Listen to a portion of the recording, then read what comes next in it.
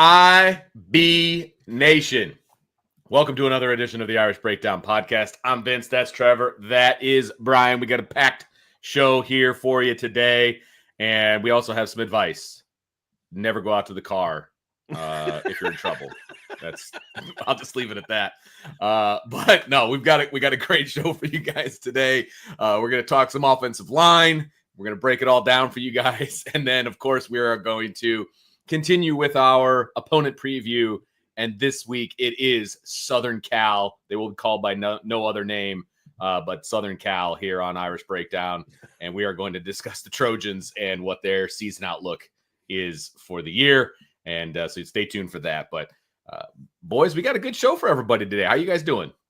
I'm doing great.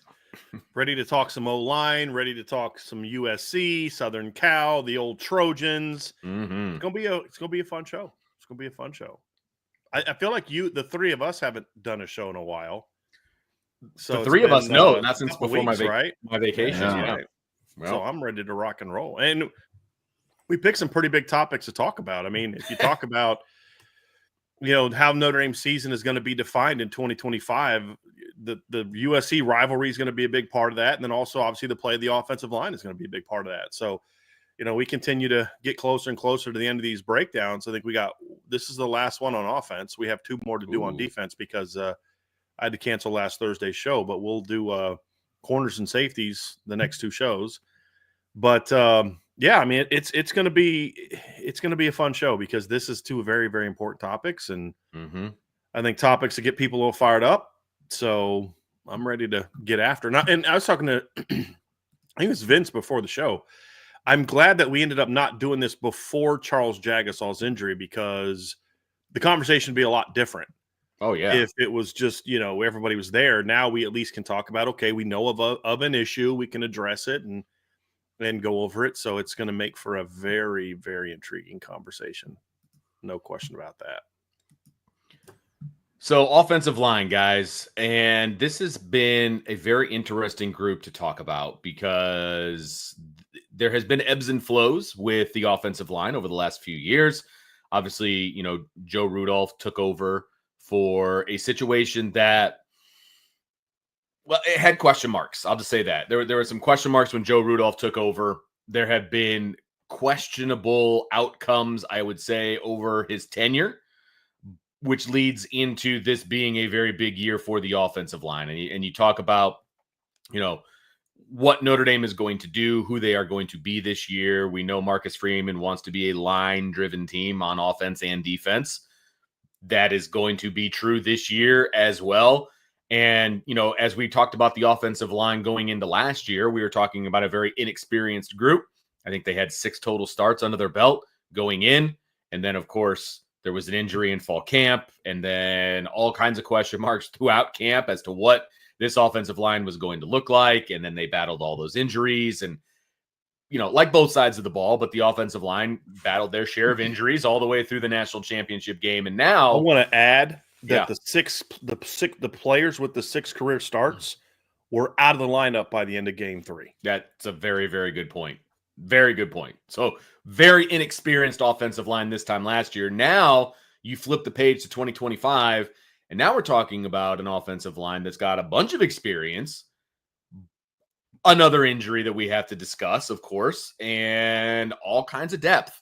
And so what does that look like going into 25? This is a big year, not only for this offensive line and what they're going to be able to do, but there's a lot hinging offensively on this offensive line because of a new quarterback, because of not a revamped wide receiver room, but new guys and what they have in the backfield. Yeah. And what they could possibly do is going to hinge on the offensive line. So big year all around, not only for the play on the field, but also for Coach Rudolph. I mean, you can't say, and we'll start with just the offensive line as a whole and the impact on the team. You can't say, hey, we're an offensive line driven team and then have a wildly inconsistent offensive line every year. Right. And if you think about it, guys, I mean, when was the last time Notre Dame put a truly dominant start to finish offensive line on the field? And when I mean start to finish, I don't mean that they played elite every game. The 2017 offensive line did not play elite football in every single game. The Michigan offensive lines that won back-to-back Joe Moore awards did not play elite football in every single game. But it's more often than not, you're whipping people. You're winning those battles. And you go back to like last year. There was times last year where I thought the offensive line played very well. And not even just played very well, considering, insert thing that has gone wrong this season, just flat out played well, period. There were times when they played pretty terrible. And I know, well, considering, because you say, well, they lost 2 starters. Well, yeah, they replaced them with 2 guys that had double-digit career starts. And then you look at 2023, and it was wildly up and down offensive line. I mean, I thought the offensive line's run blocking against Ohio State was outstanding 2 years ago. And then the next week against Duke, they couldn't get out of their own way. It was just the wildest thing ever. 2022, very similar. Start the season off struggling early in the 2022 season. Coach Easton got them rolling by the end of the year, and I thought the offensive line at the end of the year played really well, but it wasn't a full season of dominance. It was like 2/3 maybe. 2021 offensive line was arguably the worst offensive line in Notre Dame since 2007. And so you got to really go all the way back to 2020. So the last time that Notre Dame had a season where the offensive line just played at a high level all year. And I would even argue, if you go back and watch the game against Alabama, I thought Notre Dame's lines played well in that game. I thought their D-line held up. The play where Najee Harris hurdles was a Nick McLeod, right? Well, if you go back and watch that play, Jason Adamiola had blown a guard up into the backfield and forced Najee to bounce. It wasn't necessarily originally planning to be a bounce. I thought the Notre Dame offensive line handled themselves well. They got dominated at the skill positions. That's where Notre Dame got whipped. And they had like one great skill player in defense in Kyle Hamilton, and then like one great skill player in offense in Michael Mayer. But outside of that, it was like, they were good, but they weren't elite.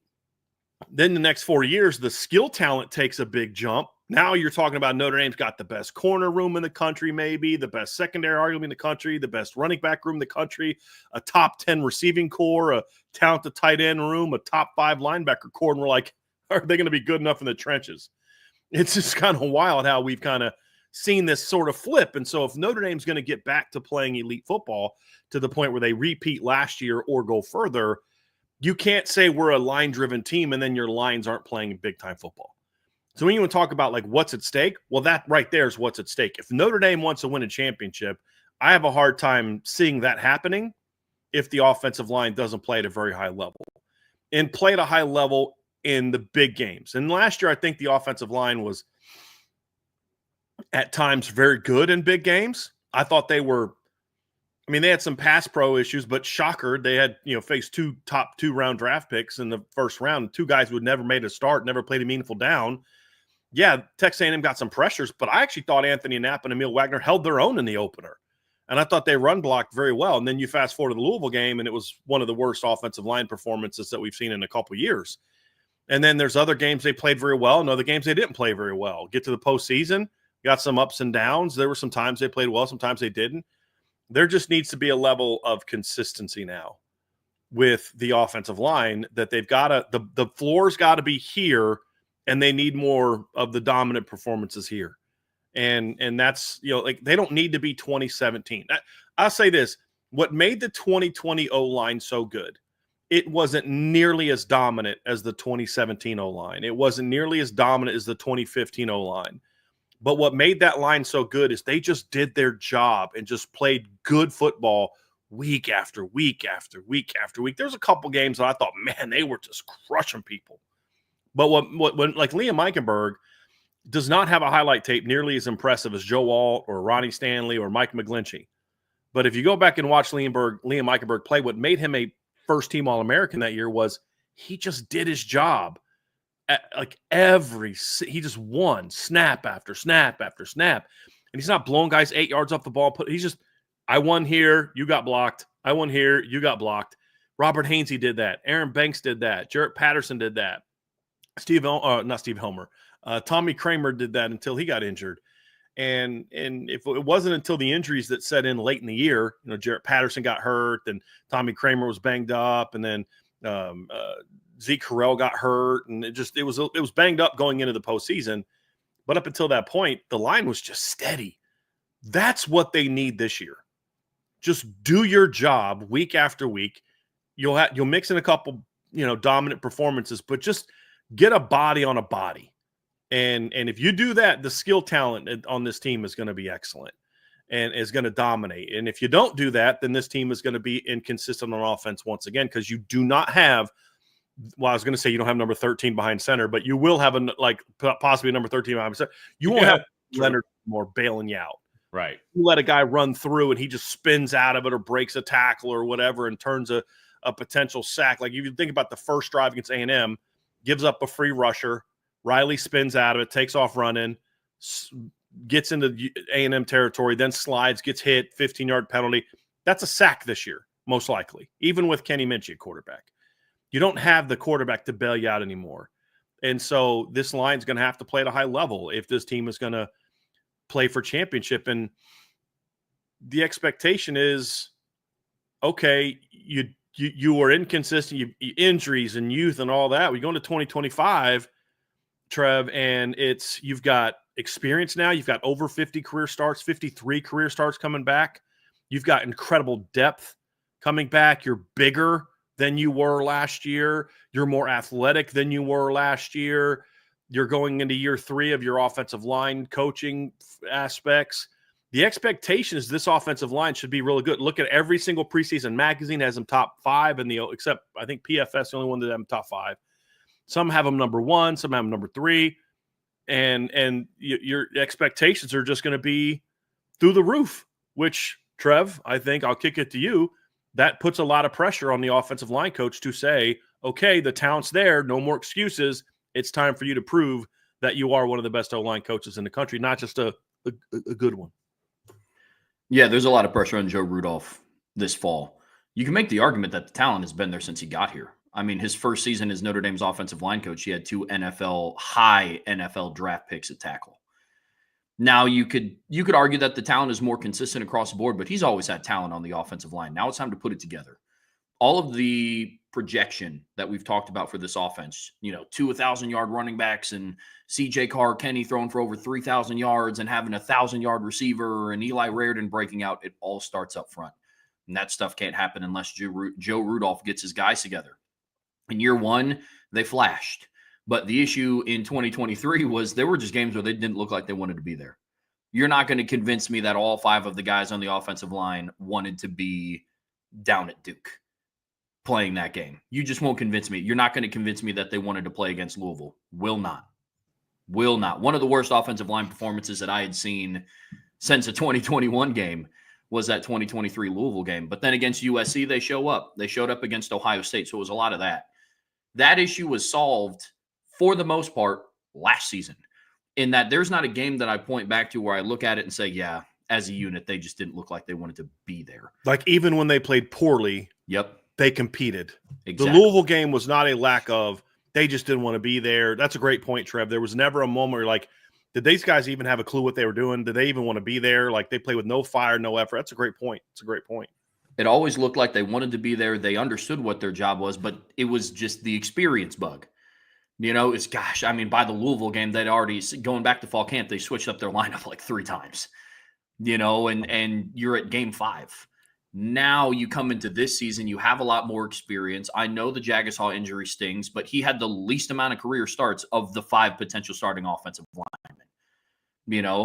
We're talking about a guy who had 2 career starts, played in 2.5 games, and only one of those games he played at the position he was slated to start in. So it stings, but there is a lot of promise left between Knapp and Schrouth and Craig coming back, and then their most veteran starter from last season in Emil Wagner, who started and played in all 16 games. But Joe Rudolph has to get them to play more cohesively a unit. And we're going to dive into the rest of the segment, what that looks like, what are the specific areas. But big picture, Joe Rudolph is going to have to find a way to get these guys to play at a very consistent level for 14, 15, maybe 16 games.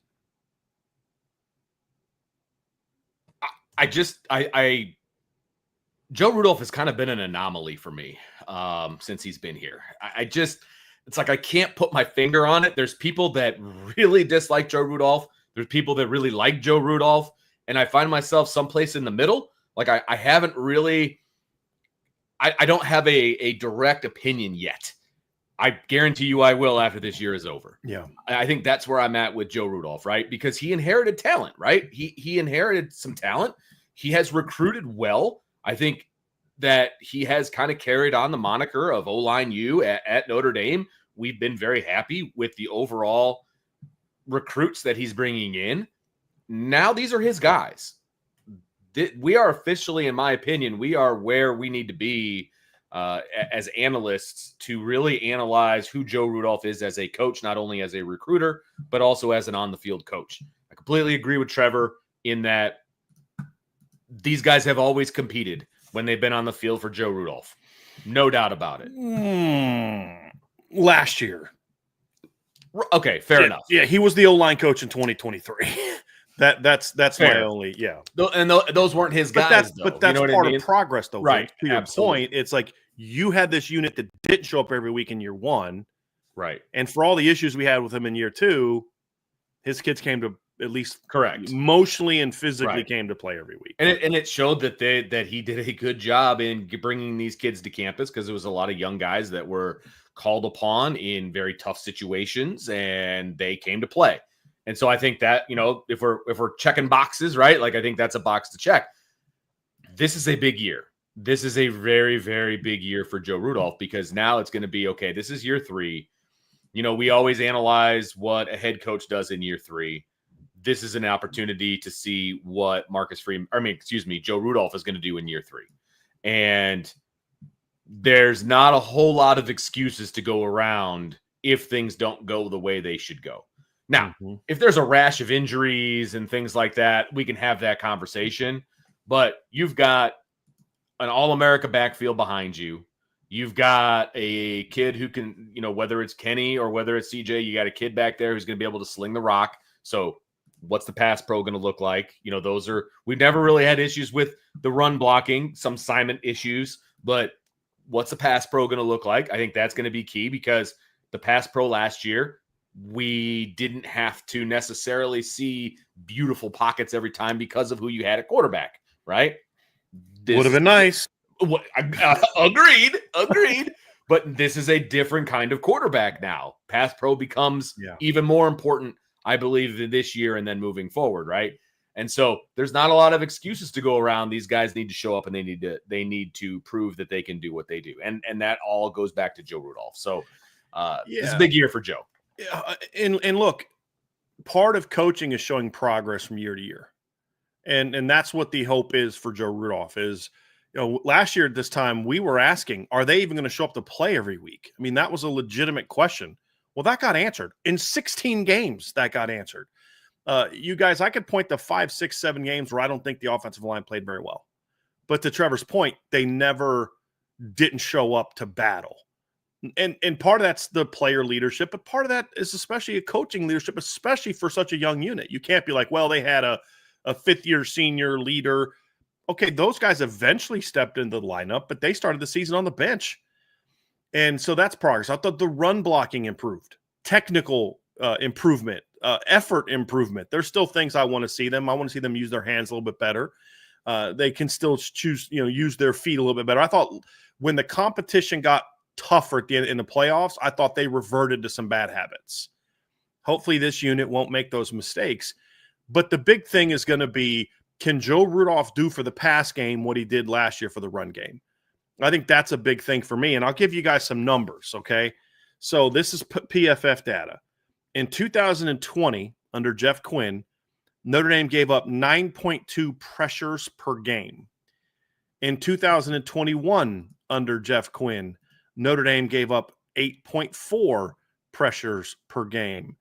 In 2022, under Harry Hiestand, Notre Dame gave up 5.6 pressures per game.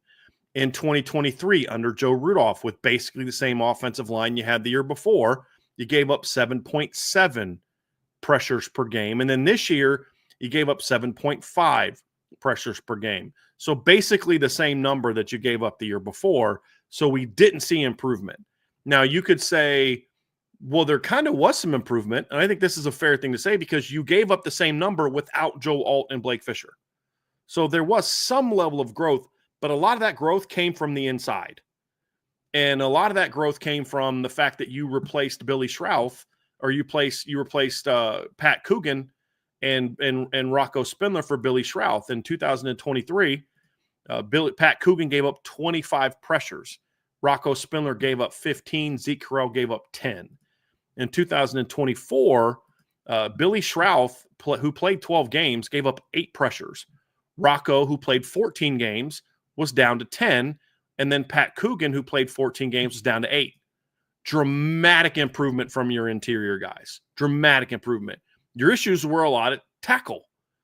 And so obviously it was kind of the reverse of what it was the year before, where your left tackle was elite, your right tackle was dominant at times and inconsistent at other times, but your interior was pretty bad in pass pro, with the exception of Zeke Correll, who I thought had like one bad game in pass pro against Duke and then was solid after that. So the numbers don't lie that you've got to get better. I mean, it's a fact. You've got to get better at protecting the quarterback, because I would contend those numbers. So like if you look at like the number of sacks plus hits, it was 30 compared to like 40 the year before. A lot of that had to do with who your quarterback was. In 2022, with Drew Pine a quarterback for most of the year and Tyler Buckner, you only gave up 26 pressures or 26 hits plus sacks on the quarterback. So, you gave up 36 in 2021. In 2020, you gave up 23. So again, you still have a lot of room for improvement when it comes to protecting the quarterback. And I would argue that you could have probably added 5 to 10 more hits plus sacks on the quarterback if you didn't have Riley Leonard at quarterback. And so I think that's going to be a big key, and that's going to be the big test for Joe Rudolph. And then the other part is, can you put the right people on the field? And I know that there's the defenders. There's people that just feel like I have to push back when someone's being attacked. And I understand that, and that's fair. But no honest observer can look at what happened the last 2 years when guys were put on the field because of injury, and then you just immediately see improvement. You can't tell me that that's a coincidence when it happened 2 years in a row. You can't go back to 2023 and say, well, I got mad at IB people for complaining all year about Billy Schrauth not playing, and then ignore the fact that this offense averaged over 250 yards rushing in the last 3 games once Billy Schrauth and Ashton Craig were put in the field. You can't then go look at last year and say, well, I'm not sure if I agree with the decisions that were made, and then watch what happened once Rocco was back in the lineup, and then see again what happened once Rocco and Billy were together in the lineup. All of a sudden, Anthony Knapp's game takes off. Is that a coincidence? Maybe, but there's way too many coincidences with the offensive line the last couple of years for me to believe that it wasn't a decision that was a mistake when you look at who they put on the field. And so, I've brought this stat up again. I'm going to say it again. In the last 2 years, Billy Schrauth has played in 15 games, and he's not played in 14 games. Guys, that's almost a 50-50 split. And 4 of the games he played in were playoff games against Indiana, Georgia, Penn State, and Ohio State. Just keep that in mind. In the 15 games where Billy Schrauth has played, Notre Dame has averaged 212.3 rushing yards per game and 5.8 yards per carry. In the 14 games without him in the lineup, they're at 174.6 and 5.1 yards per carry. That's not a coincidence. And so you look back and say, well, what would have the 2023 season looked like if they would have let him kind of be out there at the beginning? So I think those are all things. And it's not even to say who I think should be out there. That's not the point. To a degree, we have to have some faith in the coaches that are seeing these kids every day. And so I don't want to get into a move Knapp or move that. I don't care who starts where. They just need to make sure they get their best 5-man rotation out there this year, which they have not done to start the season each of the last 2 years. And so I think that's the pressure on Coach Rudolph this year. And now that he's in year 3, your expectation is that now we're going to truly get a sense of who he is as a developer, and can he coach like he can recruit? I think that's sort of the big question. And so how well that question gets answered. And I'm not saying he won't do those things.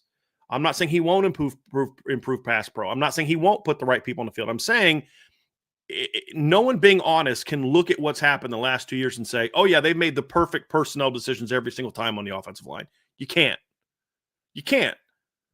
You can't look at how Rocco Spindler played once he stepped into the lineup compared to how Sam Pendleton played and be like, yeah, they made the right decision. You can't. You can't tell me that. But that's in the past. Every coach makes those type of mistakes. Every single one makes those kind of mistakes. It's okay, let's improve, let's get better, and let's make sure we're doing it now. You can't redo last year. You just make sure you get it right this year. And if he does that, I'm a lot more confident this offensive line is going to be what we all hope it's going to be, even with the injury that we've already seen. Can't sustain a whole lot more, but I think you're at least in a position where you can overcome one, maybe two, and still be pretty good. Yeah. So Trev, we've talked about kind of how important this offensive line is, and people keep calling me. We've talked about how important the offensive line is and what it means. It's a Joe Rudolph supporter. To this, yeah, right. It was a number that I don't recognize, so it very well could be that. Might have been Joe Rudolph. You guys need to freaking lay off me, man. Get off my back. What did I ever do to you? Nothing, right? Coach. We love you. We think you can be great. We're just holding you to that standard. That's what it is. Fantastic. So anyway, look, Notre Dame fans, Notre Dame the program, they have national championship aspirations, right? I mean, they just went to a national championship game last year. Graduate players, et cetera, right? We're talking on the field. So, in your opinion, if that is the goal, what does this offensive line look like in order to make that happen?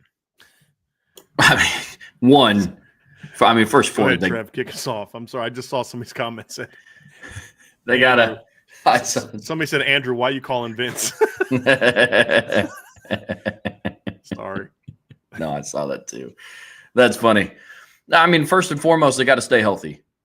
It's really, really hard to put a championship caliber group together when you have to switch up your lineup every 3 games due to an injury. Mm-hmm. Health is going to be key. If you can maintain all 5 guys on the field relatively, like, look, if somebody gets a rolled ankle and has to miss a game here or there, that's just football. I mean, the national champions last year in Ohio State switched up their starting lineup. Yeah. I mean, their title game offensive line looked nothing like the line they had the first half of the season, right? Yes, that's what's you get some of those excuses people want to make. I'm like, well, it didn't stop Ohio Sate from working Notre Dame in the championship game because they were missing their first round draft pick at left tackle. They were missing their All-American center. Like, didn't stop them. Kicked a guard out to left tackle. I mean, all these other things, and to put some numbers behind it. I mean, Notre Dame, despite having Riley Leonard and his sack evading prowess last season under center, Notre Dame still ranked 62nd in the country in sacks allowed. Ohio State ranked 20th, and they also had offensive line issues of their own. That's why it has to improve. When we say Notre Dame's offensive line has to improve in pass protection, that doesn't mean they have to go from 62nd to the number 1 team in the country in sacks allowed. Wouldn't hurt. I wouldn't be upset if that happened.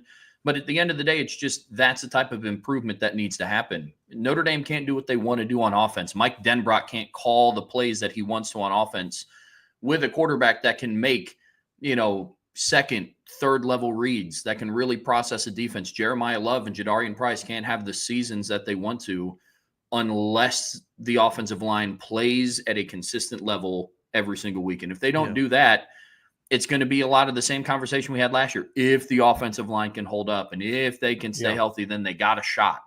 But they're really going to have to put it together week over week. Well, I think that's a great point. And I think also, guys, when you look at it as an offensive coordinator, I've called plays. Vince, you've called plays. Trev, you've called plays in NCAA 2026. If you don't know what you're going to get from the offensive line, I'm sorry, we were kind of busting each other's chops for the show. Sorry, no, that's funny. Continuation of it. That's good stuff. If you don't know what you're going to get from your offensive line week to week, it makes it really hard to put a game plan together because you say, hey, look, I think this is going to work, and then the stuff you call isn't like yeah. There's a reason when I was an offensive coordinator and I didn't have a position, I hung out at the offensive line primarily during practice, like during indie time and all of that, because if you don't have those guys right, you're not really going to be able to do Mhm. anything else. So like Yeah. that was like, foundationally where you need to be, offensively. So anyway, continue, sir. So no, I just think that's a big thing is there needs to be I don't even need this line to be 2017 dominant and 2015 dominant. I really don't. I just need this line to be consistent. Mike Denbrock needs this line to be consistent. Like, I got to know what the floor of your performance is week after week. Because if you're a play caller and you go in a game and your offensive line is just working the other team, it's a lot easier to adjust on the fly because you can just lean into some stuff and be like, look, they haven't stopped duo all game. Like Tommy Reese did that in 2022 against Clemson. It was brilliant. He just was like, look, they can't stop duo. So we're just going to run duo about 7 different ways and just work them. He leaned into it. I don't know that Tommy Reese's game plan going in was, hey, let's just run duo all game. I don't know that that was the game plan. I think what happened is at the beginning, he's like, dude, they're just lining up in their base defense and not moving with our motion. And our guys are blocking the heck out of duo. So let's just lean into it and dominate. That's a lot easier to do than we spent all week trying to run duo and we can't block it. And now what do we do? You know what I mean? Like, where do we go from here? I think there's got to be a baseline. And if the baseline can be here, then you'll get your occasional dominant performances. And that's when you really put a team away. And so I think that's the thing I'm excited about because, like, last year's line, to me, the line play wasn't good enough. Like, just flat out, it wasn't good enough. It wasn't good enough through the season. It wasn't good enough in the postseason. The offensive line did not play good enough against Penn State. It did not play good enough against Georgia, and it did not play good enough against Ohio State. I actually think it held up pretty well against Indiana.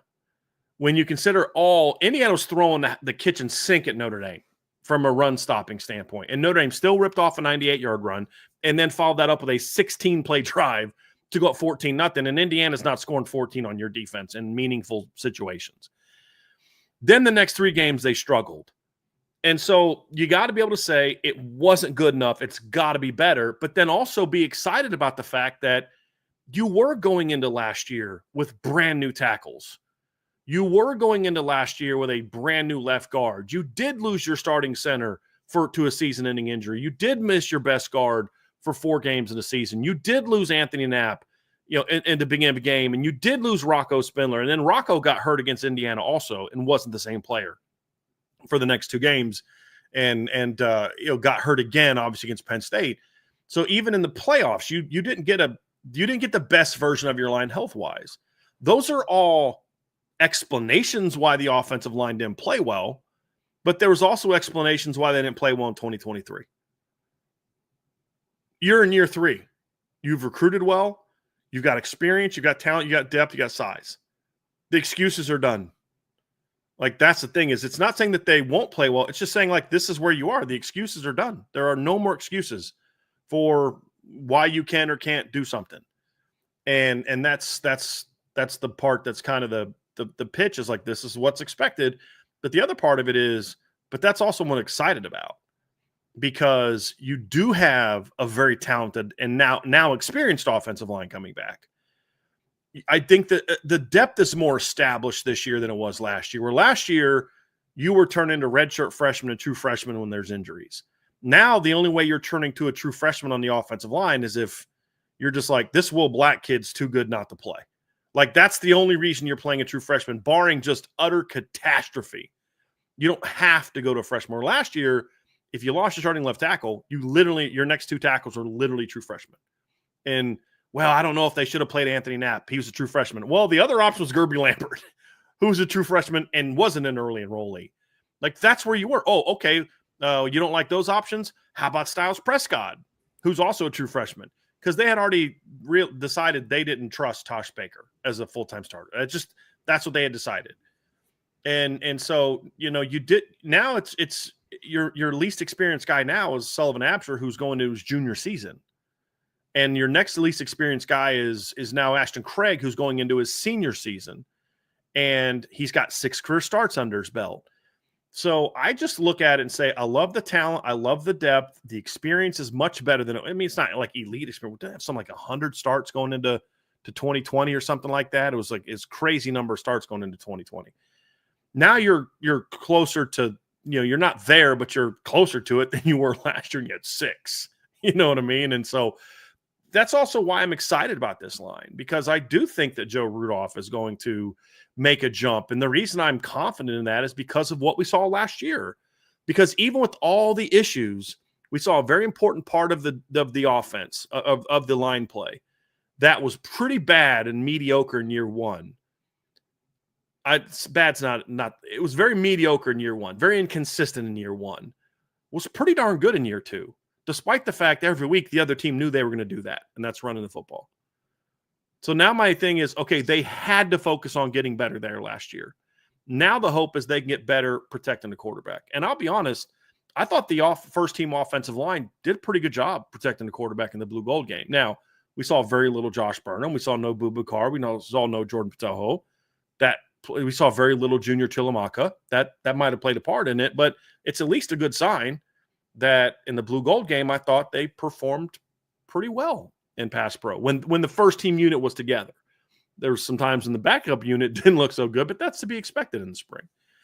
So I know we talked a lot about this needs to get better, but that's what I'm excited about, because I do have hope, and I do expect it to get better this year. And I think that we're gonna have a much more consensus view of Joe Rudolph by the end of this year. And I think we're all going to come to the conclusion that no matter what you may think, we all have to agree that he's at least a good offensive line coach. There may be still debate. Is he Harry? Is he this? Is he that?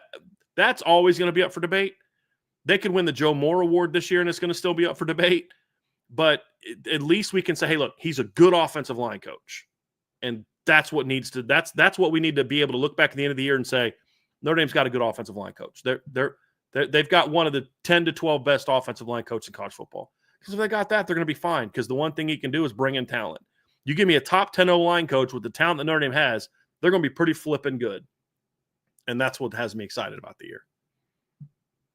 So let's talk about what this team this offensive line, this position group has lost from last year.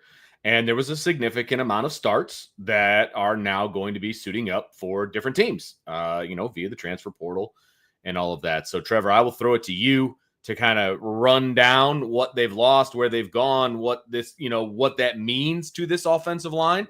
And then we'll kind of go into the depth chart that remains and what that kind of looks like. And then we'll, go on from there. So I'll let you kind of start with the players that have left Notre Dame that still had, availability and, eligibility and all that fun stuff. Yeah, the biggest thing that they lost up front was a lot of very, very key depth pieces. And we saw that last season. We saw Pat Coogan step in. We saw Rocco Spindler step in, finish the rest of the season at center and right guard. Losing Sam Pendleton hurts. Unfortunately for him, I think he was thrust in the starting lineup before he was ready, because I think he would have been a very good interior offensive lineman for Notre Dame if he was given more time to mature and grow as a player. But unfortunately, he's moved on to Tennessee, and that situation is what it is. Losing Pat Coogan, you lose the, kind of like the rah-rah leader of the group. You got, he's the fifth-year veteran. He was the one that got everybody juiced up before the games, and you need those people in the room. Very curious to see who steps up amongst those guys this year, because right now the room kind of seems to me like it's a lot of like individual leaders, I guess you could say. I'm not saying that they have to have some viral, immaculate pregame speech every single week, but I'm going to be interested to see who kind of steps up into that role of what Pat Coogan had. And then in Rocco Spindler, you lost, arguably one of the best backup offensive linemen in the entire country. What he was able to step in and do. And now with the injury to Charles Jagusah, he should have been a starter, though. That's the whole point. Absolutely. Rocco shouldn't have been a backup. Yeah, no, absolutely. And this year, it would have been a situation where I think there was more warranted for him to be a backup this season, opposed to last. And you lost a really quality depth piece in Rocco Spindler, and now you sit there and play the what-if game of, would Notre Dame still have this many question marks given the injury at right guard if you still had the kid on campus who started at right guard for you the entire postseason and is now healthy. And so, it is a what-if, but that ultimately that's what they lost. But they moved on to other schools and other opportunities because of what was behind them, because of that talent. Yep. And that's where you feel comfortable with it. Right. Now, of course, given the situation, you wish one of Pat Coogan or Rocco Spindler would have stayed. I know they were both would have been welcomed back if they would have elected to return to South Bend. But also understand why both of them left. Absolutely. Because especially Rocco, like you could tell him, hey, you're going to get a chance to start all you want. But he's like, after what happened last fall camp, why would I believe that you're going to give me a legitimate chance to start? Well, exactly.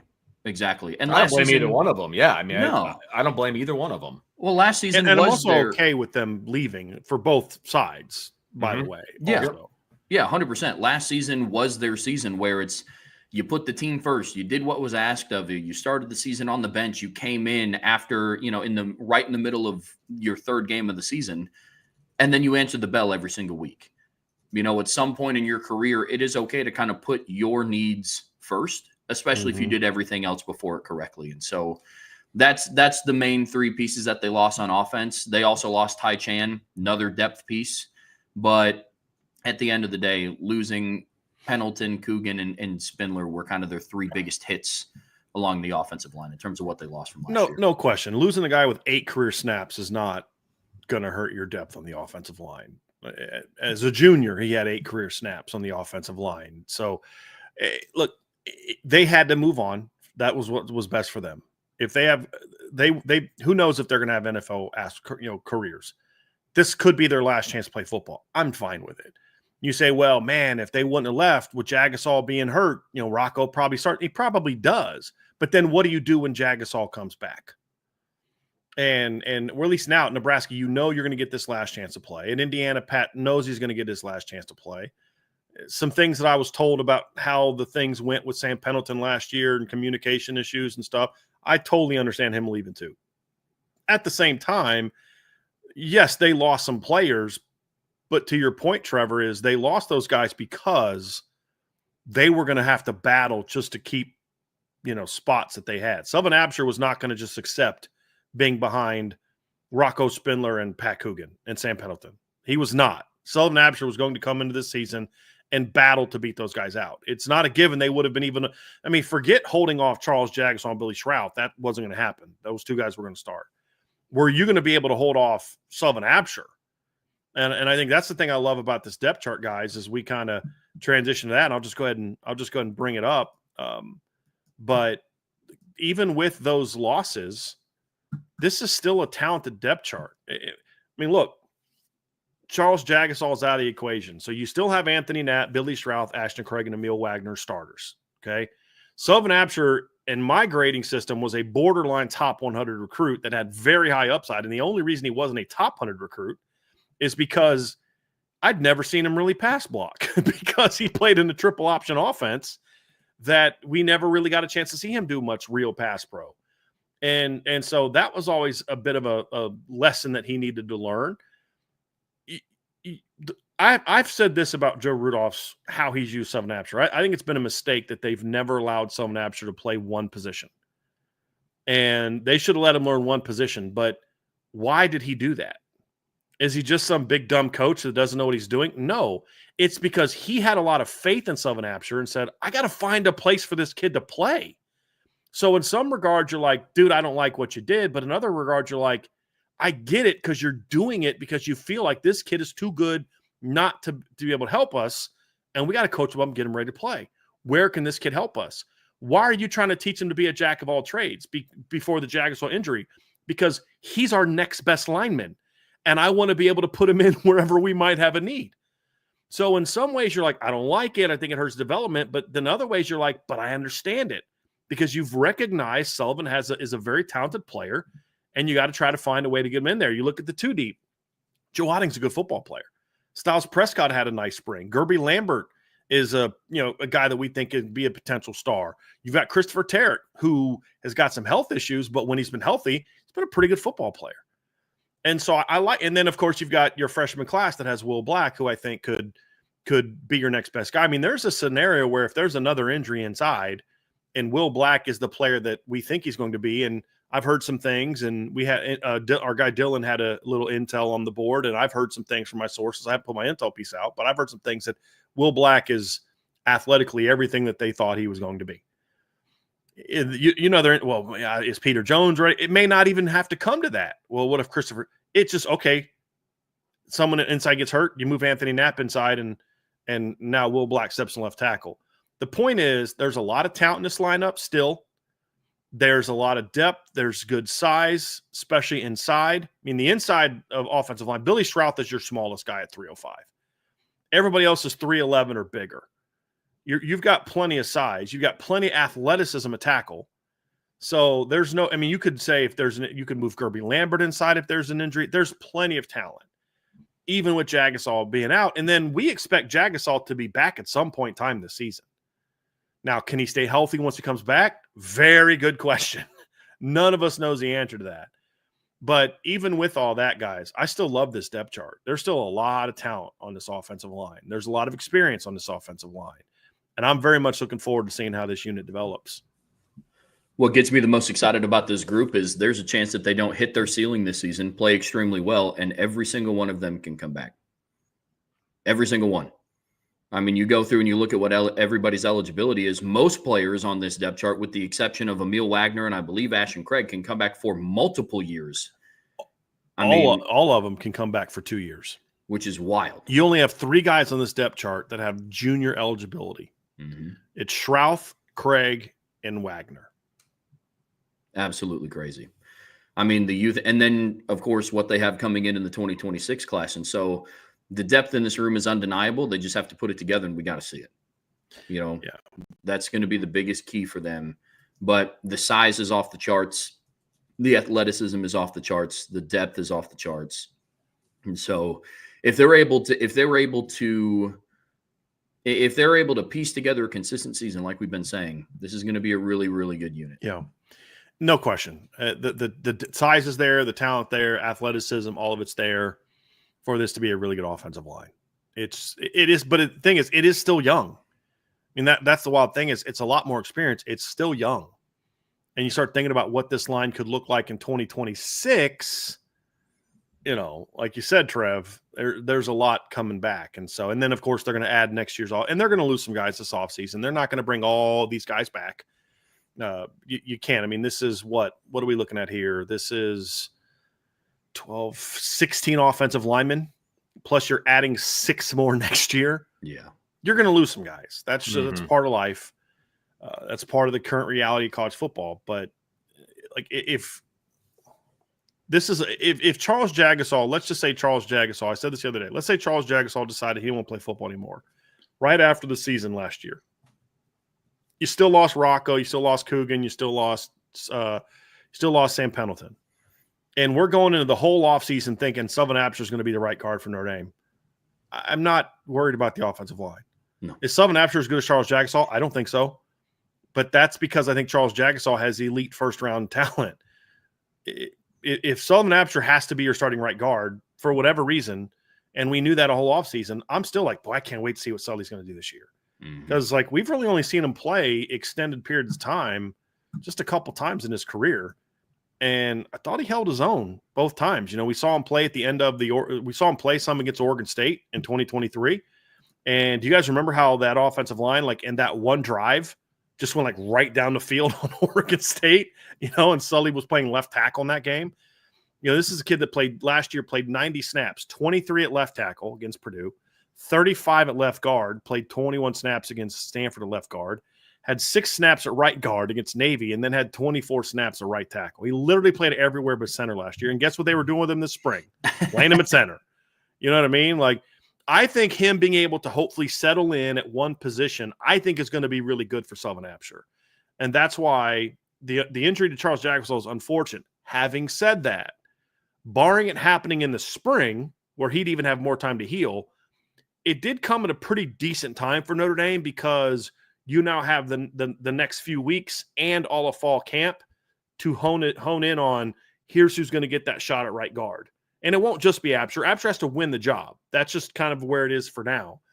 But maybe it's Gerby Lambert that says, hey, I'm too good not to play. Maybe it's Christopher Tarrick. Maybe it's Joe Wadding. Maybe it's somebody else. But the point is, I think Sylvan Absher getting a chance to just hopefully – and we don't know that he's going to definitely do this. This is what we're assuming. But I think if they just let him play right guard, just look, dude, from now until Jagasol comes back, you're playing right guard. I think his game has a chance to really take off. It really does. And if it doesn't, then they've got to come up with some questions. But I think that's going to be a big key, and it's going to help solidify this whole thing.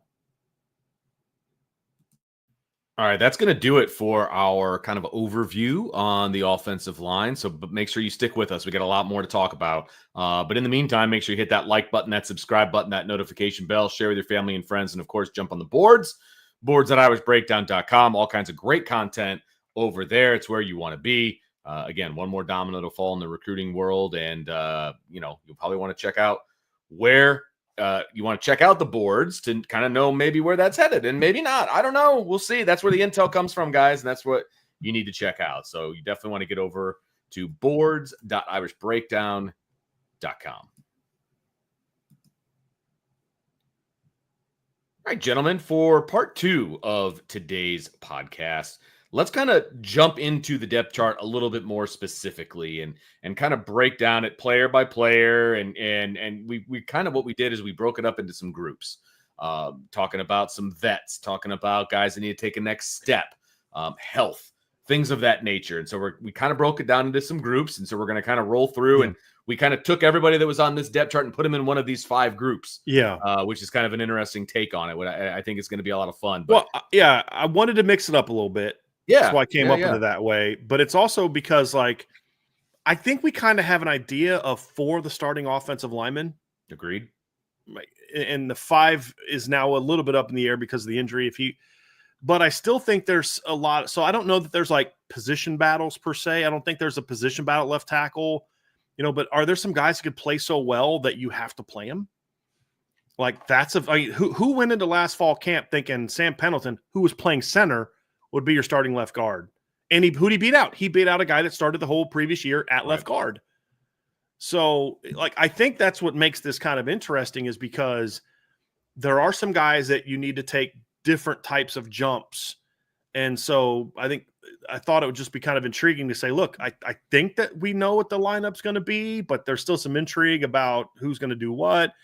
And that's why I kind of wanted to go through it the way that we are, just to also make it a little bit different than what we've been doing for a lot of these others. No, I think it makes a lot of sense, to be honest with you. And we can have some fun with this thing. So, again, we broke it into 5 different parts and we'll kind of work our way through it. But the bottom line is, fellas, and I can throw it to you, Trev, first. This is probably one of the more loaded depth charts that we're going to talk about throughout the process of breaking this team down in the offseason. I mean, we've talked about it in the past. We know they're solid in the middle. We know there's been an injury. We know how young they are. We know how much, experience they got coming back. But at the end of the day, I feel like this is a pretty loaded depth chart, Trev. Yeah, it absolutely is. And the thing that I love about talking about the offensive line is everybody has their own individual role that they have to fill. There's a lot of, you move as a unit, you produce as a unit, you live and you fail by the unit. And I understand that completely. But within that, everybody has their own role that they have to take on. And starting up at the top, the first bucket that we sorted this into was veterans who need to become studs. And that's the first group. And there's 2 guys in there. First one's Emil Wagner. He's your only offensive lineman from 2024 that started and finished every single game last year. Played all 973 snaps last year. Insane. The guy that we were most worried about, can he hold up? Literally. He was the weak link. The leanest guy you have. Yeah. I don't know about weak link. Well, as far he as was the one talent, with the biggest question marks. We didn't know if he could literally physically hold up over the course of an entire season. And he was the most healthy guy they had all year. How many times did we have to field the question this time last year? He didn't put enough weight on. He's too skinny, Exactly. And he's still not putting weight on. He's added 2 pounds. Yeah, I know. I was about to say. That's who he is now. That is who he is. He clearly proved he could do it. I don't care about his weight anymore. It's about his strength. Mm-hmm. That's correct. Continue, Trev. I just had to insert because I just thought it was hilarious that the guy that we were most concerned about holding up last year is the guy that held up the best last year over 16 games. Oh, yeah. I mean, team leading 973 snaps, and the dude was an English muffin over 290. I mean, that's insane. It's a very specific pastry. I mean, He was. I can't claim that as mine. Who was it? Booger McFarland said that Kelvin Benjamin was like a Popeye's biscuit away from being a tight end. That's So good stuff. good. No, that's good stuff. But you go and you look at what Emil Wagner did last season. He, to me, comes into this season as you got to be the anchor, because as of right now, you are all reliable in a unit that has been decimated by injuries. He is going to have to be all of what he was last season and then improve on his performance. And then you talk about Billy Schrauth. Health has got to be huge, because when he's on the field, he's arguably your best offensive lineman. You know, you go through and you look at the sacks allowed that he's had in his 15 career starts. You go through and you look at the run game improvement. Brian broke it down earlier, in the 15 games that he has played in versus the 14 games that he didn't play in, there's a clear difference. An argument could be made that Billy Schrauth is the best offensive lineman of these five. Might not have the highest ceiling, might not have the best NFL projection draft grades, but doesn't mean he doesn't. Exactly. Yeah. Exactly. Is he 6'8", 330-pound Sullivan Absher? No, he's not. Is he 6'7", 330 Charles Jagasaw, or 6'7", 341-pound Gerby Lambert? No. But you're getting a solid guy in 6'5", 305 Billy Schrauth, that when he's in the lineup, he is one of your most consistent linemen, and he's one of your more dominant offensive linemen. Those two guys are going to have to kind of anchor this unit, while other guys that we're talking about need to take the necessary strides that they have to.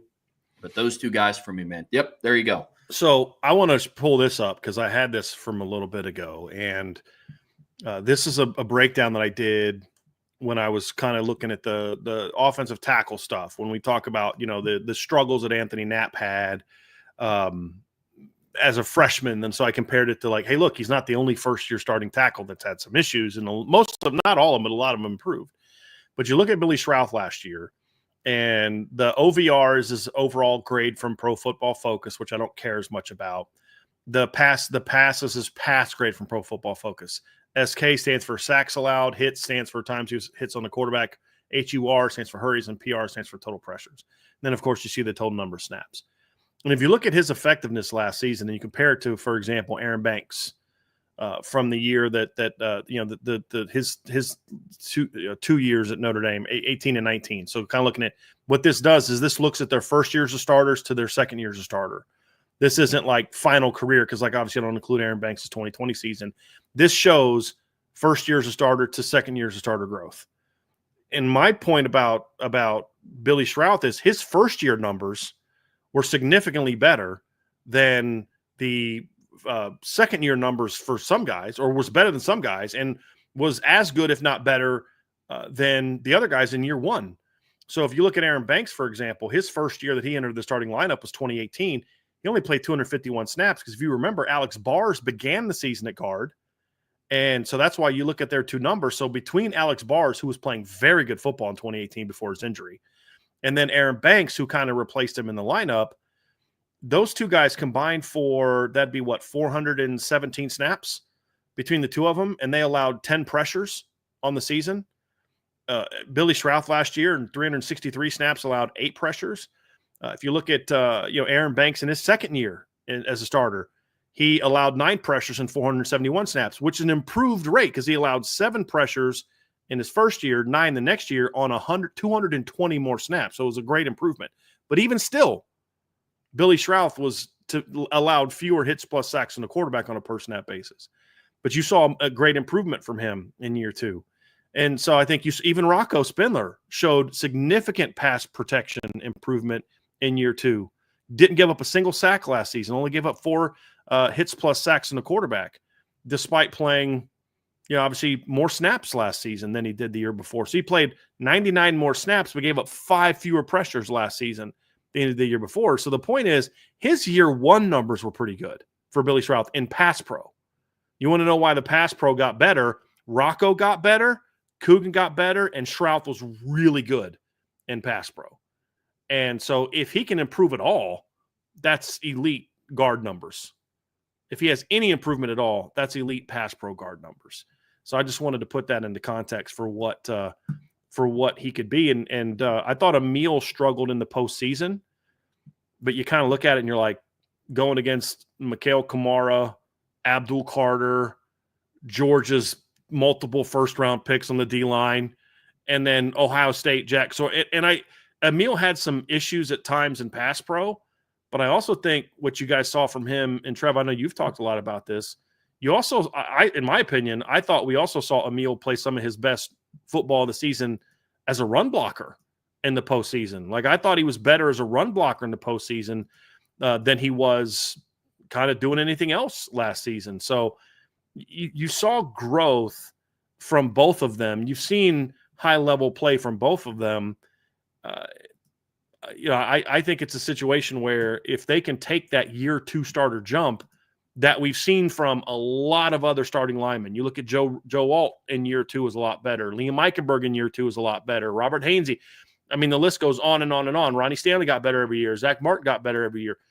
I think probably Blake Fisher is the only guy that I've seen start and kind of regress in his second year as a starter. Is really the only one that wasn't injury related. So it would shock me if these guys took steps back. The question is, how big of a step forward will they take? Will they just be more consistent versions of what they were last year, which honestly I'm okay with if that's all they are, just steadier, more consistent version of what they were last year? Or can they become studs? And I think you do need one of them to become a stud. If both of them do, you're in great shape. But I think you do need at least one. And if I had to pick between the two, I'd want it to be Billy Schrauth. Because at right tackle, if Emil just does his job every snap, I'm fine. Yep. I don't need Emil to dominate people. If he does, that's awesome. I just think because you are a heavy inside zone duo running team, you kind of need your guards and your centers to be butt kickers a little bit more than you need your tackles to be butt kickers. But isn't that how the offensive line is built right now? Like, is that how you feel the offensive? I feel like they're kind of butt kickers on the inside, more finesse on the outside. No, I think Anthony Knapp's their most physical run blocker. Okay. I think he looks like a finesse guy, but right. His problem is he didn't have enough finesse last year. Like, I get what you're saying, because he's 6'4", he's 295, he's not like a real big guy. But I think that in theory that's what they're okay with. Is gotcha. Your tackles are just leverage guys. I think Anthony Knapp being a butt kicker is more of a extra bonus. I don't know that that's necessarily what you need from him. It's nice that you have it, and Jeremiah Love certainly thanked him for being a butt kicker on the first carry of drive 2 against Indiana, because his block is the one that just blew that offensive line open. But I get to your point, Vince. I mean, I think in theory that's what Notre Dame is okay having a tackle. But I think that but your point is they don't need Emil to just destroy people. Right. But if he just blocks in the run game all season like he did in the playoffs, what was that play? Was it Jack Sawyer? He basically threw 5 feet. You remember that one run play? Talk about Emil.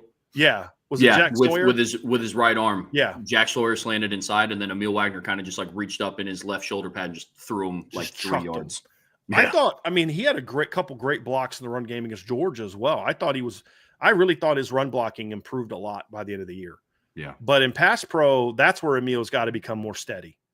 And that's where he was he was their most consistent lineman last year, but the one area that he had his own inconsistencies was pass pro. He would struggle between proper tempo and then losing his base. And when he loses his base, that's when Emil gets in trouble, because he's a narrow-hipped, thinner lower body guy. If he's not anchoring properly, he's going to get chucked into the quarterback. We just saw that last year.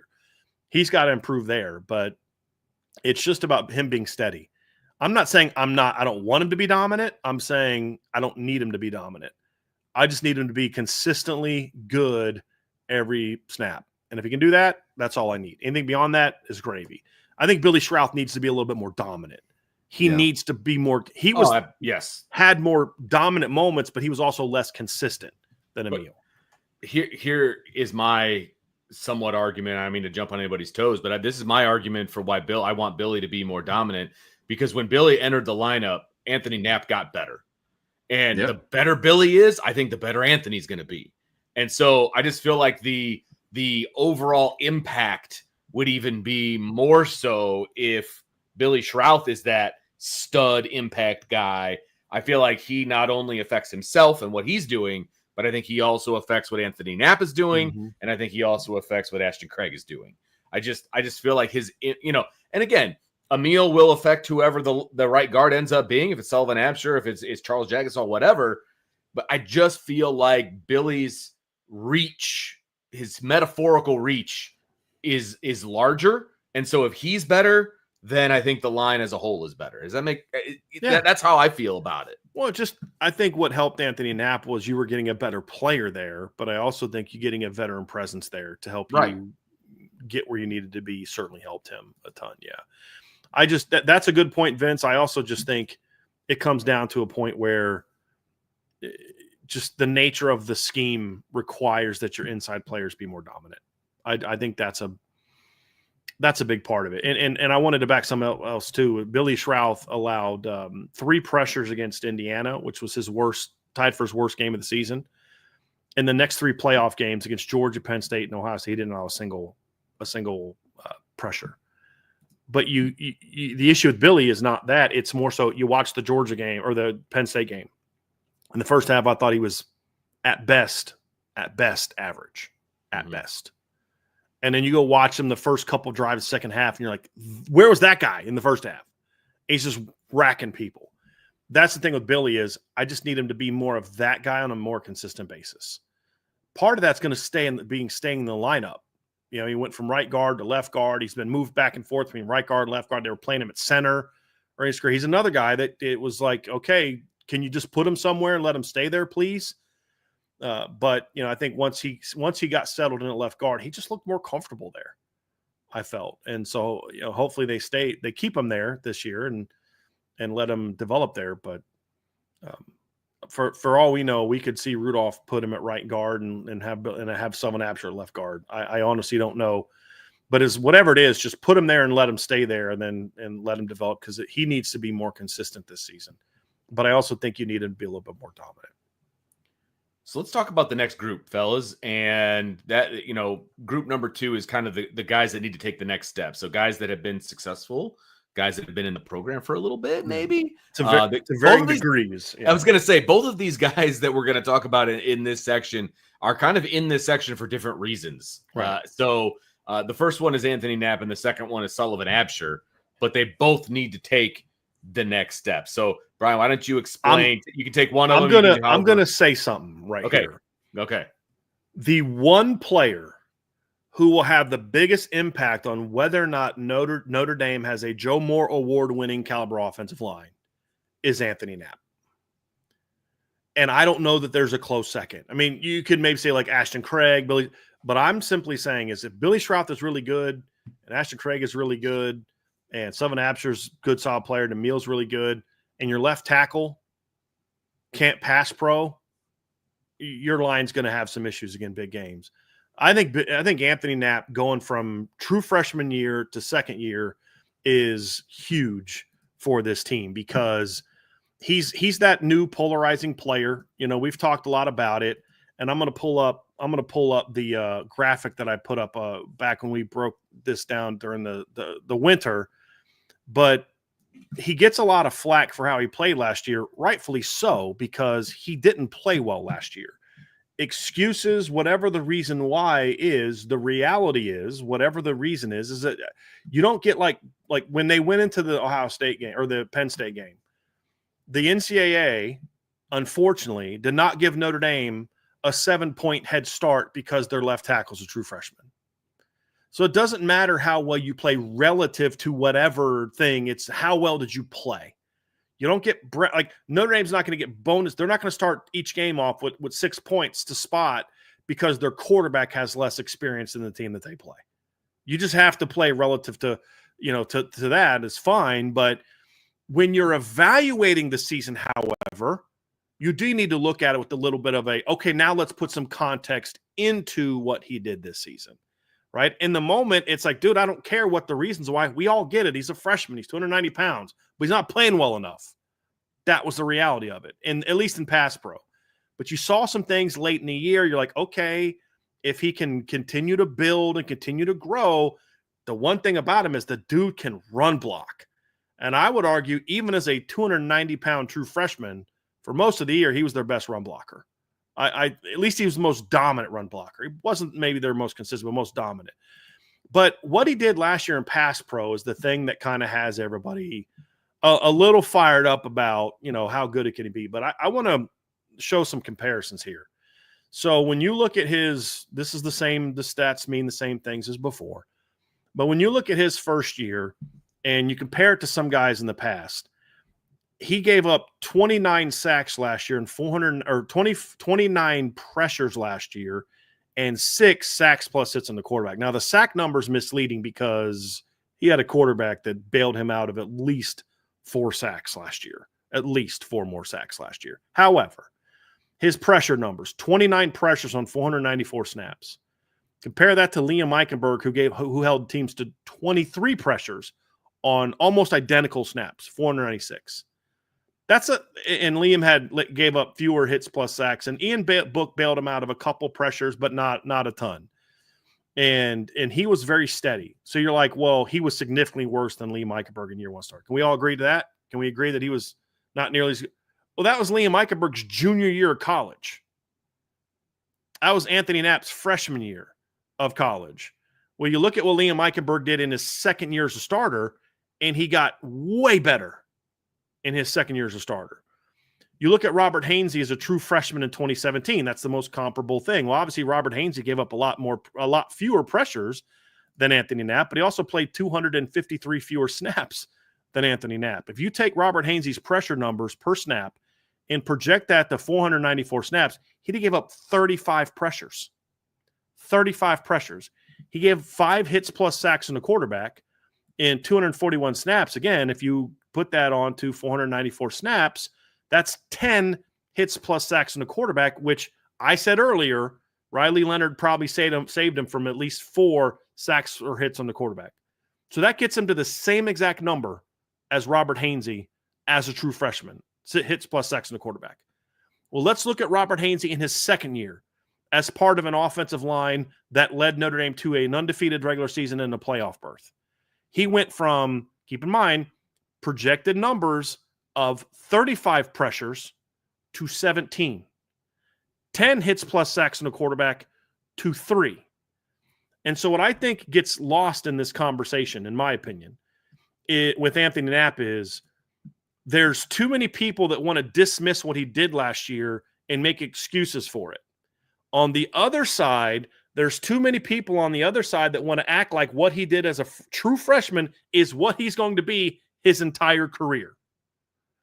And that's just not fair, because there's 2 things we can say definitively. One, Anthony Knapp's not Joe Walt. Because if you look down there at Joe Walt's numbers, those are elite. But you don't have to be Joe Walt to be a pretty darn good football player. Mike McGlinchey's numbers were nowhere close to Joe Walt's. Liam Eichenberg's were. Robert Hainsey's weren't. Right? So my point is, actually, I did the wrong number there with Hainsey. I did 494, which is what Emil Wagner played. So just let me do this again. So if he would have played the same number of snaps that Anthony Knapp would have played, he would have given up 30 pressures. So it was actually 1 more than Anthony Knapp. Anthony Knapp had 7 sacks plus hits. I'm looking at Emil's numbers. So you'd have said 10 or 11. That number still remains the same, about the same. Point being, each of those guys got a lot better in their second year as a starter. When you look at Emil and Anthony, they've got to get better. There's no question about it. They've got to get better. Emil has to get better. A lot of Emil's pressures came in the postseason. He gave up 10 pressures in the last 3 games, including 5 against Penn State, which, a lot of people struggle against Emil Carter or Abdul Carter. Well, look, Abdul Carter's not the only great defensive end you're going to play if your team's going to go for a championship this year. You're going to have to play other first-round draft picks. You've got to get better. So my point being, Anthony Knapp's performance last year wasn't anywhere close to being good enough to having an offensive line that plays championship caliber football. We should all be able to agree on that. And stop with he was only a freshman. We just need to be able to say, no, he just didn't play well enough. But we also need to stop with the whole, that's just who he's always going to be nonsense also, and act like, I don't think he should be the starting left tackle, so I'm just going to assume he's always going to suck. There was somebody in this chat early in the offseason said, if Anthony Knapp starts at left tackle, Notre Dame's going to go 8-4. And I'm like, what are we doing here? Like, what are we doing here? Like, that's just as obnoxious and absurd as acting like Anthony Knapp was totally fine last year. Oh, because he was a freshman. He wasn't good enough last year. The question is not that. The question is now, how much of a jump will he make in year 2, and will it look like almost every other second-year tackle at Notre Dame? The only one that I have seen that did not make significant year 2 growth in pass pro was, number 1, Mike McGlinchey, who went from right to left tackle, so he had to make a position switch. And then the other one is Blake Fisher. But I didn't think Blake played necessarily great football in his second year as a full-time starter either. So I think the question with Anthony Knapp is we need to kind of get off the whole, he doesn't stink. He was their best run blocker last year. He has to get a lot better in pass pro. But the reason that I bring those stats up is that should give you some optimism that there's a track record of significant improvement in year 2. Robert Hainsey almost halved his pressure numbers in year 2 as from true freshman to true sophomore. Liam Eichenberg almost halved his numbers as a first-year starter to a second-year starter. So that's where my expectation is for Anthony. If he can get there, then I think that solidifies this line and gives Notre Dame sort of that anchor on the backside it needs, guys, because I don't care if it's Kenny Minchey or CJ Carr. You need your blind side to protect the quarterback at a much higher level.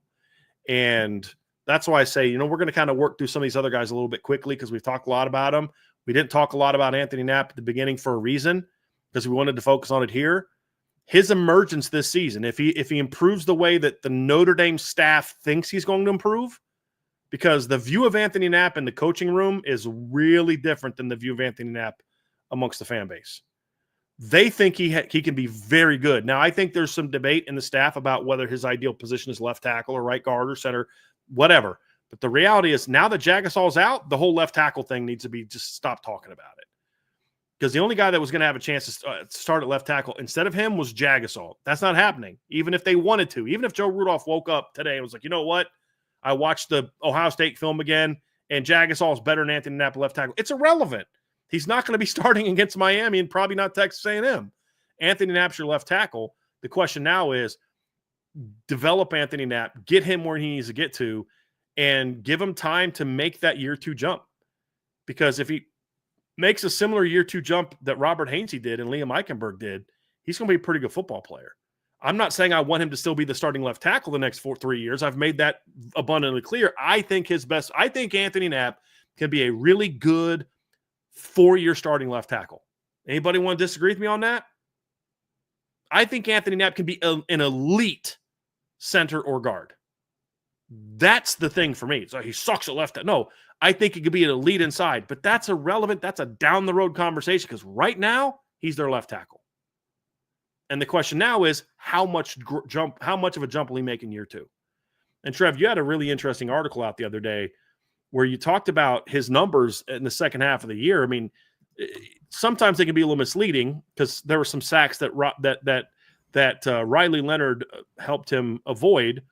But you also can't just pretend like the number doesn't mean anything. In the last 9 games of the season, Anthony Knapp only gave up 1 hit on the quarterback and no sacks. Yeah. Now, the pressure numbers were still high, especially in the postseason. He gave up 9 in his last 2 full games.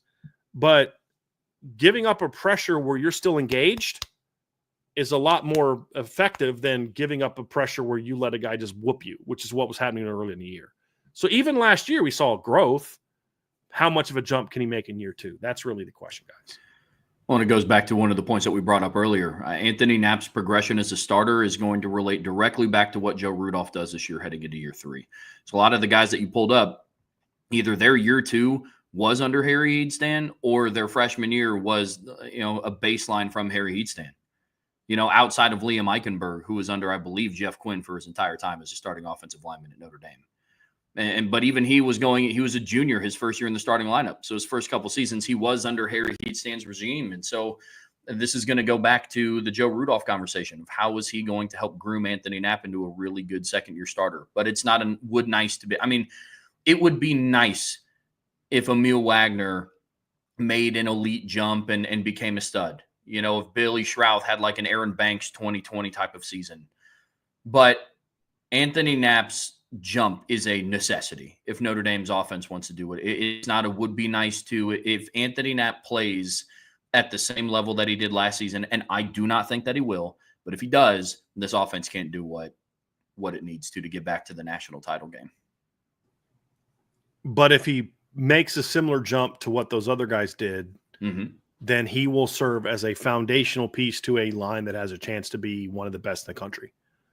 And the other guy in this group, Vince, just quickly, is Sullivan Absher. We talked about him a lot earlier. He has to go from being a valuable backup to you got to grow up in a hurry, and take a jump and become a steady focal point. Whether you're starting for 1 game, 2 game, 10 games, you've got to go out there and play like a dude, play to your ability, and that's going to require him to take a jump. I mean, I think last year was a great learning experience for him. I thought he played well in most of the games he came in at the end of the game in some mop-up minutes. But now you got to go from 90 snaps as a backup to a starter against Miami and Texas A&M. Yeah. So he's a guy that has to take a big jump too in year 2. Size, check. Athletic talent for his size, check. Power, check. Toughness, check. Experience, minus.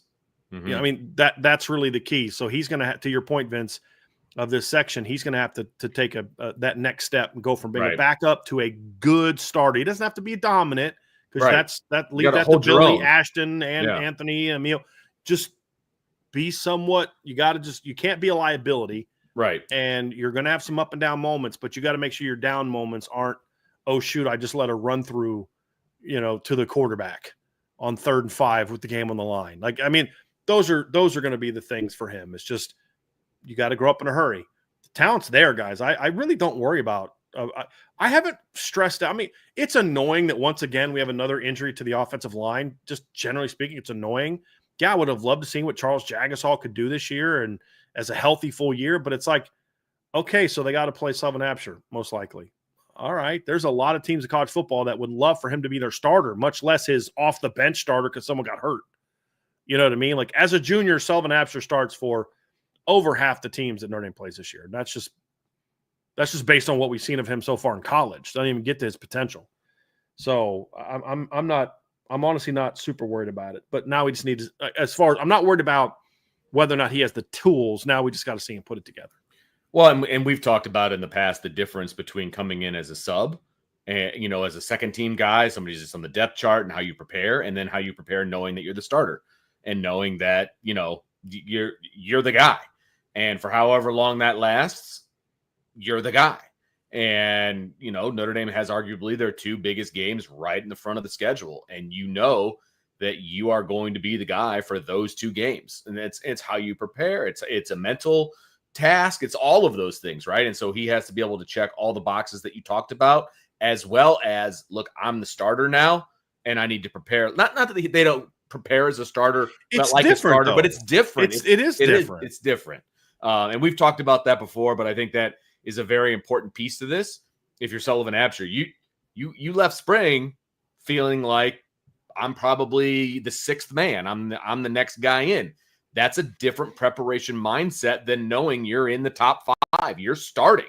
And so I'm not saying he can't do it. I'm saying it's a difference in a philosophy and a mental preparation standpoint and all of that. And luckily for him, he's going to have the majority of the summer, all of training camp, to get his mind where it needs to be a starter. It's not going to be a situation where he's thrown in, 2 weeks into camp or, in the middle of the season or whatever. Like, okay, dude, it's time to get your mind right.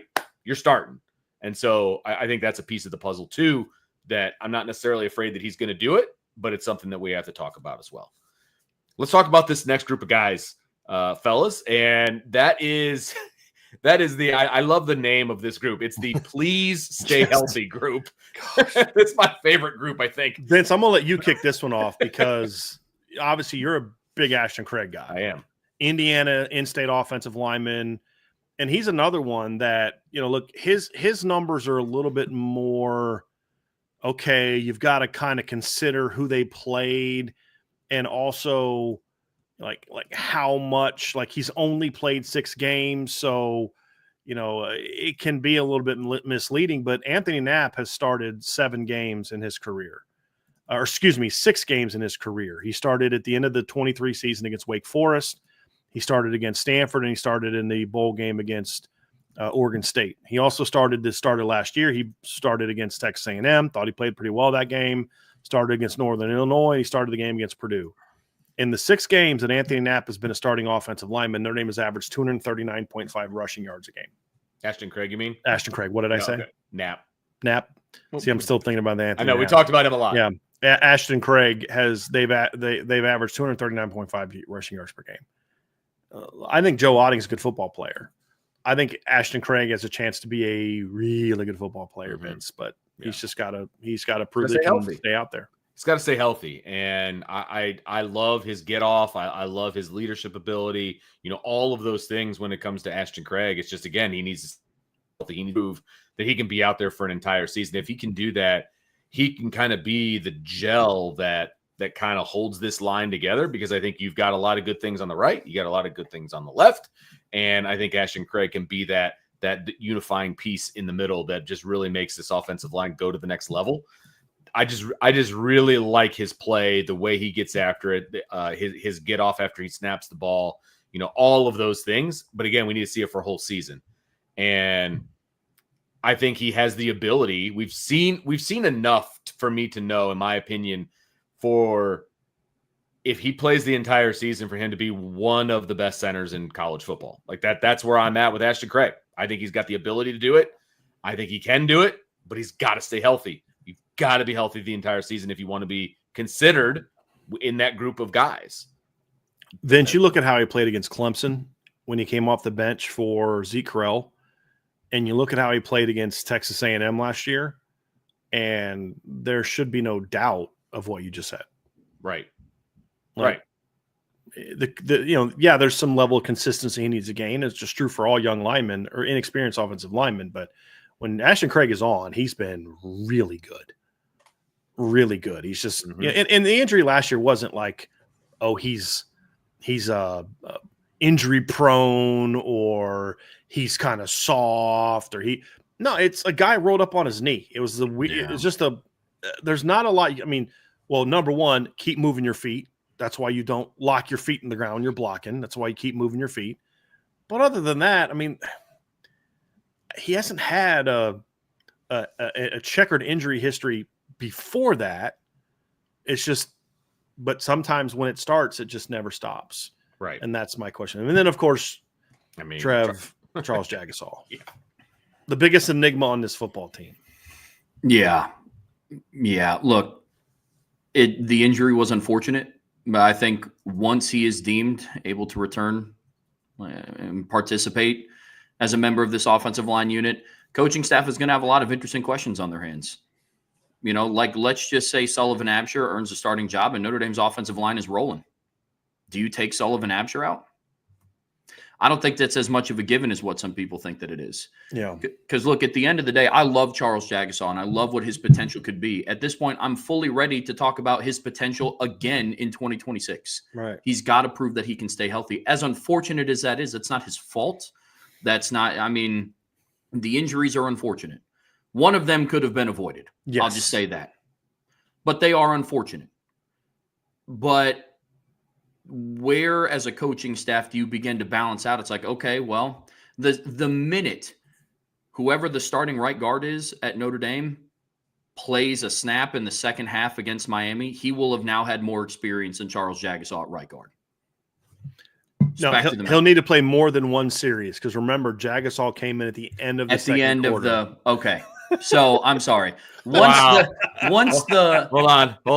We're gonna split this hair right here. That's the whole point, though, Vince. I know. The whole point is he had one more series, Trevor. Yeah. Like it's a joke to make it. I know. Obvious, dude, which is crazy. Yeah. And I love what his potential is, and I love what his ceiling is, but he's got to stay healthy. And if the offensive line is rolling, this will all be determined by what his timeline is to return. If they say that he can be ready to go by the end of September, I think the conversation drastically changes than if he's able to return maybe by Thanksgiving. And then it's like, okay, then at this point, Sullivan Absher, whoever the right guard is just the right guard.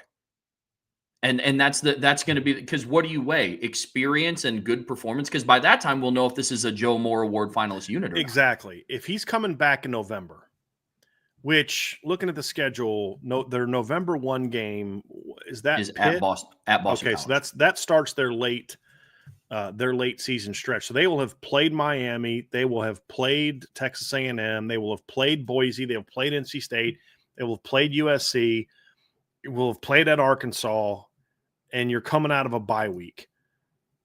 If your offensive line is rolling, you have to weigh whether, okay, yes, is Charles Jagusah our most talented guy? Sure. But our offensive line is playing pretty well. I thought it was ridiculous that they did not tee him up last year for the Penn State game before the injury. Agreed. Because your line wasn't playing that well. Rocco was injured. He wasn't even healthy. And, he was like, he had just kind of had the one injury. Now, however, it's you're in a situation where, well, if the offensive line's playing like it was last year, when he comes back, I don't care when it is, you get him ready to play.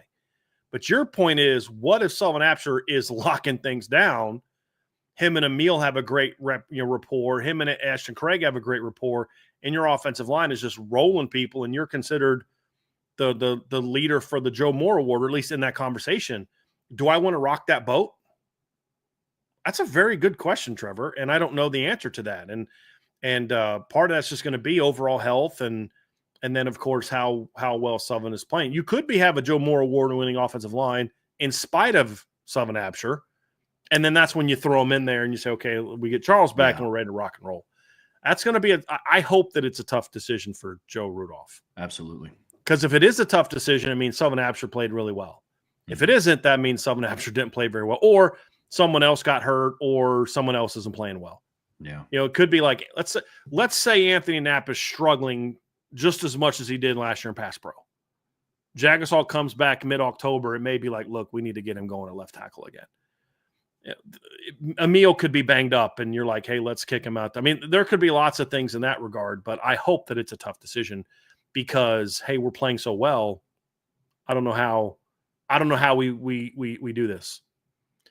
So yeah, I hope it's a tough decision. Great problem to have. Yeah. Yeah. I hope it is. Yeah. Yeah. Right. 100%.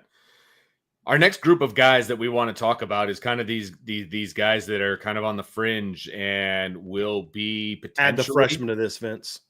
Okay. Yeah. Add him to this. Gotcha. So this group is these are guys that if they have a really good fall camp, a really good summer, they could push for playing time potentially. Could they make some of these jobs that we kind of have penciled in right now? Could they make them a battle?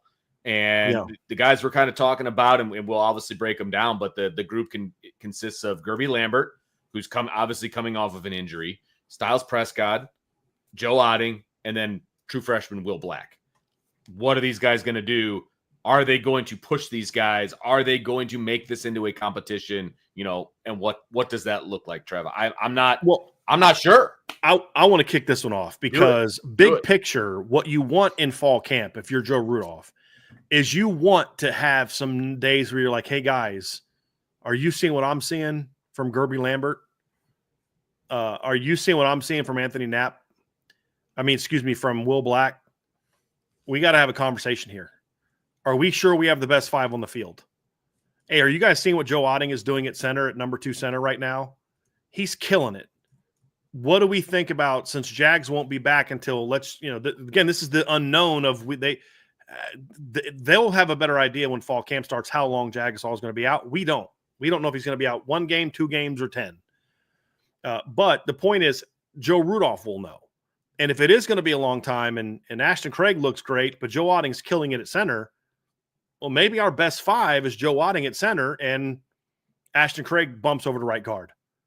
Let's say Anthony Knapp's having a great fall camp, right guard struggling a little bit, and you're like, well, this Will Black kid he's a freak. I mean, he's Joe Alt. He's got to play as a freshman. Okay, Jags going to be out for a while, or even if Jags is only going to be out for a month, dude, we got to beat Miami and A&M. If we don't beat those two, it doesn't matter what we look like when Charles Jagusah comes back. We got to win these games. Do we say, hey, let's bump Anthony Knapp inside and put Will Black in there?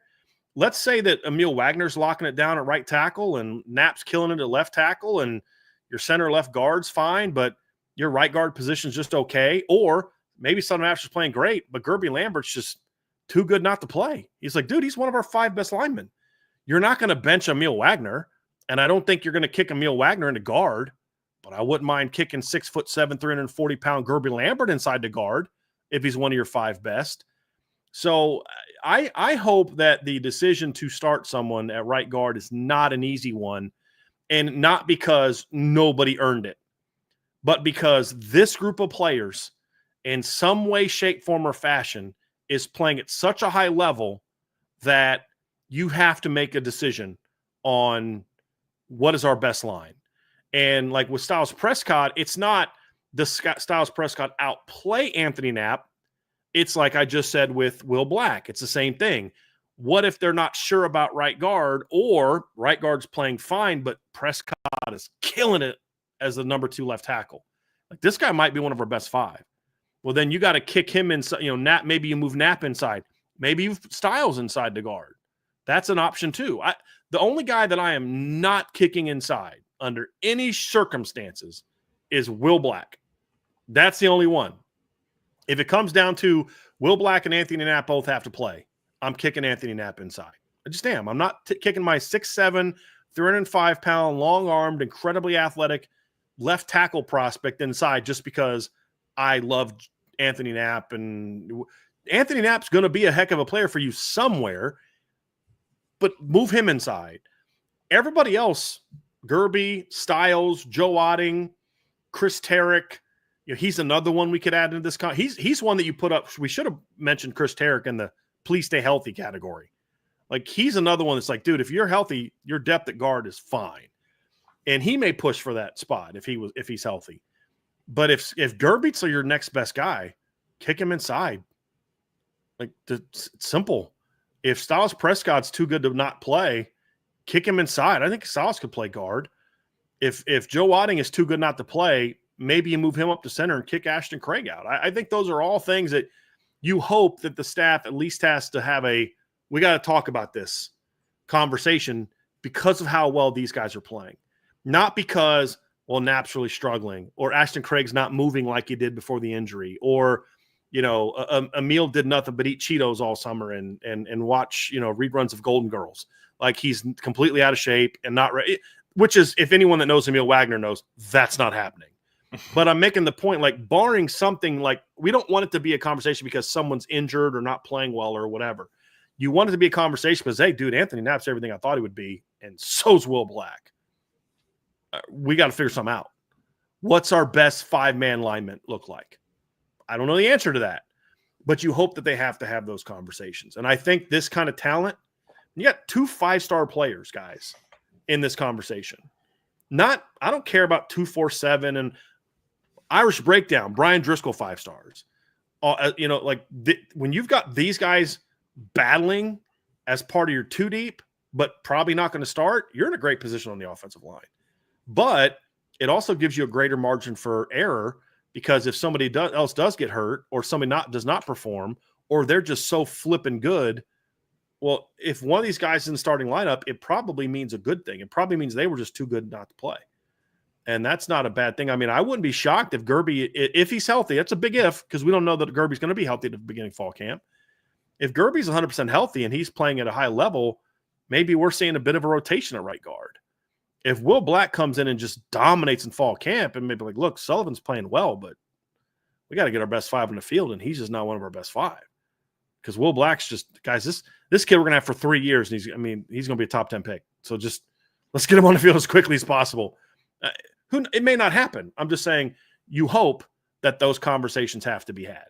And if they do, then I think this line is going to be just fine. Even if those guys don't end up starting, but the conversation has to be had because of how well they played. Because if Will Black is everything we think he's going to be and they don't start him, either A, they're making a bad personnel decision, which is possible in the offensive line, or B, it's because, well, yeah, he's playing great as a true freshman, but you know what? These guys are just better right now. Yeah, Gerby's looks great. He looks like we hoped it would be, but have you guys seen what Sullivan Absher's doing in the run game for us right now? You know what I mean? Like, yeah, we'd love to play Gerby, but like these guys are just too good. You hope that those conversations get had in fall camp.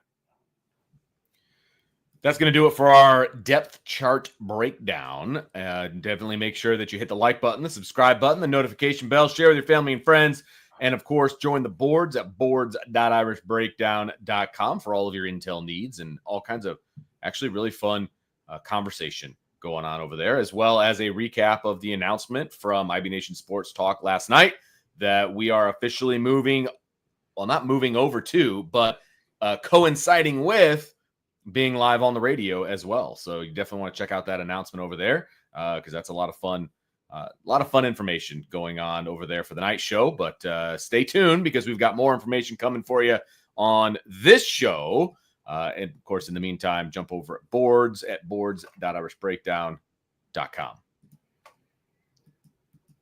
The final part of our offensive line breakdown, gentlemen, is our kind of questions and bold predictions. And so we're going to kind of go over some of the questions that we have about the offensive line and kind of answer some of them, but then kind of put some of them out in the ether and know that they're going to get answered as the season goes on and things of that nature. And we're also going to talk about some some intriguing matchups that this offensive line is going to have throughout the season and what all of that means. And of course, we'll close it up with our bold predictions as we always do. Some more bold than others, as we have found out as we go through things, gentlemen. You know, I got to say this before we go to the questions, Vince. We kind of need to get rid of the most telling matchups part of these breakdowns.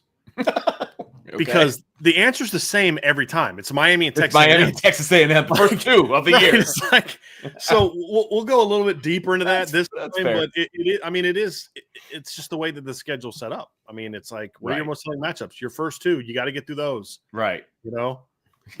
100%. No doubt about it. And Trev, you got something to say? Like, I see you kind of like go for it. You got a little something to say about that. Go for it. No, I was going to add one more team outside of just Texas A&M and Miami. But you're right. I mean, it is. I mean, Purdue's going to be legit. I get it, man. Yeah, baby. Who is that team? I mean, you want to save it for that period? Yeah. Okay. Yeah. Got it. I just think it's funny. It's like, good Lord. Okay. Every week it's going to start off the same. Well, Miami and A&M are the first big test, but we'll take it a little bit deeper. And I'm curious to see what Trev has to say about that one. But anyway, Vince, let's go through the questions. So we can kind of work through these a little bit quickly. Yep. Agreed. So the first big question, we've kind of been touching on this as we have gone along on specific players and things like that. But can this offensive line stay healthy, Trev? I think that, we love the depth. We love a lot of things about this offensive line, but the things that have derailed it in the past or gotten it off of the path that everyone thought they were going to be on has been the injuries. And so they're already dealing with 2 injuries on this offensive line right now. Can they stay healthy for the the majority of the season? Yeah, I mean, look, man, if I had an answer to it, I'd feel a lot better going into, this 2025 season than what I do right now. Numbers tell us they won't be. I mean, that's just, you're going to have injuries. Things are going to happen. You're going to miss some guys. But look, at the end of the day, this is the key to all of it. Anthony Knapp can't make the strides he needs to. Billy Schrouth and Emil Wagner can't make the emergence as studs that they need to. Gerby Lambert can't make the push that he needs to. Ashton Craig can't make the impact that he needs to if they're not healthy.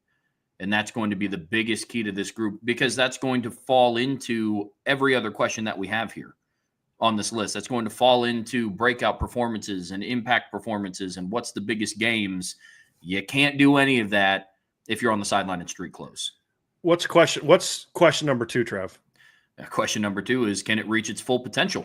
Which you can't do, to your point, if you aren't healthy. I mean, so if like number 1 doesn't get answered, the rest of them are not going to get answered either. It's going to be a struggle. It doesn't mean that they can't be good enough to be a playoff team and maybe win a game or 2. But look, like this notion that, well, they did it last year. Guys, last year was a down year in college football. We talked about this. We said it before the season. We can't then go retract and be like, well, no. Actually, it was every bit as good as it was in the past because Notre Dame went to the title game. They were fortunate last year that they had great depth, that they have great coaching, that they had great leadership, that they had playmakers, but they were also fortunate that there was no 2021 Georgia out there, that there was no 2020 Bama or 2019 LSU or 2018 Clemson or in like a 2018 Clemson, Oklahoma, and Bama. where they'd have been lucky to get to the semifinals. So you've got to be better than you were last year if you want to get as far as you got last year, because teams, in my opinion, will be better this year. And your offensive line, you can't afford to go through that again, where you have 2-3 guys going down with injuries. You just can't, especially at the same time. And you can't go through another year of Joe Rudolph not making the right personnel decisions. You need him to make, and I don't know what those are. I'm not trying to say this is the right decision, and if he doesn't do what I want him to do, it's the wrong decision. We'll find out what the right decision is. You just hope that whatever it is, whatever it takes to get your best 5 on the field, and it doesn't mean your 5 best individual players. It's your best group of 5. And sometimes one of your 5 best guys isn't there because one of your 5 best can't play center or can't play left tackle or whatever the case may be. But to reach your full potential, you've got to be healthy. You need Rudolph to make good decisions. You need him to improve his ability to teach, effectively get pass pro taken care of. And yes, there are things the quarterbacks have to do and the running backs have to do and all that kind of stuff. Pass pro is a team effort, but it starts up front. And, can they be more consistent in the postseason running the football? Can they be more consistently dominant than they were last year? Can they be more steady from week to week, where they look pretty good one week and then look just pretty like what they don't have a clue what they're doing the next week? Like, that's got to go. How do you look like you looked against Texas A&M, and then that same group kind of looks like it did against Louisville? Well, here's why. Because 2 weeks before that, 2 of the guys that you played against Texas A&M were no longer in the starting lineup, which Trev brought up earlier. These things all kind of go together. At the end of the day, this line, there's no doubt this line has big-time potential. There's no doubt. No doubt. I think there is some doubt about whether or not they're going to play to that full potential. I think that still remains a question because we haven't seen them do it yet in 2 years. I think they can, but they've got to go prove it, and it still remains a question.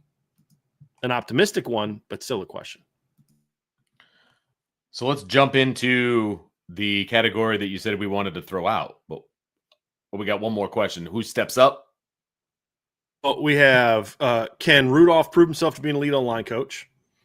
Well, I thought you kind of answered that. Okay. Well, I didn't say it, but that's part of it. Like, yeah. That's what I think. I think these questions all tie together. Yeah, no, I completely agree with you. Who steps up? Yeah. Like I just got done saying, I think Anthony Knapp can do this, this, and this. There's precedent that Anthony Knapp will do this, this, and this. But is he going to do it?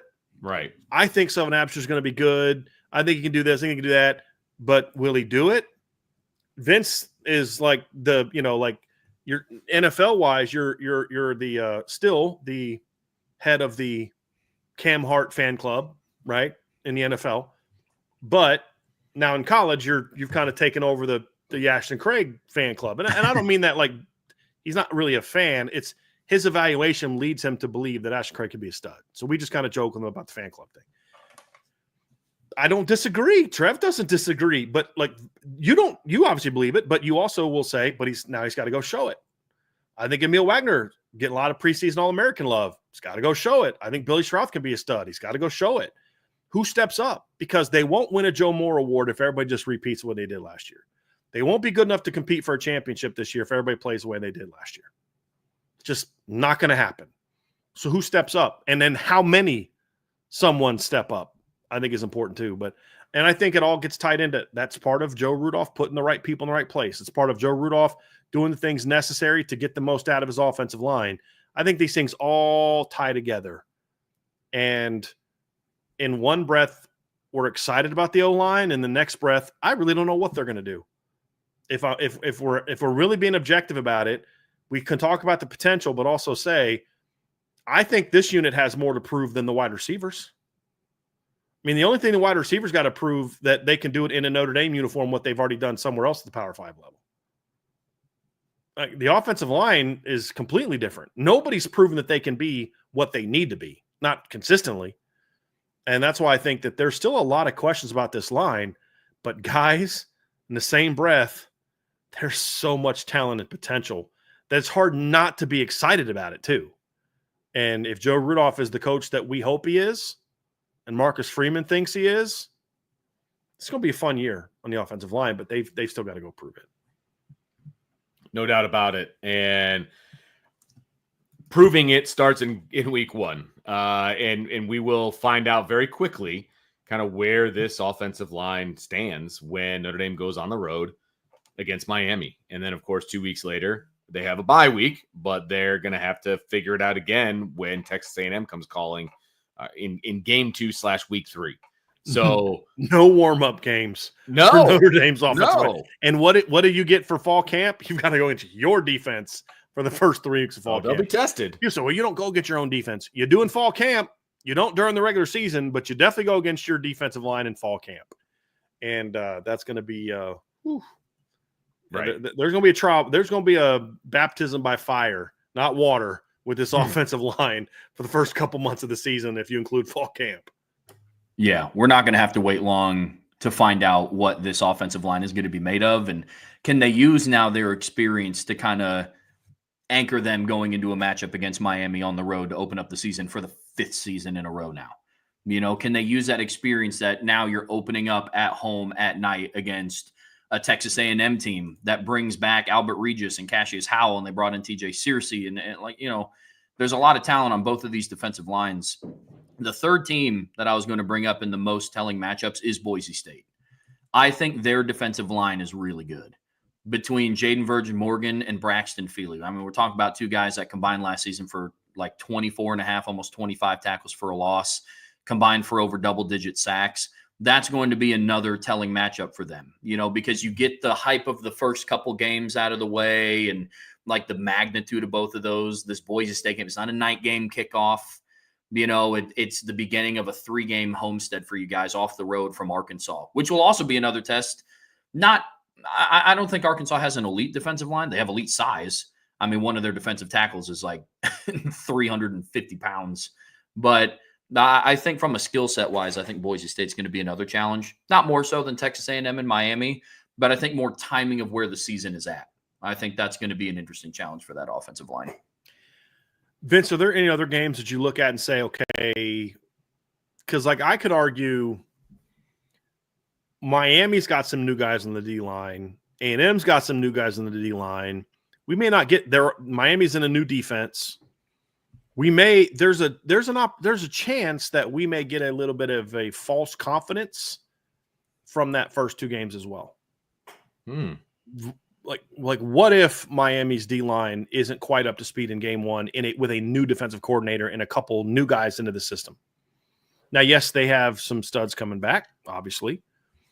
But, you know, Reuben Bain is one of the best defensive linemen they're going to play all year. But there's some question marks still there.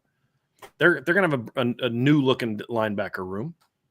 A&M lost one first-round draft pick and a couple other second, third-round draft picks from last year's line. It's still going to be very good, but I don't know that it's going to be last year's line. And it's still, game 3 for them? So if they perform well, I don't think it's a great sign, but I don't know that it's necessarily okay. Just go ahead and hand him the Joe Moore Award now. I have an idea, Vince. Do you have any other games? Trev brought up Boise State. Are there any other games or stretches that you look at and say, now that's when I'm going to really feel confident that this line can go be that sort of dominant unit?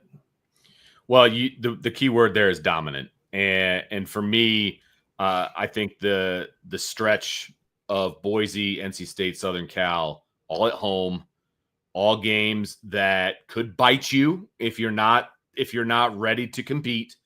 And Notre Dame has shown that they can dominate against USC's defense. USC is constantly trying to get better on defense. And we also know that Southern Cal likes to quit a little bit on defense. And so, you know, are you going to take the handoff from previous offensive lines where you just kind of put USC into submission and just kind of take over? I think that is where it's going to tell me whether this line is dominant or whether this line is just very good. Can you take the soul from USC, who is going to complain about flying out to Notre Dame, out to Indiana, out to the Midwest, and, all of those things, and then just take their soul and just run over them? That's where I'm going to know, okay, this team is here to play. This offensive line is going to be a dominant bunch. Like that, the USC game, when it's a home game, is always kind of a marker for me because it's always kind of right in the middle of the season in that October window. you kind of are who you are at this point.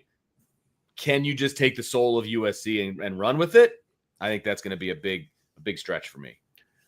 I have a stretch and a game that are really going to be the final test for me.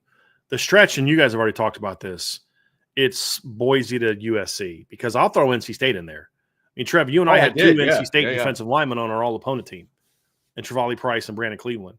They've got a very athletic linebacker room. And so then you throw in USC, and not that USC is going to have a great front seven, but it's like you said, Vince, it's not about, it's a big test. It's like it's a rivalry game and all that. Can you dominate? Trev, you talk about Boise State. That's a really good front seven. Then the other game is the Pitt game. To me, is going to be a test for how you perform against the really athletic defenses. That D-line is good at Pitt, but it's also about their linebackers fly to the football. I mean, their top two linebackers, Trev, what did they combine for? Wasn't it something like 26 tackles for loss or something crazy like that? Let me pull up the Pitt numbers last year. But it was Kyle Lewis. Where is Pitt? There it is, Pittsburgh right there. Kyle Lewis had 15 and a half tackles. Actually, I undersold him. Kyle Lewis had 15 and a half tackles for loss last year. Rasheem Biles had 14 and a half tackles for loss last year. And Braylon Lovelace had 10 and a half tackles for loss last year. So their linebackers attack. And sacks-wise, those three guys combined for 12 and a half, 16 and a half sacks. So a unit that combined for 40 and a half tackles for loss means well over double of those were run stops behind the lines. They fly to the ball, downhill and outside. If you can't handle that speed, then you're going to struggle when you go play Georgia, when you go play some of the top teams that have really athletic linebackers, Ohio State, teams like that. And so I think that's another big test for me. If you can dominate that Pitt front seven, that's when I'm going to be like, all right, hand them the Joe Moore Award, assuming they've done all the other things. Hand them the Joe Moore Award, and more importantly, this playoff run is going to be a lot of fun. That's my stretch. What say you guys? That's the most underrated front seven in college football. I know Kyle Lewis gets a lot of attention, but that entire front seven is pretty darn good. Oh, I couldn't agree more, man. I mean, I think I've said this before on multiple shows. I think Pitt's the most underrated opponent on their schedule. I really do. I mean, there's a lot of people talk about, Arkansas, it's on the road, SEC. They got Taylon Green, who's like 6'10", and he's a quarterback. It's like, yeah, look, I get all that. But people forget that Pitt started out last year 7-0. Eli Holstein, with that offense, they bring back a core of veteran receivers. Really love Desmond Reed. He was a top 5 running back for me heading into this season. And not on Notre Dame's schedule. I'm talking about in college football. Right. Very athletic group of linebackers on the road at Pitt in November. I mean, that is going to be a very underrated game. There's going to be a game, and it could very well be Pitt. Brian, to your point, there is going to be a game this season where – whether it's CJ or Kenny, maybe they just don't have it that day for whatever reason. I'm not expecting a first-year starter to come in and light up the world every single game, every single Saturday and one Sunday. Vince is. But no, I mean, look, at the end of the day, there will be a game where Mike Denbrock is just going to have to sit down Joe Rudolph and the big hogs up front and say, hey, we need you today. We're just going to have to lean on you today. And Jeremiah Love, Jadarian, hey, Coach Sider, your guys are going to touch the ball 30, 40 times today, and that's just what it's going to have to be. It could very well be the Pitt game, but the offensive line is going to have to show out and be the anchor of the offense in one of their 12 regular season games. Don't know who it's going to be yet, but it's going to be very telling. But, Brian, to your point, Pitt, I love that pick.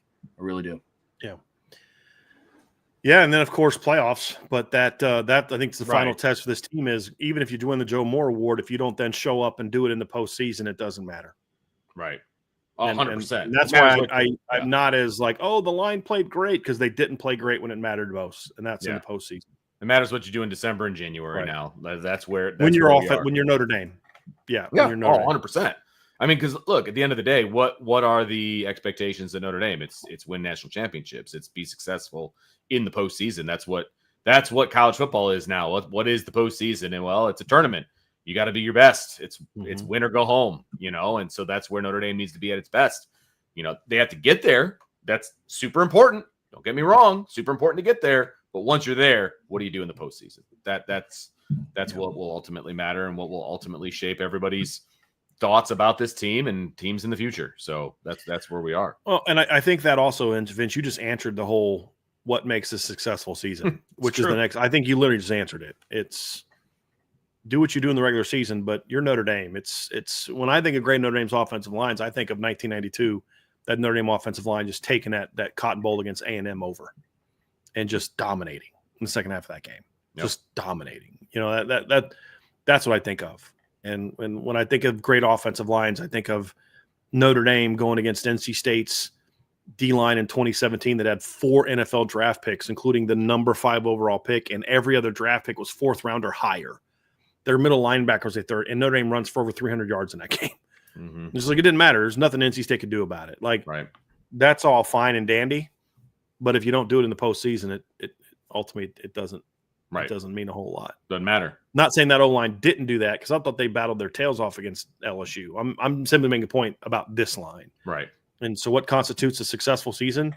You are a driver of success during the regular season, and you win battles in the postseason. That's a successful season for this group. Mm-hmm. And honestly, I mean, you could make that argument, obviously, for every position group on the field. Even more so for when you're at Notre Dame, offensive line it's held to a different standard. I'll say this. You could say that about every unit, but not every unit needs to do that for them to compete for a championship. This one does. Fair. Because if you dominate up front, that just opens up everything. Just absolutely everything. But if Jeremiah Love's a monster, but the offensive line's getting its butt kicked in the playoffs, guess what's going to happen? It's going to look a lot like the Penn State game. And there's not a lot he's going to be able to do about it. You know? So, yeah. CJ Carr, Kenny mentioned could be studs, but if they get in the postseason and they're just getting harassed all game because the O-line can't pass pro, doesn't matter. Right. 100%. 100%. So this is kind of the fun part of the show, and this is where we come up with our bold predictions. And like I said, some are more bold than others, and some are go in different directions than others, but this is where we make our bold predictions. And these predictions are meant to be fun, but rooted in reality. And that's what makes them a bold prediction. A bold prediction isn't, I don't even know what a non-bold prediction would be. Notre Dame rushes for 200 yards a game. Yeah. Again. Right. Again. Yeah, exactly. That's not a bold prediction. It might be a bold prediction if you live in West Lafayette, but it's not a bold prediction if you live in South Bend. Or Los Angeles. Right. Oh, boy. UCLA? Is that what you're referring to? No. I didn't think so. They play in Pasadena. Oh, okay. Oh. They still have LA in their name, though. So, I mean, they play in Pasadena. All right. Boston College is not in Boston either. They play, where do they play? Chestnut Hill. Just saying. If you play in LA, you know. But you know where Notre Dame plays? They play in Notre Dame, Indiana, right? Which people tend to mess up all the time. People don't believe me when I tell them that. I know. No, like that campus is technically Notre Dame, Indiana. Correct. They have their own zip code, the whole deal. But anyway, it's a fight I have with people all the time. But anyway, so it is. That's time why for my wife has her business mail set up at Notre Dame. Nice. She gets her business. Mine is technically too, but we use the same mailbox. But when she launched her website, she's like, I want to have my mailbox at the post office of Notre Dame, because you can't have it at your home since we both work out at home. Right. I was like, why? She goes, because I want it to say Notre Dame, Indiana. So I love this woman so much. Hey, man. So yeah, it is what it is. Yeah. It's a PO box. Let's roll. Anyway, bold predictions. Trev, why don't you hit us with your bold predictions? What do you got? Notre Dame's going to rush for 201 yards a game. And he's getting what is this? Price is Right? Yeah. $1, Bob. $1. I have two. I have one player prediction and then one unit prediction. My player prediction, Billy Schrauth is going to emerge as the number 1 offensive lineman in this group, and it's going to be by a lot. I think there's been a lot of conversation this offseason about Ashton Craig's return to health and Anthony Knapp's big jump, and Emil Wagner's been like consistently the most highest talked about offensive line in this projected starting lineup outside of Charles Jagasaw.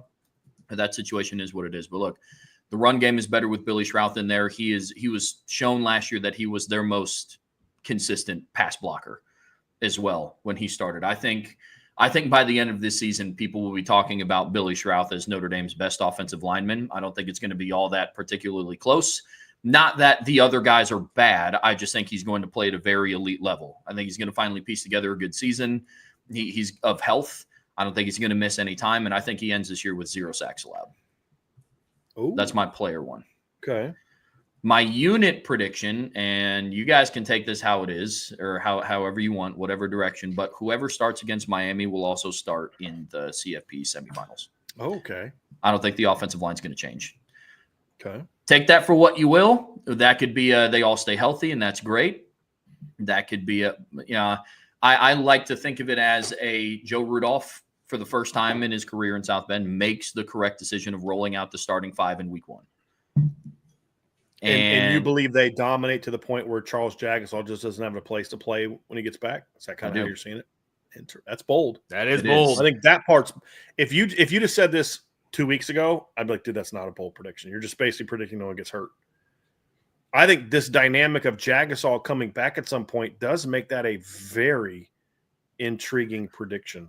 I am very much in the show me boat with him. No. Trevor? You in the show me mode? Yeah, Get out of here. Look, I mean, I said it earlier in the show. The second, whether it's Sullivan Absher, or they kick out Joe Otting, or kick out Ashton Craig, or it's Gerby Lambert, second he takes a snap against Texas A&M, he has more experience at right guard than Charles Jagusah. Yeah. And at the end of the day, if this group is rolling like we think that it can, I think it's going to be too much of a risky move that we can put him in. He has the highest ceiling of the room. It's like, and we look, man, at the end of the day, I want to see him stay healthy for it. And I don't know if just putting him in again at the end of the season or in the postseason is the best way to do that. And so I think whoever starts against Miami is going to start in the playoffs. Interesting. What about you, Vince? Bold. Well, this one's not going to surprise anybody. Bold. I already let everybody know at our annual Ashton Craig meeting, our Ashton Craig fan club meetings. I already let them know, so they were kind of in on this already. But Ashton Craig is going to be on at least one All-America team. Whether that's first, second, or third team, he will be on an All-America team at the end of the season. And so that is my individual bold prediction. And then my team bold prediction is that they will be a Joe Moore Award finalist. So top 3. I'm not bold enough to say they're going to win it because there's just enough. I know there's enough out there of questions that I'm not sure about, but I'm saying they will be a finalist, which means top 3 for me. So my team is that they are top 3. My individual is that Ashton Craig will be an All-American by the end of the season. What do you couldn't even just go with them winning it all, huh? You had to hedge your bet. I had to hedge it just a skosh. I didn't hedge it at all on the other one, so I'm going to hedge it a little bit on this one. Well, look, fellas, we're talking about the Notre Dame offensive line. If you can't be super bold on this one, then I don't know when you can be super bold. This is O-line U, right? So I've actually got four bold predictions. You're bold, just your number of predictions. Numero uno. Notre Dame will have 3 players that earn at least one All-American honor, first, second, or third team. 3 offensive linemen. One of them will be Anthony Knapp. Anthony Knapp will cut his pressure numbers in half from last season, and not because he misses games with an injury. I don't know whether that's going to be left tackle or inside, but that's going to be the number. Number 3, Notre Dame will average over 6 yards a carry for the first time since 2017. That's almost a whole half a yard better than what they were last year. And if you remember last year, Notre Dame was at 5.66, which if you want to say, well, how good is that? That ranked them 7th in college football last year and 2nd, 3rd, 4th amongst Power 4 teams. So if they average what I think they're going to average, that gets them into the top 1 or top 2, because New Mexico was at 6.67. Next highest is 6.08. I think they're going to average more than 6 yards a carry this year. Last time they did that, fellas, they won the Joe Moore Award back in 2017.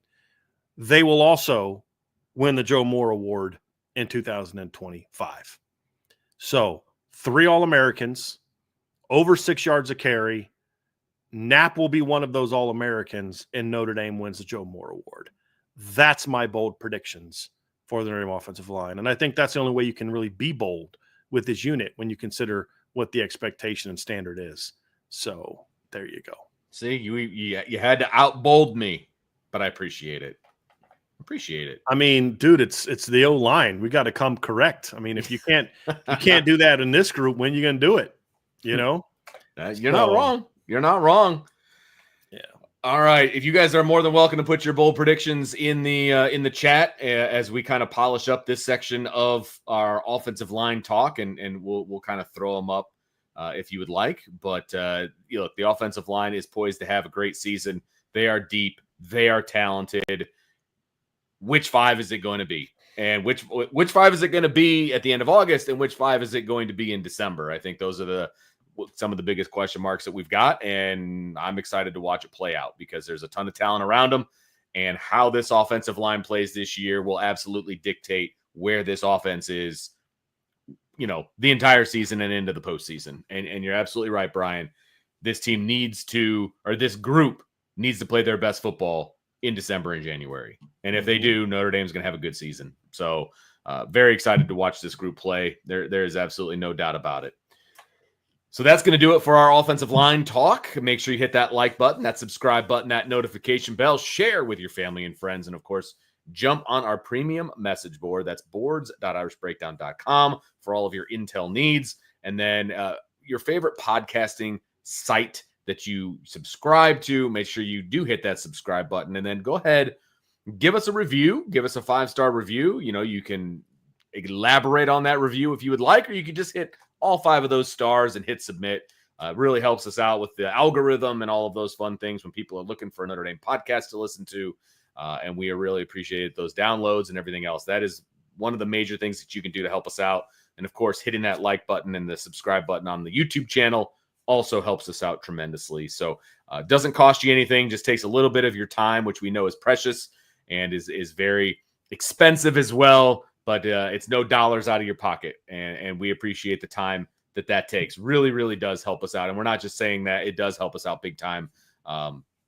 Very much so. So again, you want to be a part of the premium message board and part of IB Nation officially, jump on the boards at boards.irishbreakdown.com. All kinds of great stuff there. And of course, bunch of written content as well over at irishbreakdown.com.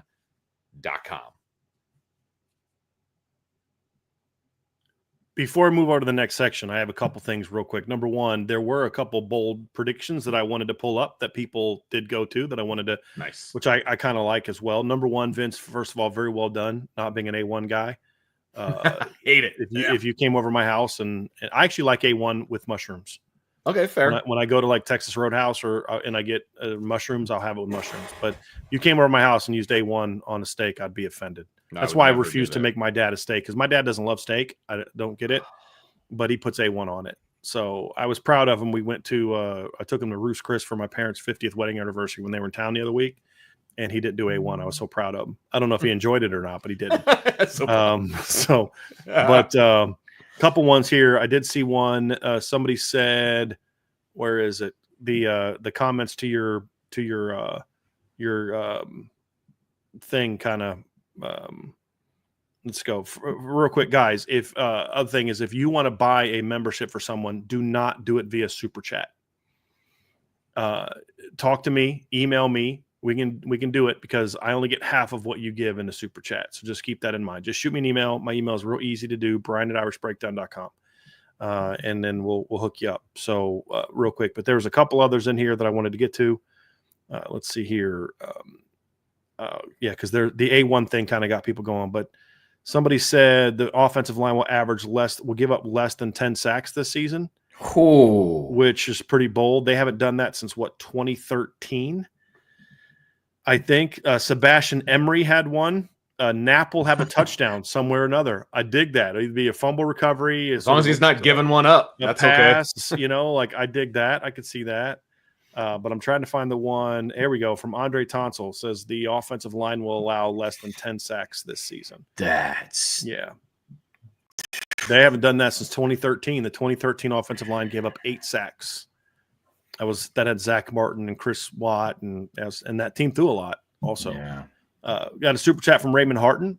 Raymond, I appreciate that. Raymond said for a month of IB membership for Nick if he wants it, Brian. Nick, if you want that, go ahead and shoot me an email at brian@irishbreakdown.com, BRYAN @irishbreakdown.com, and we'll hook it up. Ray, thanks for doing that. And then also we had a super chat from Rick.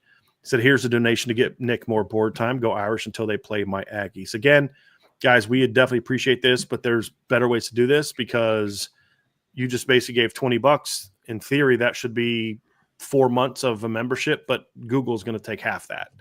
So it's a little bit different. And then Nick also put a super chat up. So Nick said, Nick, I wish I could give you more, but I've been unemployed since November. Praying that changes soon. Your voice has helped me get through my days. Thank you.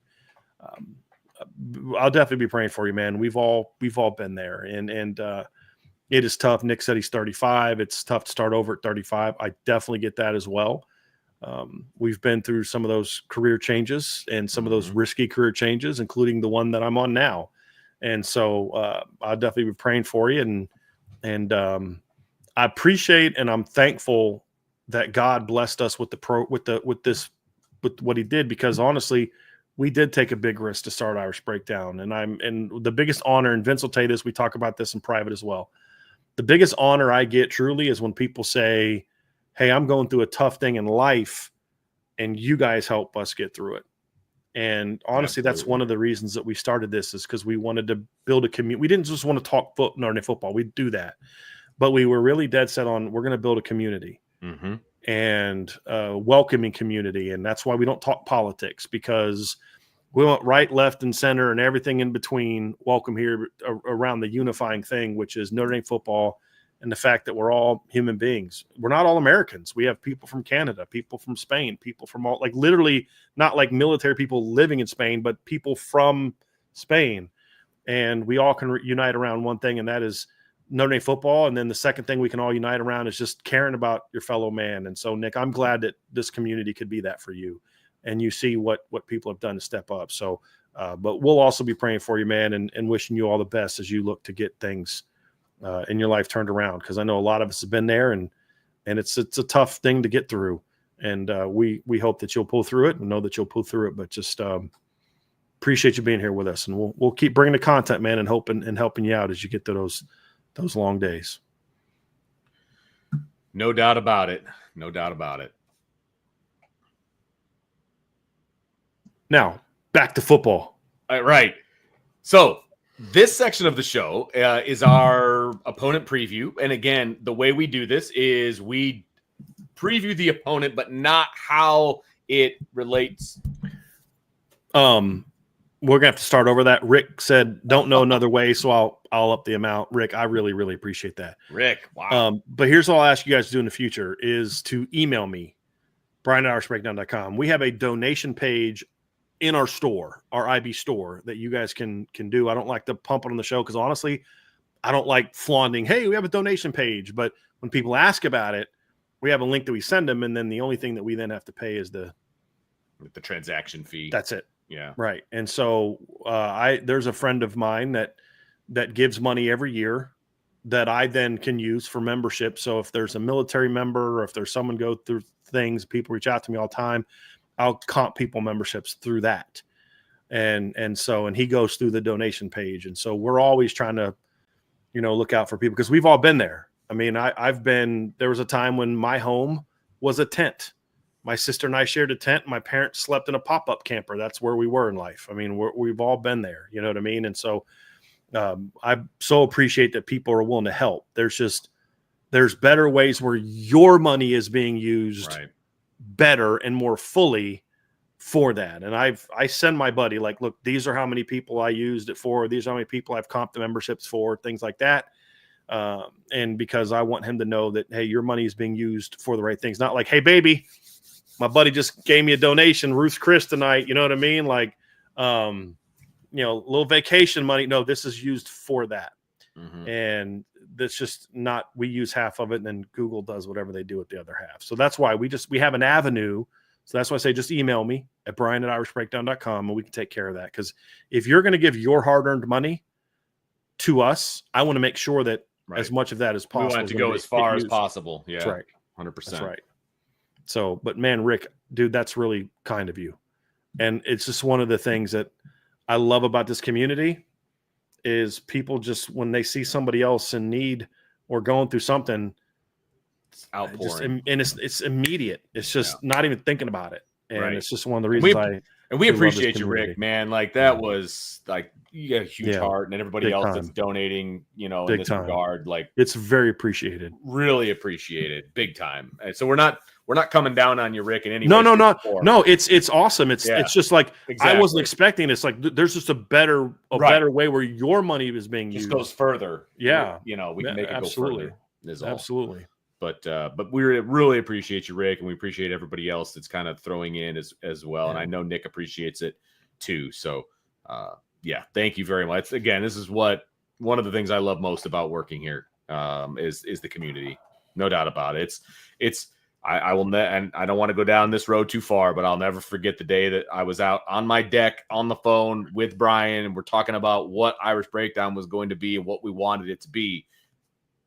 This is it right here, and never would have imagined that it would get to this point this quickly. And you can want something to happen, but you don't know that it's going to happen. Right, 100%. And we were talking about it and like, man, it would be great if it was this, and it would be great if it was this, and here it is. Like, so it's just awesome. So appreciate y'all very, very much, and it is obviously very, very important that we keep it that way, and you guys make it that way. So we really appreciate it. Yeah. So it's time, Vince, for us to dive into some talk about the Southern Cal Trojans. It is. I don't want you getting mad at me. I want to say Southern Cal. I know you and Sean are adamant about the Southern Cal thing. So darn right. Right. So we are going to talk about Southern Southern Cal. Mind, this is a USC preview that's meant for everyone, not just Notre Dame. This is true. No, I know. No, we're going to talk USC, which again, we go in order of Notre Dame's opponents, which is kind of just a fun way to go about it. But we are not previewing USC versus Notre Dame. We are previewing USC as USC and what their season could potentially be in all of those different things. And so this is solely a USC preview, but it is Notre Dame's 7th opponent of the season. Southern Cal comes into Notre Dame, Indiana, Notre Dame Stadium, October 18th. It is a night game, 7:30, 7:30 kickoff. But again, this is not Notre Dame versus USC. This is just the USC preview and what that entails. And so let's kick this thing off, guys. This is the last of the home games for Notre Dame in that span. It ends the 3-game homestand for Notre Dame. We talked about this in the last segment at Boise State, NC State, USC. And again, I think that's a really important stretch for Notre Dame. And this is a massive year for USC as well. They've gone 15-11 and 9-9 in conference play, whether they were in the Pac-12 in 23 or the Big Ten in 2024. And then, of course, just to add a little bit of spice to the deal, this is the last scheduled Notre Dame USC game at the moment. And so that adds a little bit of spice to this whole thing. So, who is USC, guys? Who is USC in 2025? That's the biggest question that we've got right now. When you look through college football, there are teams that enter seasons with a lot of different things to prove. And some teams are looking to get back to the pinnacle. That's like Ohio State, Notre Dame to a degree, Penn State, Boise State to a degree. Some teams that are on the verge but want to take over just get that jump over the hump. That could be Notre Dame. That could be Texas, Oregon, teams like that. And then there's those teams that, coaches fighting for his job. And then there's those teams kind of in the middle. And the teams that are the blue bloods, and I do believe USC to be a blue blood, and that are sort of wandering through the desert and thought they were or had arrived at that oasis, which USC thought they had done when they hired Lincoln Riley, who had taken Oklahoma to 4 playoff berths in his career at Oklahoma. So it'd be 16, 17, 18, and 19, I believe. He had done, 17, 18, 19. So he 16 when he was the offensive coordinator. Took him to 3 playoff berths, had won the Big 12 4 out of 5 years. And in year 1 at USC, takes over a team that had gone 4-8 the year before, had fired their coach, Clay Helton, Replaced him, obviously, with Lincoln Riley, who USC kind of beat out LSU to get Lincoln Riley here. And you go 11-3. You're scoring a ton of points. Your offense is exciting. You win the Heisman Trophy. You're a game away from your first ever playoff berth. You're going in. You've got a rematch against Utah, a team that had beaten you by 1 point at their place in the regular season. You're going into that game. You're 11-1. You win that game. USC's ranked 4th. You win that game. You're in the college football playoffs, and they lost by 23. What's wild, guys, is since that 11-1 start, USC has gone 15-13 since that start. You now go into year 4, and it's kind of like if you're going to turn it around, it's kind of got to start now. The question is going to be, if they turn it around, how much? Is it a game or two improvement, or do they really turn things around and they're the Big Ten team, like they're the Indiana this year? They're that team that kind of comes out of nowhere and like, wow, that team really got it rolling. And how well Lincoln Riley can develop this team this year and get this team ready to play is going to go a long way towards silencing some of the questions about this program. There's some things he's doing that get you some black eyes. USC fans are going to be totally fine if you want to talk about not playing Notre Dame and having a softer schedule if you're dominating. If you're not, it's a bad look. And it's wild how that can be. You could say the same exact thing, but if you're doing it from a place of weakness, it looks soft. If you're doing it from a place of strength, it's like, well, yeah, you're so-and-so. You can do whatever the heck you want to do. And USC's kind of in that crossroads, guys, where in year 4, with all the money that program has, with the opportunity that has, with the talent base that surrounds it, by year 4, you should be rolling. And then to make things worse, your biggest rival has gone 24-5 the last 2 years, has made it to the national championship game, and has now beaten you 4 of the last 5 years. That's what USC is up against right now. And that's what Lincoln Riley is stepping into. And so when you look at this season for USC, it's not just, well, how good are they going to be? I think this is a very important year for USC. They need a turnaround. They need a quick turnaround because USC fans will give you it's actually a fan base that I've always felt gives you grace early. You get about a couple years. And after that, if you don't turn it around, then that's who you are and you're not going to overcome it. I think didn't Pete Carroll go 6-7 in his first year at USC? Let me look that up here real quick. I do believe that Pete Carroll went 6-7 or 7-6 in his first year at USC. He was a guy that not a lot of people wanted. It was the rumors at the time he's 4th or 5th best guy. He went 6-6 in year 1. Goes out in year 2, loses 2 of their first 5 games. They get beat by Kansas State, get beat by Washington State.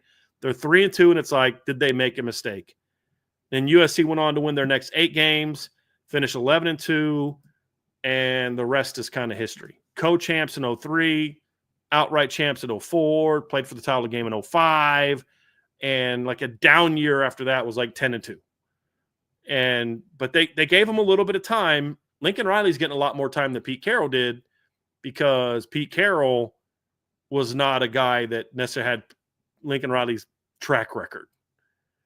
But if they don't turn around this year, guys, then USC fans are going to stop caring about the 11-3 in year 1.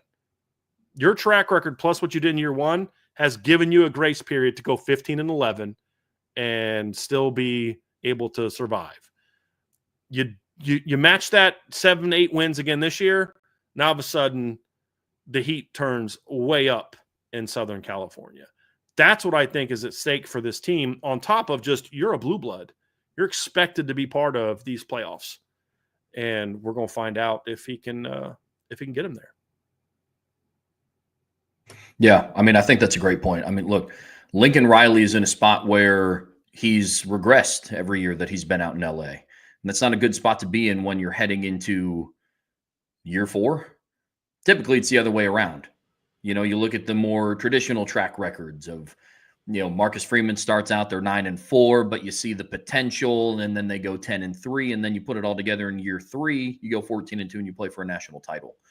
Lincoln Riley, it's been the exact opposite of, you start out hot, you get a Heisman level winning quarterback, and Then, you had a former Biletnikoff, winner as your wide receiver 1, and you brought over a lot of guys from Oklahoma, and it was really exciting. They were a game out from playing in the playoffs, and then it's just kind of downhill from there. But even in 23, it was a flawed 6-0, but they started out undefeated. They were in the top 10 when they came to South Bend, and then they got decimated. Yeah, they got humbled. And so from that game, it's just been downhill for Lincoln Riley, and he's got to find a way to change it around. And I think, transitioning here to the next part of just why I believe that they've struggled is I don't think that this team has an identity. I don't. I want to real quick, because you made a point about them starting 6-0 in 2023. Since that 43-41 win over Arizona, which was their 6th win. So going into that game, they were 17-3 under Lincoln Riley. Since then, they've gone 9-11. 9-11. In their last 20 games, USC is 9-11. Like, that is Marcus Freeman is going into his 4th year at Notre Dame. He has 9 losses for his career at Notre Dame. 10 if you want to count the first bowl game. USC's done that in a year and a half under Lincoln Riley. Like, and the reason we're bringing up Notre Dame in this context is because that's your rival. If we were talking about Ohio State, we'd be comparing them to Michigan and vice versa. Well, and they both started at the exact same time too, right? I mean, right. So Lincoln Riley won that first game, right? And it's a reasonable comparison, right? Yeah. Notre Dame went 9-4 in year 1 under Marcus Freeman. USC went 9-3, right? And since then, it's just been completely opposite directions, and that's what you're going to be held up against as your rival. And on top of your history, your track record, right? So, but to your point, Trevor, and get back to that, I do think that lack of identity is part of that, because I think Lincoln Riley thought he could bring over the same identity that he did from Oklahoma. What he learned, however, is you didn't build the identity to Oklahoma. Bob Stoops did. Mm-hmm. He was riding coattails. Your job was just to don't screw up this. Right. This, he gave you a Ferrari and said, don't wreck it. At USC, you were given a hoopty, and you're supposed to figure out a way to upgrade to a Ferrari. Yeah. And I think he thought he could just kind of do what he did at Oklahoma, and he realized, no, this is a much different situation. And I don't know that he knows how to establish identity so far. And if he can't change that, to your point, Trev, that's going to be the thing that could keep him from turning it around. So I want to kick it back to you to continue that. But I do think that's the dichotomy is he tried to do what worked at Oklahoma. The reality is you're not the reason that this worked at Oklahoma. Bob Stoops was in the playoffs before you got there. His first playoff appearance was 15. You didn't get there until 16. So I believe, actually, did I get that? I think he was there for 1 year as the OC, correct? Or did I get that wrong? He was the OC in 15, but he was the OC. And, Bob Stoops has a national title, played in multiple national title games. So I think that's the part that's very interesting. Yeah, I mean, overall, you look at this team, and especially after they lost Caleb Williams, but even in 2023 a little bit, I just think that they don't have any sort of identity. I've praised Lincoln Riley on this channel quite a bit about his offensive mind, but I mean, I've kind of broken it down into a couple different things. I don't think they have an identity. Last season, especially, they had way too many moving parts. Look at their wide receiver core. You had 7 guys that all demanded to be wide receiver 1s. It's just too much. Way too many mouths to feed. And then they just rely way too much on skilled talent. Way too much. They're willing to – it's similar to what his regime was at Oklahoma. You're willing to give up 24 points a game because you're confident your offense is going to score 40. And he's maintained that mindset last season when you didn't have a Caleb Williams, when you didn't have a Jordan Addison, and that's just not going to get you far, especially when you're in the Big Ten. The only teams that can do it in the Big Ten and kind of not be that great on defense, and even Ohio State was one of, if not the best defensive team in the country last season. You can't be an air raid offense in the Big Ten unless you're Ohio State or Oregon. I mean, that's just kind of the nature of that conference. USC learned that the hard way, but they just don't have a true identity. Is that something you can establish in year 4? I mean, that's especially with the way they go about putting their roster together. Yep. I am still of the belief, and I've talked about this on other shows, is that I have yet to see a college program be successful on a regular basis building your team through the portal. Like you can have quick success, but then it seems to fall off, or it goes like this. And so it's very difficult if you don't have a very distinct identity for your program. If you're going to go out and you're going to bring in 30 guys or whatever the number is, that's tough. That is tough. That's why you got to give him credit for bringing in Chad Bowden. Because you look at USC right now, they're going to have a top 5 to 7 recruiting class this year. Right now, it's, I think, ranked first or second. That's more of volume. They've got almost 30 guys committed. They've had a couple guys flip. They'll lose a couple kids, add a couple more kids. But I think, to your point, Vince, I think Lincoln Riley realizes I can't just live and die by the portal anymore. And I can't just go out and restock my receiver room, my O-line, my D-line every year with portal guys. It's not going to work. And I do think that he is adjusting, because you can say to a guy, hey, man, what you did was wrong. But the question then becomes, okay, can he get better at it? Can he improve? Can he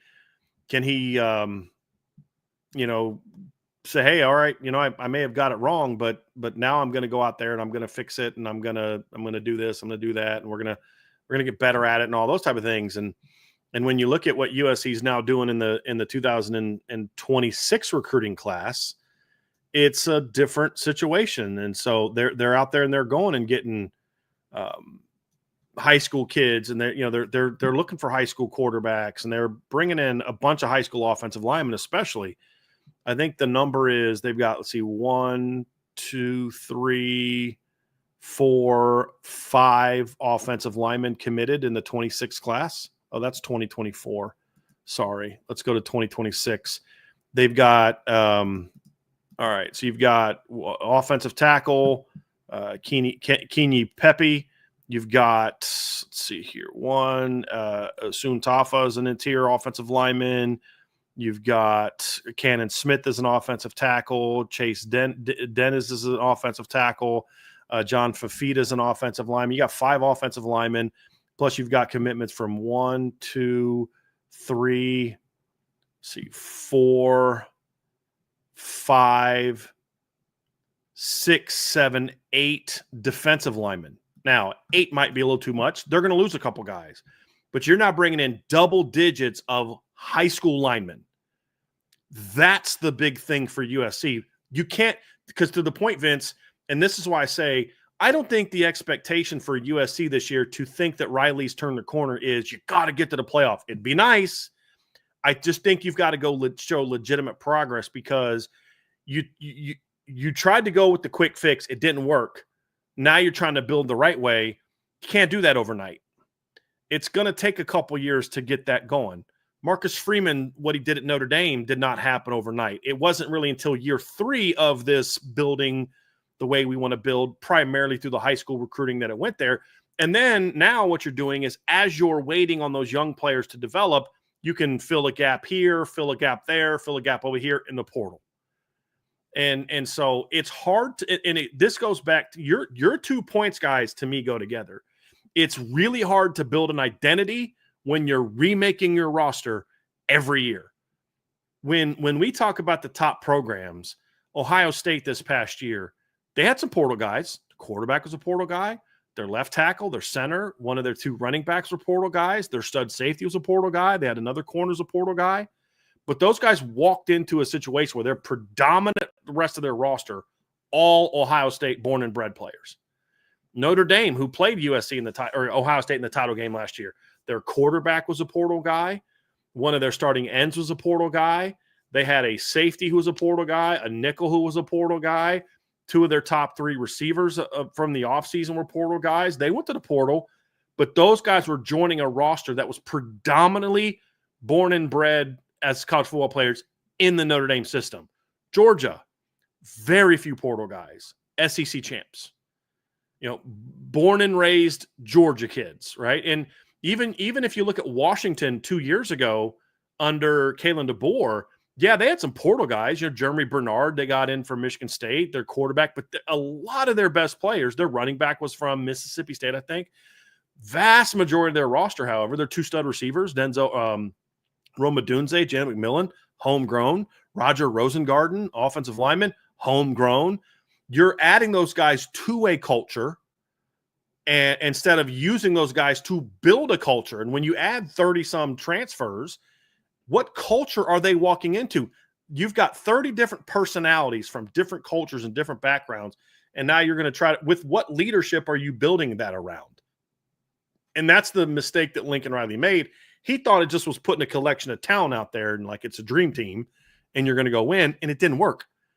And you can't build an identity if you don't have a core to build that around. Marcus Freeman's identity at Notre Dame was not established the minute he walked in there. It took time.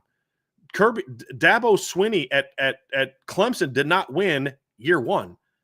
They almost got rid of him after his first full season because he part-time, he interim year one and struggled the next year. It took him several seasons to get that going. Kirby Smart went 8-5 in his first year at Georgia. And second year Georgia made the title game, and then they were kind of out in the wilderness the next couple of years, couldn't figure out how to beat Bama before they finally figured it out. And so not many people win overnight unless you walk into a Larry Coker type of situation or Lincoln Riley replacing Bob Stoops situation where you inherit Baker Mayfield and that kind of talent. He didn't have that at USC. And so I think big picture, the last 2 years, Lincoln Riley has shown me decisions he's made as a head coach that make me realize he's not just burying his head in the sand and saying, no, we'll start scoring again and give me the right receivers, give me the right quarterback, and we're going to be fine. You don't go hire Danton Lynn and completely remake your defensive staff the way he did a year ago, and you don't go out and pay Chad Bowden the money you're paying him, it's a big chunk of change, and ask him to just do portal stuff. And you look at what they've done in high school recruiting with the players they've landed, I think he understands, and this is what should give you encouragement if you're a USC fan, that he knows his mistake, and now he's correcting it. The question now is going to be how long will it take for him to get that turned around? And how much time are they going to allow him to turn it around? That's what makes this season so important for USC. 100%. So let's dive into this thing, guys, and let's talk about some specifics. We'll start on Lincoln Riley's favorite side of the football, and that would be go ahead, Brian. Yeah, I just that's fine. I wanted to did I miss some stuff? Yeah, I just wanted to kind of we can bring that up in the last part, so that's fine. We'll bring the schedule stuff up at the last part. Oh, yeah. Sorry. I saw the schedule. I didn't want to go deep into the Gotcha. Okay. So, like I said, we are going to jump into Lincoln Riley's favorite side of the football, and we're going to talk some offense. And Brian, I'll throw it to you first. And the first thing that we're going to do is we're going to recap the 24 season and what they looked like offensively en route to their 7-6 record, and what that looked like offensively last year. Well, it wasn't pretty. No, it wasn't. I mean, that was the biggest surprise from last season, guys, is I felt that, well, I don't know how good USC is going to be, but they're at least going to score some points and they're going to put some numbers up. And the reality is they really didn't. And when you look at these numbers last year, USC ranking 51st in scoring offense, I would not have dreamed of that. They ranked 23rd in yards per game. That's pretty good, but it's not really good for what USC's used to doing. I mean, that's the thing is even the year before, when USC went 8-5, they weren't very good in 2023, but they still scored 41.8 points per game and still averaged. They were still 10th in the country at 467 yards per game. So those were big drop-offs in just 1 year. They didn't run the football very well or very often. They actually ran it decently when they ran it. And I think that's part of that lack of identity thing, Trev, that you're talking about is at Oklahoma, they ran the ball well. Why did he run the ball well there? Well, number one, that's what Bob Stoops demanded. And you had one of the best O-line coaches in the game in Bill Bedenbaugh. It just was a part of who you are. You're good on third down. You're 10th in the country in passing yards. Like, okay, look, dude, 23rd in yards per game, 25th in yards per play. You're 21st in yards per attempt as a runner. You're 10th in yards, passing yards per game. You're 27th in red zone offense, 23rd in red zone touchdown offense. Why weren't you better? It's not as simple as just saying you ranked 97th in turnovers. That's part of it. You ranked 121st in interceptions. That's part of it. But the other part of it is you weren't a very efficient passing offense last year. Yes, you ranked 10th in yards, but you were 79th in yards per attempt and 101st in yards per completion. That's not what you expect to see from a USC football team. It's not what you expect to see from a Lincoln Riley-led football team. And you could look at the yards per play and say, hey, 6.3 is pretty good. They averaged 7.4 the year before. That's a whole over yard plus per game. That's a big drop-off. And so you start to understand it's not a lot of the yards, guys, I felt were like hollow yards. They would put up yards, but you watch them play and you're like, yeah, well, I just wasn't impressed by that performance. I wasn't really blown away. And then you look at it and it's like 5-0. Well, actually, let's see here. You look at the start of the season, 544 against Utah State, and it's just kind of like, well, can we, I don't know if you know this off the top of your head. I don't want to put you on the spot, but when you watch the Notre Dame USC game, after Notre Dame, scores those 2 touchdowns, the defensive touchdowns at the end, USC goes down and scores 2 touchdowns, and puts up a bunch of yards and 14 points. And so, you want to talk about hollow yards, right. Notre Dame dominated a lot of that game, but then on paper, it looks a little bit different at the end because of those last couple scores where I don't want to say Notre Dame was phoning it in, but it's like they kind of felt like that game was over and USC kept, turning out yards and points. They had so USC actually finished that game with 557 yards. But at the drive after the pick six that made it 42-28, which basically put the game away. Right. It made it 42-28. USC tries to go down and score late, and they get 68 yards on that, or 62 yards on that drive.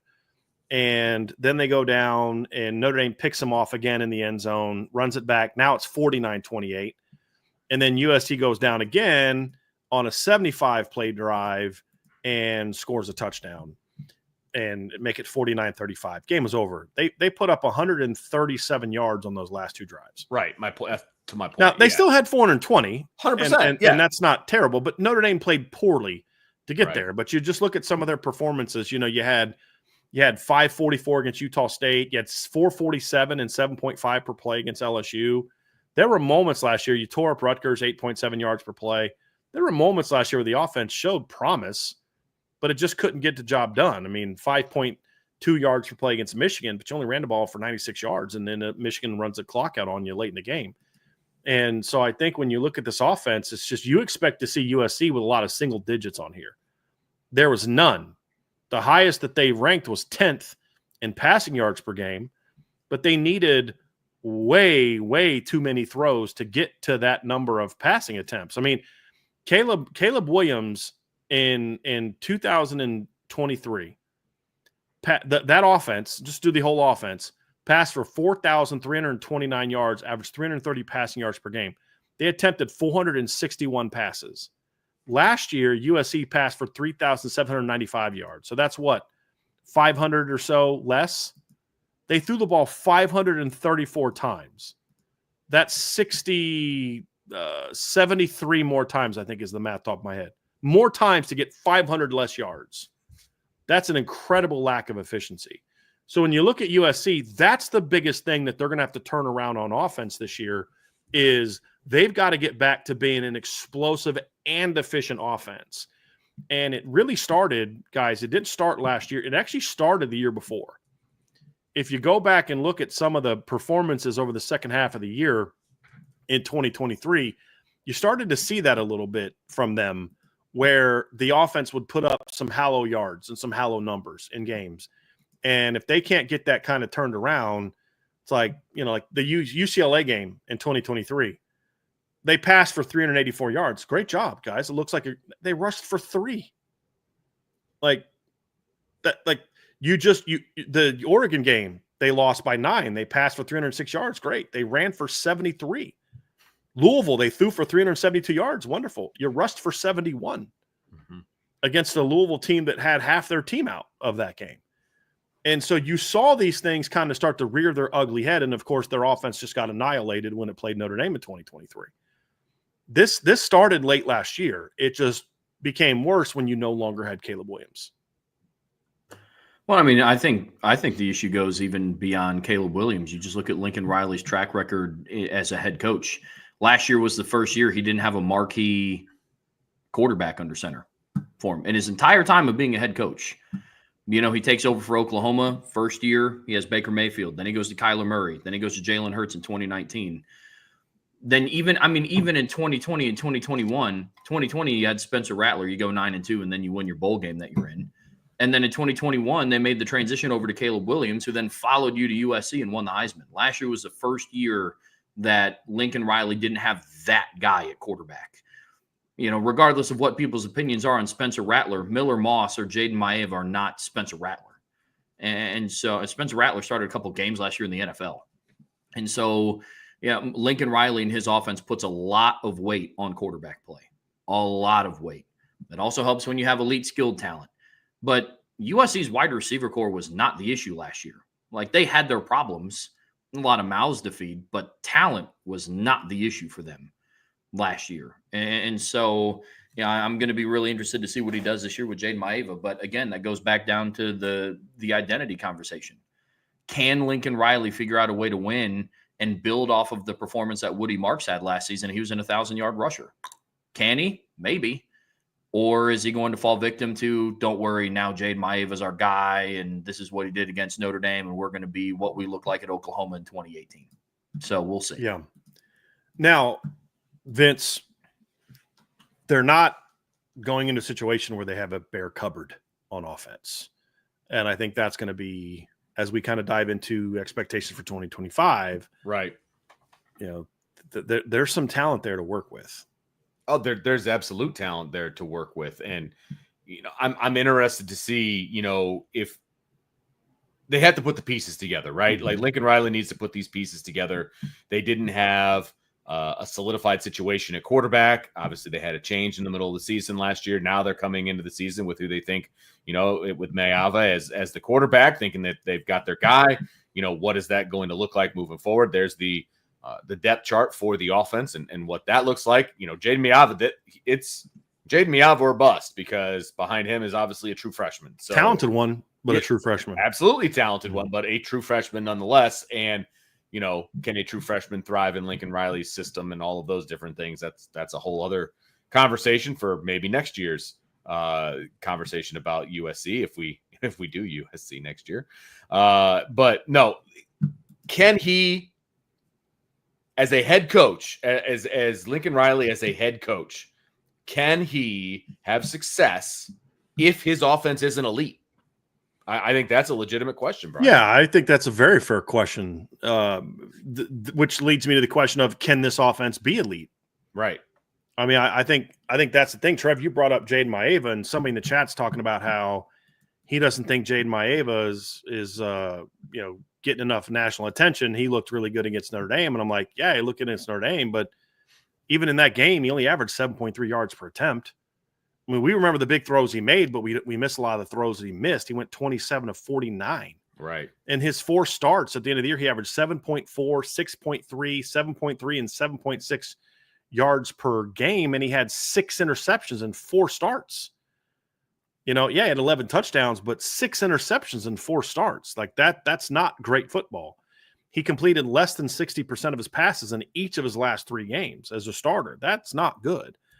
And you weren't, other than Notre Dame, you weren't playing exactly great pass defenses. And now he did play well against Notre Dame, and he had some big throws against Texas A&M as well. And if you're USC, you're hoping that he carries that performance into this season. But I do think there's a little bit of a, you got to show it to me type of thing. And the reason that concerns me is he was a bit of a turnover guy at UNLV as well. You know, if you look at his start to his career, his first 6 games at USC, first 7 games at USC, he only turned it over 2 times. But in his last 7 starts at UNLV, I said USM at UNLV, in his last 7 starts at UNLV, he turned it over 8 times. So that means in his last 11 starts, he's thrown 14 picks. Like, that's not good. And that he's going to have to protect the ball better and be a better decision maker. Now, the good news is he's got a pretty live arm. He's a big kid. He's a pretty mobile guy. I wouldn't call him like an elite runner. He's a pretty mobile guy. And they're going to need him to carry that team. The concern I have, guys, if I'm looking at it from a USC standpoint, is can he run the same kind of offense that Lincoln Riley's always run? That's a bigger question. And are they going to lean into maybe more of the quarterback run game a little bit more this year? I really don't know the answer to that question. And that's where I'm a little curious, because when I look at USC, I see a team that's got some talent, but I don't see a roster that's built to run the offense the way he's always run it. I mean, Jaden Maeve in his last 3 games at USC has had -2 rushing yards. He has more rushing touchdowns than he has rushing yards. 3 to -2. And then the first start, he only had 20 yards. So he's not Kyler Murray. He's not Jalen Hurts as a runner. So I really don't know what to expect from how they're going to build around him. Even at UNLV, he only rushed for 277 yards. He's a pretty mobile athlete, but he's not like a runner. He hasn't proven himself to be a runner. So I think it really starts at the top. The good news for him is he does have a pretty good receiving core to throw to. It's a very different looking receiving core, though. A lot more size in this year's receiving core. I don't know that they're going to be able to kind of run the offense the way they did last year. They ran a ton of quick game last year. I think one of the things that helped them against Notre Dame is they started throwing the ball down the field a lot more against Notre Dame. And I don't know that Notre Dame was prepared for it. And we saw that kind of carry over a little bit more into the bowl game. That's where you've got to use Jaden Maeva's skill set. He's not a let's throw quick game, screen game, RPOs all game. He's a big arm kid that I want to see him getting the ball down the field. So you've got Jacoby Lane, who I know Trev's real high on. You bring in Prince Strachan, who's 6'5". Makai Lemon's 5'11", but he's got ball skills of a guy that plays bigger than 5'11", in my opinion. So you okay? Okay. I know how that feels. There's talent there. Running backs, let's see. No, but when I look at the receivers, Trev, and the tight ends together, Walker Lyons is a former big-time tight end that was away from the program for a year on a mission. Now he's back for a second year. I'm curious to see what he does as well. I think the point that Trevor has made, I'm going to kick it over to you, Trev, because I want you to build on it. When we've talked about USC in the past, is the less is more for them this year in the pass game. You had to keep way too many kids happy. It's like Vince, in about 5 years, it's going to be a little bit easier for y'all to feed your family when a few of these kids are no longer in the house. You know, it's like you don't got to worry about as many people, as many mouths to feed.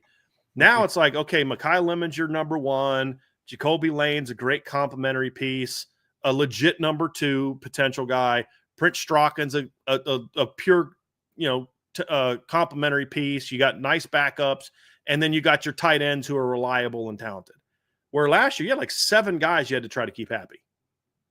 And that can get real hard on the quarterback. I am curious to see what Jaden Maeva can do when it's like, okay, I know who my dudes are.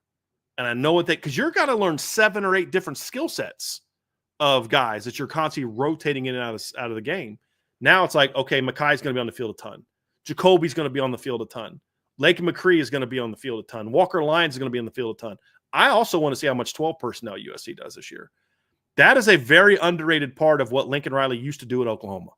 Remember when he had Mark Andrews, and then he had you were talking about it the other day, Trev, like that H-back? Yeah, they Dimitri still throw the Flowers. ball a ton, but they could run more.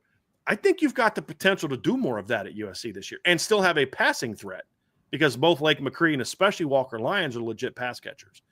So there's some opportunities here for this offense to get pretty good if Jaden Maeva can take a year or 2 jump in Lincoln Riley's system.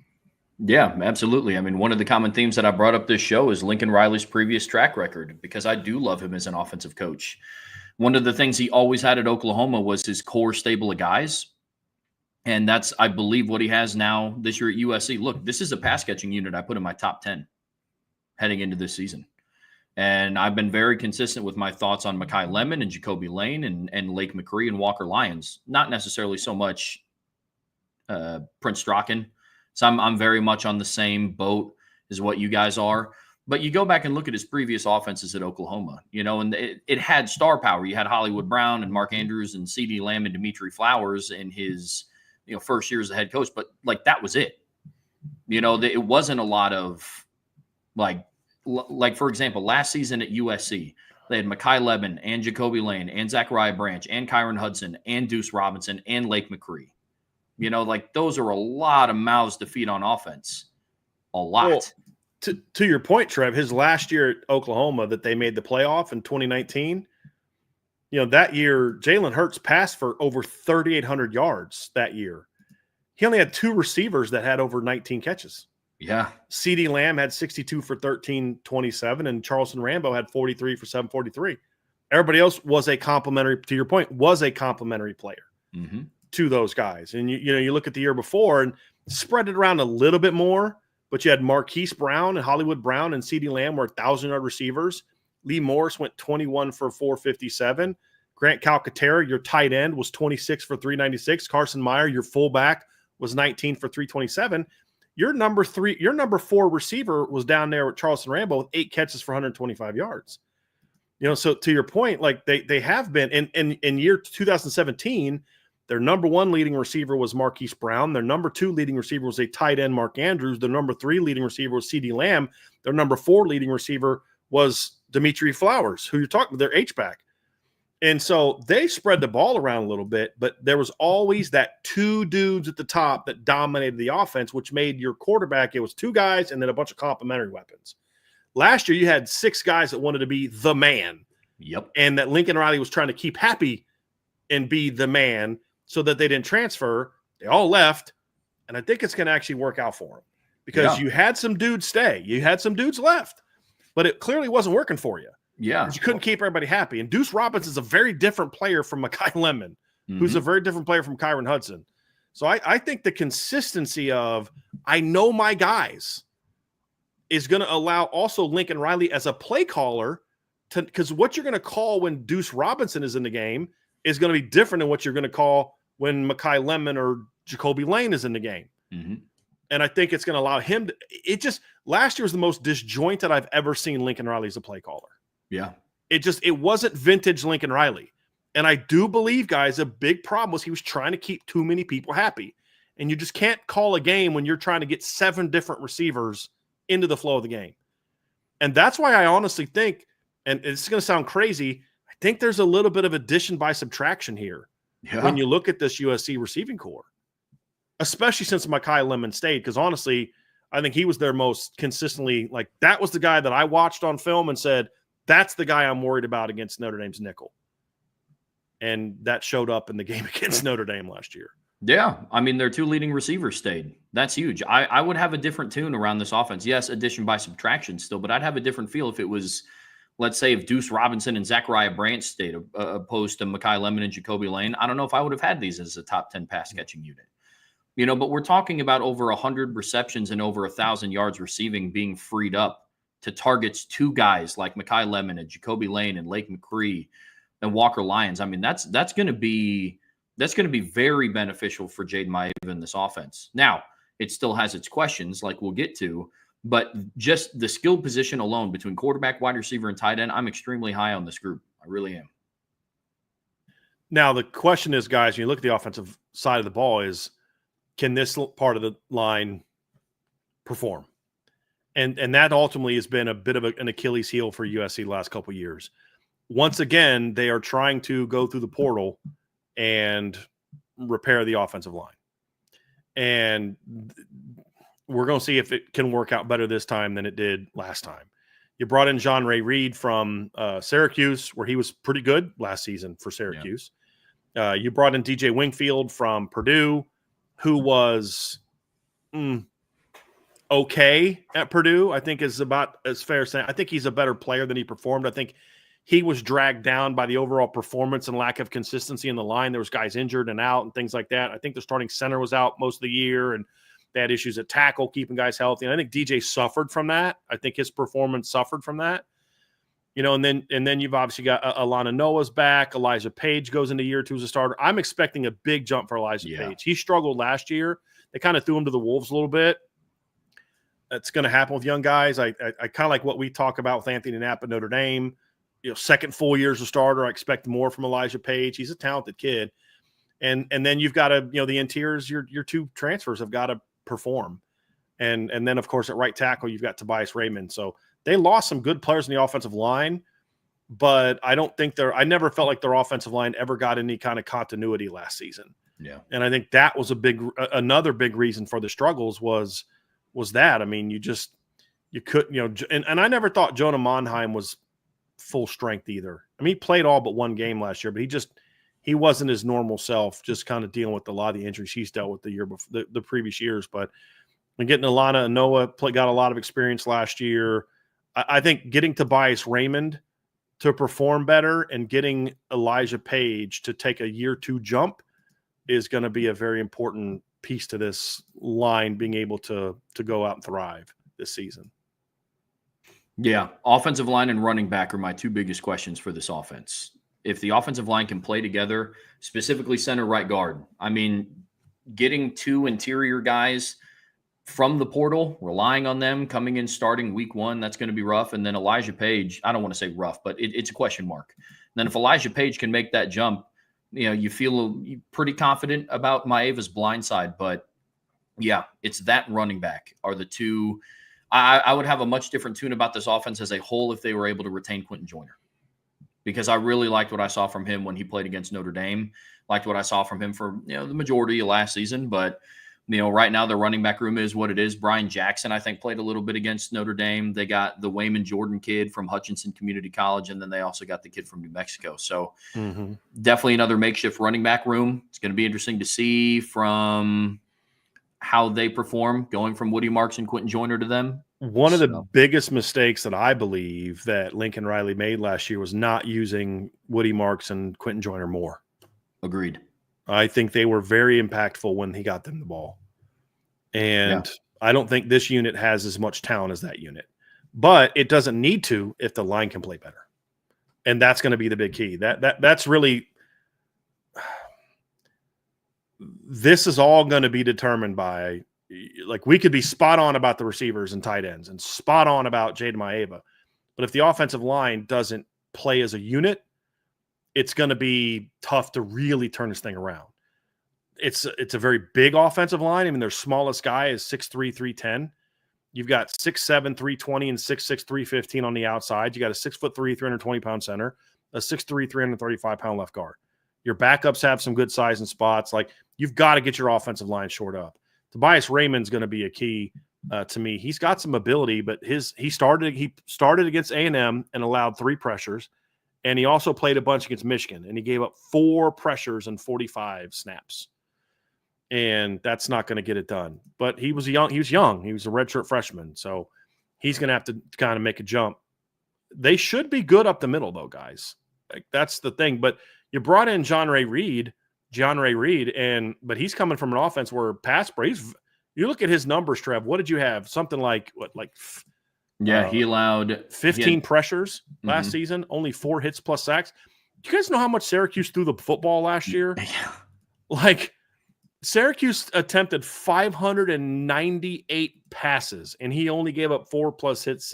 I mean, he's given up a hit on the quarterback, one every 120, 150-ish attempts. Yeah. Like, now for Lincoln Riley, that's one every 3 games sometimes. But I'm saying sarcastically, but they didn't run the ball very well, and that's kind of my question mark. But this is going to be the key to their offense. Is I think a lot of good things happen this offseason, simplifying the receiving rotation, solid depth chart, solid guys in the backfield, in the portal. Quarterback comes back. This is the key right here to their offense getting back on track. And do I expect them to look like they did scoring points-wise that they did 2 years ago or 3 years ago? No, but you got to find that happy medium. You got to be a touchdown better than you were last year. That's a big key for me. You got to be a touchdown better. They were at, what did we have them at? 30.4 last year. Wasn't that where they were last year? 30.4? Yeah. 30.2. You got to be a touchdown better. Because I don't think they need to score as much as they did 2 years ago, because I don't expect their defense to be as bad as it was 2 years ago. When you're giving up 34.4 a game, You got to score 40 a game. Yep. They took 10 off their – here's what killed USC. They took 10 points off their points per game allowed last year on defense. The problem is their offense dropped more than that. Mm-hmm. And that can't happen. But I really think the offensive line is going to be the key to making that work. So before we jump to the other side of the football, guys, what does offensive success look like to you in order for USC to have the season that USC wants to have? Not that anybody here necessarily wants them to have, but for USC, what they want them to have. What does offensive success look like, Trev? Yeah, I mean, in short, I would say it kind of gets summed up by two things. One, offensive line play has to be shored up. Very similar to the conversation we had when we were talking Notre Dame offensive line. Everything starts up front with the big boys, and they gotta play better than what they did. Then turnovers also need cleaned up. Both quarterbacks turned the ball over quite a bit last season, and it's hard to score points when you're donating the football away. And so you're really going to have to do a better job of protecting the football. Whether it's Jaden Maeva or, last couple seasons, Lincoln Riley's made changes mid-year. I don't see that happening with Maeva, but he's going to have to do a much better job of taking care of the football this year. I mean, you go and you look at how he ended the regular season last year, and, we're talking about a kid who had, 11 passing touchdowns with 6 interceptions, and that's over the touchdown course numbers pretty good. Yeah, touchdown numbers fantastic, but over the course of a season, 6 interceptions is going to start to add up in the sample size that we've seen him. So offensive success for me is it's more consistent. And how are you more consistent? Better offensive line play, and you're not turning over the football as much. Hey, Trev, 11 touchdowns and 4 starts over the course of a 12-game regular season is 33 passing touchdowns. That's not bad. Yeah. And he also had, what was it, two or three rushing touchdowns? Let me pull up his numbers real quick. He had 4 rushing touchdowns in the regular season. So, and then during his starting stretch, he had 3. So if you add 9, that's 42 touchdowns over the course of a season. That's pretty good. But it's also 18 interceptions. Yeah. And unless you're Deshaun Watson, you're not getting away with 17, 18 interceptions. But that's regular season. Deshaun threw 17 picks in the regular season, plus the ACC title game, plus playoff games against Ohio State and Alabama. Like, that's the thing. It's protecting the football better. I mean, that's a big part of it. I also think, Trev, they've got to get back to being more efficient and explosive. Oh, yeah. They were not a very explosive offense last year. For part of they could never get into a rhythm because of the things we talked about earlier. And they've got to be more efficient. I don't know what that's going to look like, because I think, like we said, they've had to change their receiver rotation to do some different things. But what I can say definitively is this offensive line, or this offense, has to be more efficient. They can't have the wild ups and downs. They can't be as streaky as they were last year. They've got to be able to consistently move the chains, which opens up opportunities for then some more big plays. But I also think that finding more balance, I don't expect USC to run the ball 200 yards a game. I don't think they're built for that. But he's got to get back to looking more like the coach he was at Oklahoma, where you had more balance. The thing that I said, and the concern that I've had, and I've said this for years about Lincoln Riley, is if you go look at his tenure at Oklahoma and you look at what he did his last year as the OC, they averaged 236.8 yards per game.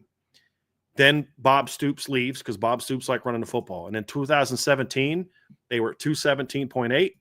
2018, they jumped up to 247.4 with Kennedy Brooks and Kyler Murray both going for 1,000 yards. But a lot of that was scrambles and looked like, okay, they're back to being Oklahoma. But then the next year, they were 240, a lot more quarterback scrambles, a lot more quarterback runs. And then when they lost a quarterback, the ability to have a quarterback to do that, they dropped all the way down to 179.3. And then in his last year, they're 186.6.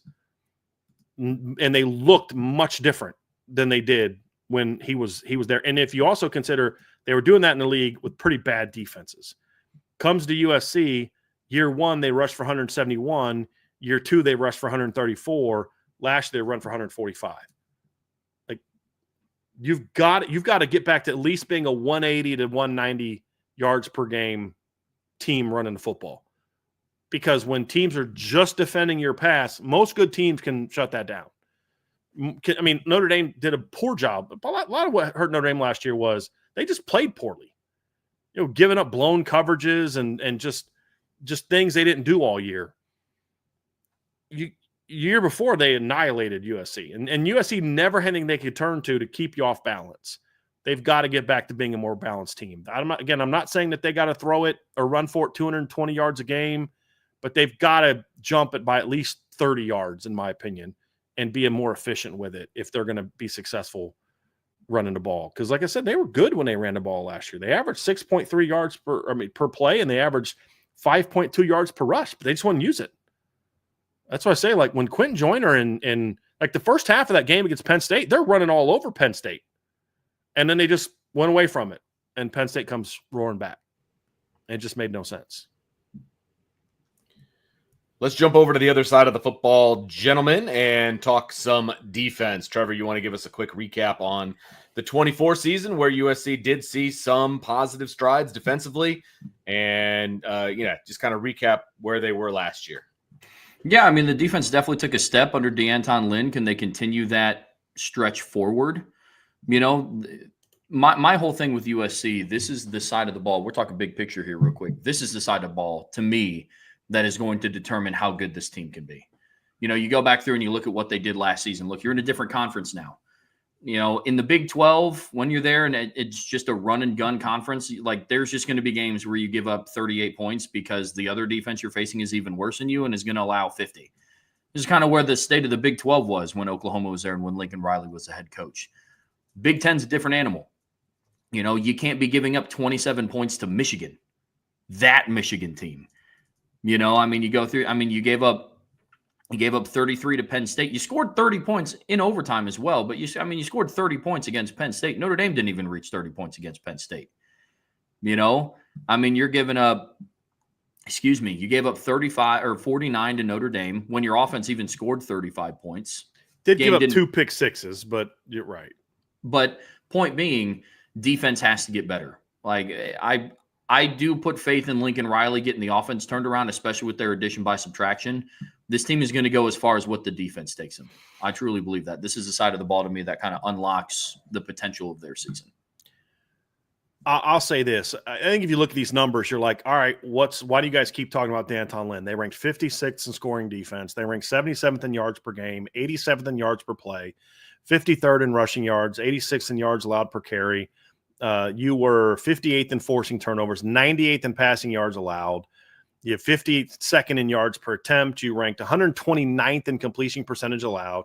You were 100th in sacks, 69th in red zone defense. I don't understand why you guys keep talking about D'Anton Lynn. I'll show you why we keep talking about D'Anton Lynn. This is what they did the year before he arrived. Look at all the rankings. So last year, USC ranked in the 100s in 3 defensive categories. Now, they were in the 90s in 2 others, but 3 hundreds and 2 90s. In 2023, they ranked in the 100s in 3 rushing categories. They ranked in the 100s in 5 passing categories, plus 109th on third down, plus 110th on fourth down, plus 119th on red zone defense, plus 115th in red zone touchdown defense. So, Trev, I agree with you. They've got to get better on defense, but it's just keep doing what you're doing. Keep developing the way you're developing, because when you go from that number, and somebody just said, but that TFL, they did all that while ranking 26th in the country in tackles for loss and 49th in sacks. They were still terrible. 121st in scoring offense, 119th in total offense, 104th in yards per play. In one offseason, they jumped up to 56th in scoring. Now, that's got to get better, Trev, because you're USC. You shouldn't rank 56th in total off defense or scoring defense and 77th in total defense at USC. You're spot on. But you ranked 121st and 119th the year before. Under D'Anton Lynn, they dropped 10 points a game, and they dropped, I'm trying to do the math in my head, was about 55.7 yards per game. You dropped 0.3 yards per play. You allowed 10 fewer rushes of 20 yards or plays of 10 yards or more. Your rushing defense, you gave up 186.5 the year before. You dropped it down to 141.2. Your pass offense went from 246 to 235. That's not as big of a jump, but yards per attempt and yards per completion went from 93rd and 74th to 52nd and 12th. Now, let's also not ignore the fact that being in the Big Ten helped these numbers as well. Yeah. Right? Like the Big Ten just doesn't have the same number of juggernaut offensive football teams, if we're going to be completely honest about that. Well, because to your point, Brian, the teams that USC played in 2023, they played a ranked Utah team, Notre Dame, Washington, Oregon. They played Louisville in a bowl game. I mean, it's crazy. Yeah. Right. They played some very good football teams, but they got annihilated by those teams as well. USC ranked 12th out of 18 teams in the Big Ten in scoring last year. So this was an improvement. It's still not near good enough. But I don't care what league you're playing in, Trev. You go from one Power 5 league to another Power 5 league and drop off 10 points per game. And you also consider that included, you had you gave up 2 pick sixes against Notre Dame. And if my memory serves me correctly, those were not the only touchdowns their offense gave up last year. And special teams gave up last year, if my memory serves me correctly. So I do think there are some aspects of it. Let me just go look at this real quick. They gave up let's go to interceptions. They gave up 4 pick sixes on the year. 4. They gave up 2 to Notre Dame. They also gave up a pick 6 to Wisconsin, and they gave up a pick 6 to that was Wisconsin did that to them. Who were the other 2? I have to go look those up. But they gave up 4 offensive touchdowns last season. And so you're talking about over a 10-point jump. That's improvement. Now, the question is, in year 2 under D'Anton Lynn, is this the new normal, or is there another level that they're going to get to? That's the question for USC. And if they can drop off, I mean, here's the thing for me, if USC, their defense doesn't have to look like Notre Dame's did last year, or like Ohio State's did last year, or like Penn State's did last year. It just has to drop off another 3-4 points a game. To your point, Jeff, play better in some of the big games. Yes, Notre Dame had 2 pick sixes, but you still give up 35 points to Notre Dame. You know, I mean, you still allowed Notre Dame to kind of move the ball up and down the field on you. You know, you did a great job jumping out to a 23 lead against Penn State, but then they absolutely annihilated you in the second half and you couldn't stop them. You know, you let Tyler Warren have like one of the greatest. I mean, the defensive game plan against Tyler Warren in that game was one of the worst I've ever seen. I just don't think they had one. They didn't have a plan. Not that they didn't execute it, they just didn't have a plan for it. Yeah. And so I just look at it and say, you made a big jump, but you've got to make another one. If you can just get down to like 20 to 21, get the yards per play just closer to 5, which isn't great. But if you can do that and your offense can just add a touchdown, USC's a 9-win team this year.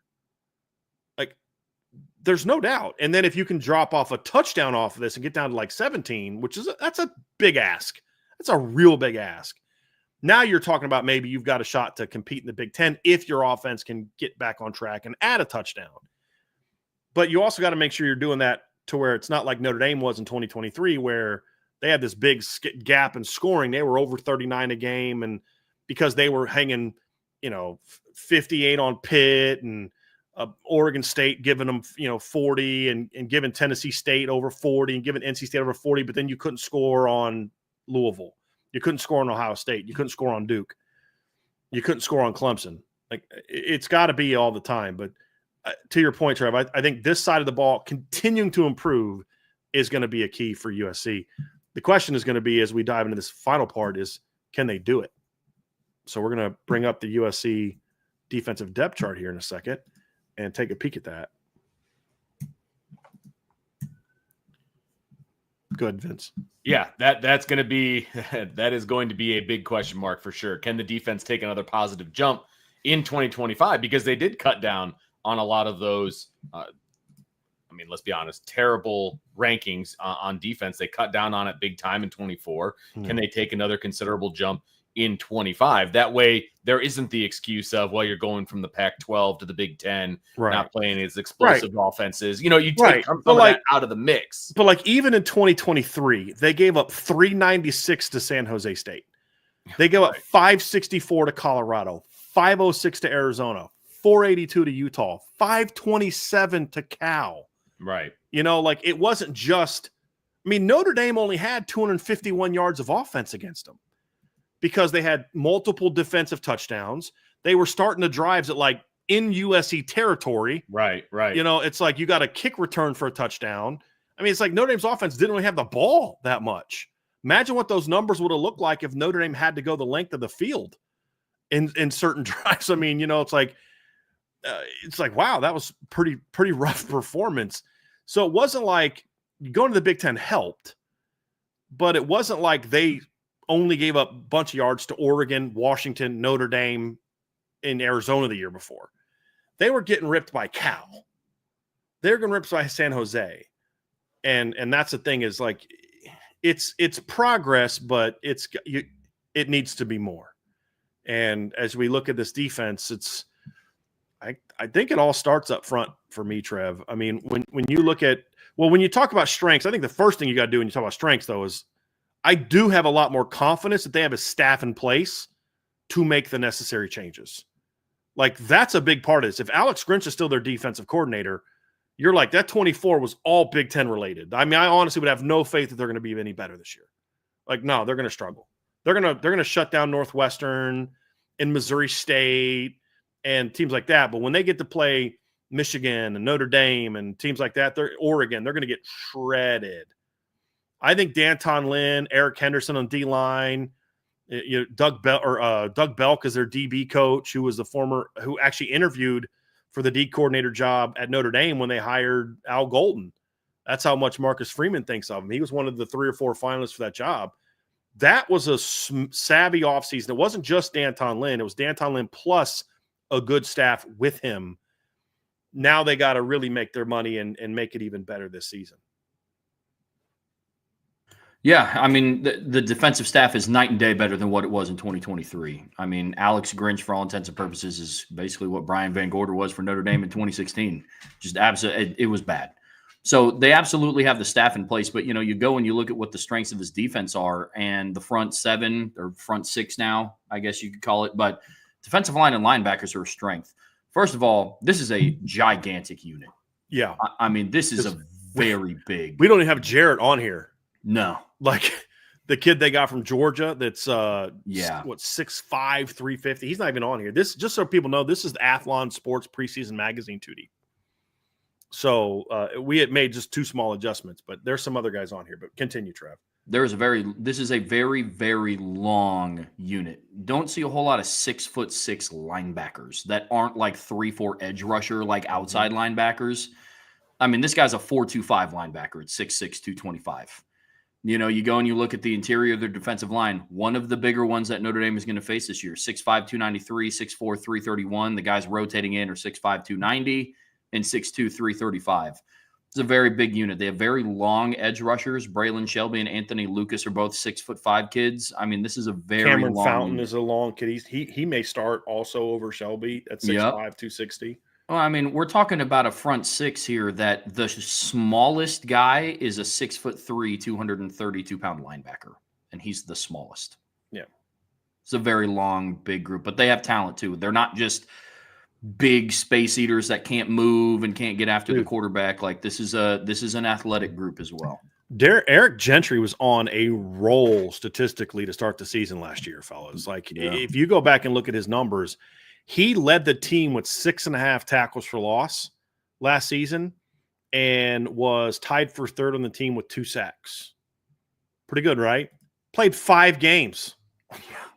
Played 5 games and led the team with 6.5 tackles for loss. Losing him hurt them because what happened is they had to go to a bunch of small guys. They had short 5'11", 6-foot linebackers. Giving him gave them a tall, rangy kind of – so you kind of had some mix of skills.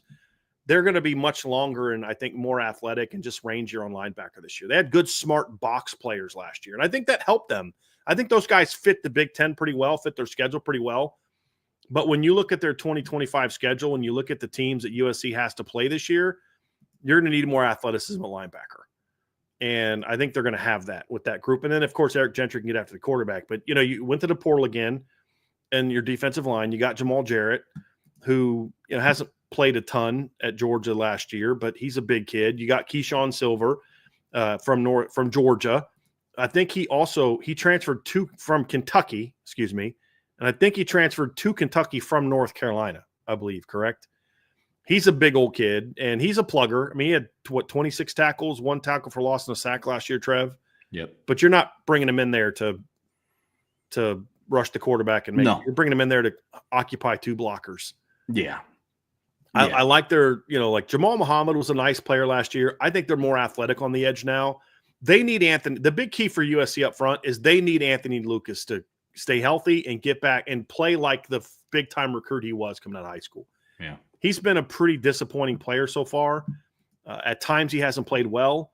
At times, honestly, Trevor, he hasn't been healthy, but at times it's just like, does this kid even want to be out there? Agreed. He's very inconsistent player in a lot of ways. I mean, he's got talent. I don't think that there's any doubt about whether or not he's got talent. I mean, not just because I loved him coming out of high school, but you look at him and you see plays where you're like, dude, that guy's pretty good. But he's going now into his 5th year, and he's yet to record a sack at USC.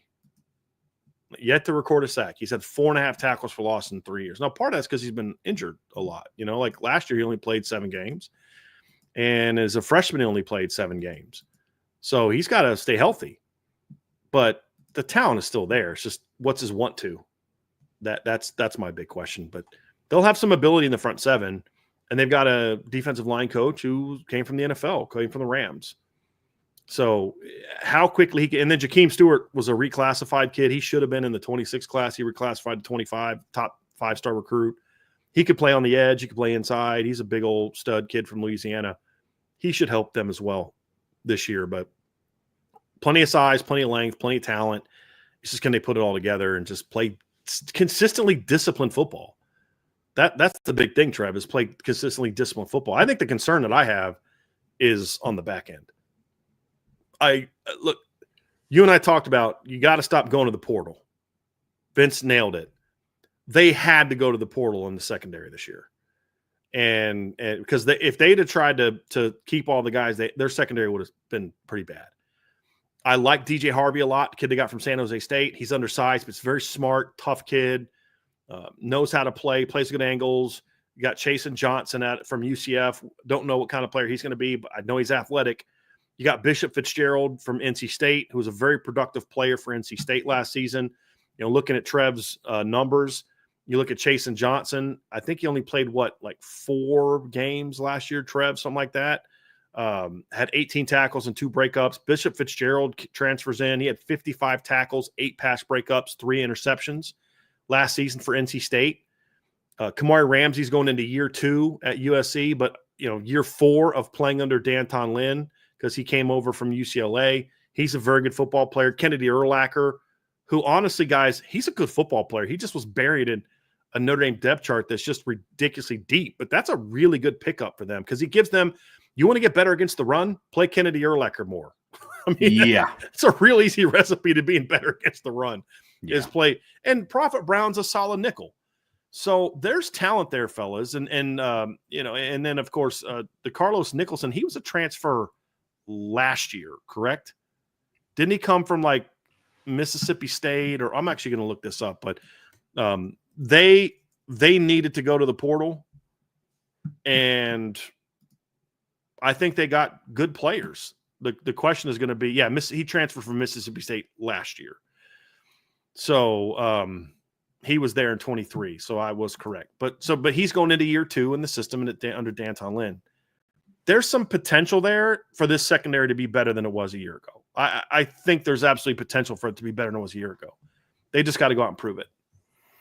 Oh, yeah. I mean, on paper, this is a decent-looking secondary. But again, it just goes back to the transfer portal conversation that we have. How quickly can you build chemistry? D'Anton Lynn going into year 2, how quickly can he get them to play as a unit? Mm-hmm. That's a big – because you can have a long, athletic, physical, big front 7 or front 6, but if your cornerbacks can't cover, it's not going to mean a whole lot. Yeah. And so when I look at this, the majority of their players in the 2 deep are all from the portal. How quickly can you build chemistry? How well can you play together as a unit? It's going to be a big, big question. Big Yeah. question. Yeah, it is. It is. I think at the bare minimum, I think they repeat what they did last year on defense. I do. Just because I do have some faith in their coaching. I think you have a higher number of guys. I mean, yes, there's a lot of portal guys, Trev, but of their projected starters, see 3, 4, 5, 6, 7 of their projected starters are returners.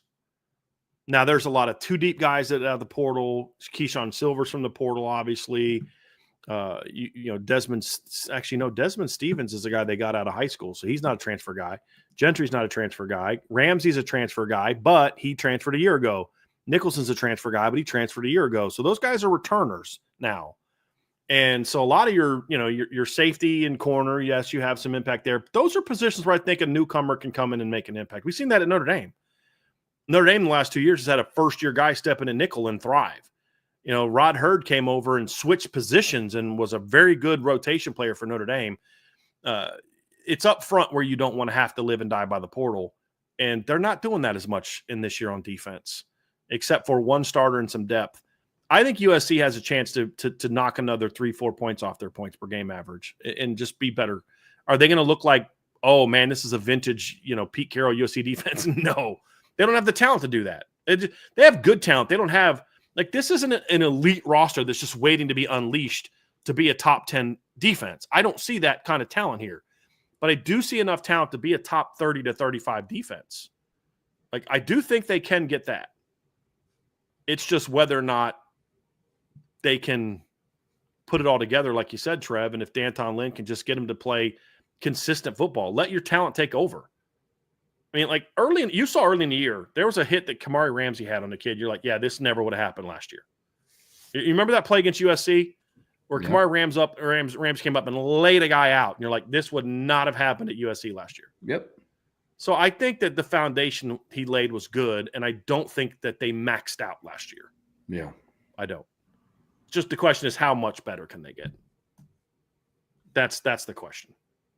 So, and I think that ultimately is going to determine the defense's improvement will determine the floor of this team. The ceiling of this team will be how much better the offense can get ultimately. That's what I think. Well, that's a great segue. So let's jump into our thoughts on the schedule and our predictions for USC and what that looks like moving forward. And, toughest stretches, kind of whatever direction that you want to go in when it comes to the schedule and the season and all of those different things. Trevor, I'm gonna throw it to you to kind of bring us home a little bit, and we'll kind of go around the horn and kind of talk about the schedule a little bit. Yeah, I mean, as far as what their schedule goes, I mean, it's relatively favorable for USC this year to have a turnaround season. I thought they played Ohio State, Michigan, Penn State, and Oregon and Washington every year. And they play them all on the East Coast. Yeah, it's all on the road, actually. Yeah. And it's all cold for whatever reason that weekend. No, this year their schedule is relatively favorable. I mean, you go through and you look, and some of their away games are at places that are, I mean, I'm not going to count Oregon as like an away Big Ten game because back when they were in the Pac-12, they would rotate and play each other home and away anyways. Yes, I know on paper it's a Big Ten road game, but you would have played them if you were still in the Pac-12. So you go and you look, they're familiar with traveling to Notre Dame. That's nothing new to them. So you have to go to Purdue. You're in Indiana twice in the same year. That's a win. If USC loses to Purdue, then I don't think Lincoln Riley is going to be hanging out much longer in Los Angeles. He may not ever be back in Los Angeles. I was going to say that'll be the old tarmac. That'll be the old tarmac firing and enjoy West Lafayette. They're going to annihilate Purdue. Come on. But you go and you look. Their farthest away game this year is Notre Dame. As far as distance. Yeah. And so that's a favorable schedule for them. Then you look at the opponents that you get at home. Yes, you play Michigan, but they're at home. Yes, you play Iowa, but you're at home. So I think their toughest road game is still going to be Notre Dame. Nebraska, I think the jury's still out on them. They have the potential to be much better this year, but I got to see it because I feel like I've said that the last 3 years about them. And so could be a difficult road game. Who knows?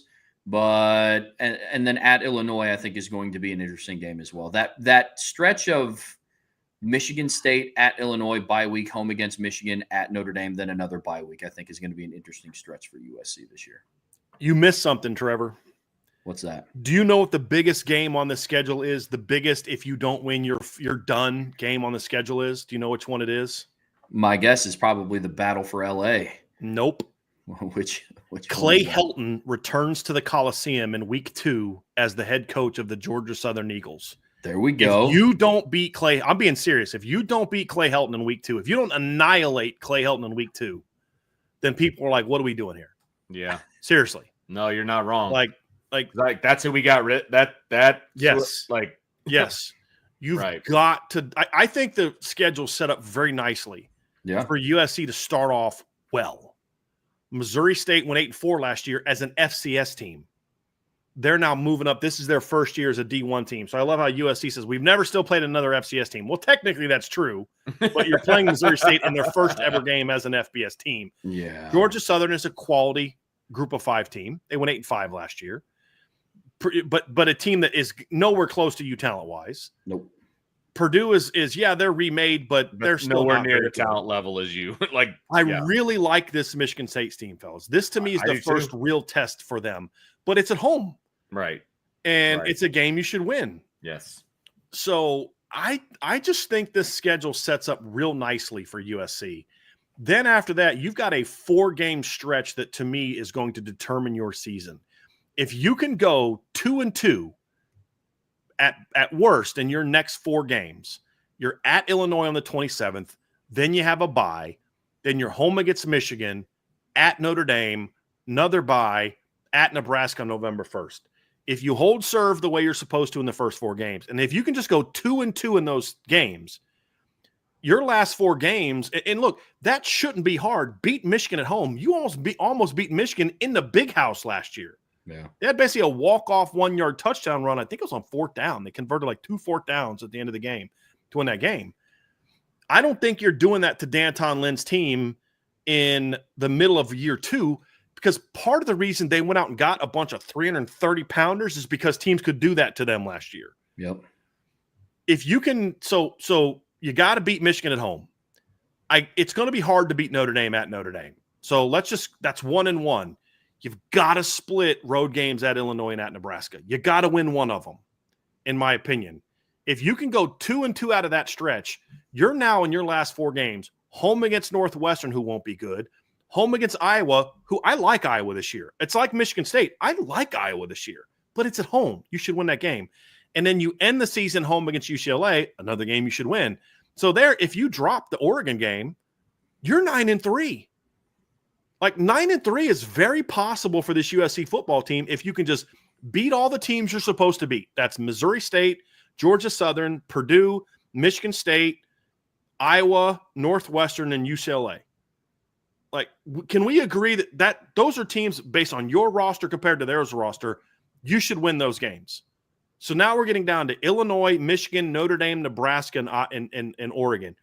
The 5 best teams you play, you only got to go 2-3. You got to beat the teams you're supposed to and just go 1 game under 500 in the other games. That's it. That's doable for USC. So when I look at their schedule, guys, you've got that nice warm-up part at the beginning of the season that gets you ready for Michigan State. That's the first game where we're going to be like, okay, this team, they might be okay if they can handle Michigan State. And then we really start to find out who they are that next month when they play Illinois, Michigan, Notre Dame, and Nebraska. This could potentially be 3 tough road games. Very. You know what I mean? Right in the heart of But if your you're schedule. if you're USC, you got to win one of them. That's my whole point. I agree. I agree. 4 tough road games. And I think the 4 toughest games in their schedule, somebody in the chat said this. They said their 3 toughest games this season are on the road. And they said it was Notre Dame, Oregon. And I think they said Illinois. Yeah. I would throw Nebraska in there because Nebraska played USC tough last year. And I just think Nebraska's going to be very good. I think you could argue that 4 of their 5 toughest games are all on the road. All I'm asking that you do is win the 1 game that's not on the road against Michigan, beat the other 7 teams that you're just going to have way better rosters than. All you got to do is go 1-3 in those 4 road games. That's it, 1-3. It's got to steal one of them over Illinois or Nebraska or Oregon or Notre Dame. It's got to steal one of them. If you do that, you're a 9-win football team, guys, and you're not going to be good enough to be in the playoffs.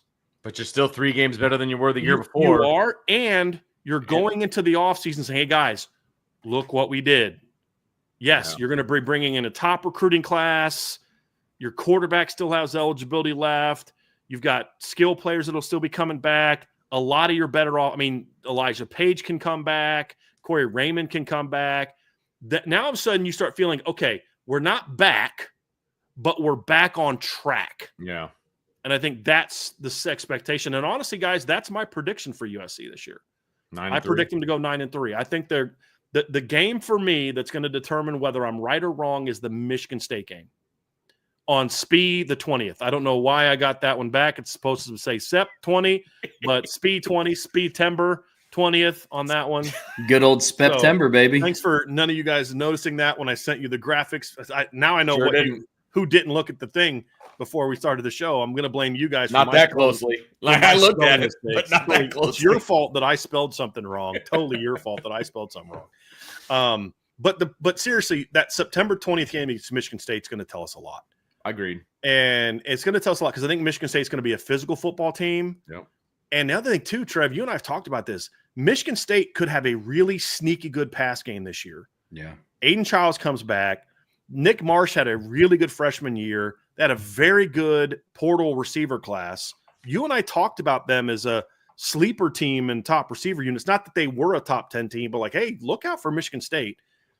If you can beat them and your defense plays well against them, then that signals to me, okay, USC has turned a corner. And now you've just got to, like I said, you got to just hold water the next month and get out of that stretch 2-2. If you do that, now here's the thing. If they go 2-2 against that stretch, in my opinion, you guys tell me if you disagree, they're going up to Eugene on the 22nd of November if we win this game, we can lock a playoff spot down against UCLA. Or we might be locking down a spot into the Big Ten title game if they can beat Oregon and UCLA. Because if the season goes how I'm predicting it goes prior to Oregon, one of their losses is to Notre Dame, which means they've only got one Big Ten loss, which means that Oregon USC game on November 22nd all of a sudden has Big Ten title game implications, which is doable for USC in my opinion. Like it's going to be tough to beat Oregon at Oregon, but isn't the sign of like you're turning things around that you're going into November with a chance, even if you don't make it, you drop that Oregon game and you lose by 7-10 against Oregon, who's going to be really good this year. Isn't that kind of getting back on track? Hey, look, we were in the conversation. Now we take that next step where if you're going into the Oregon game and you're like, dude, we've already got 3 or 4 losses. We just don't want to get embarrassed. It's like, okay, nothing's changed.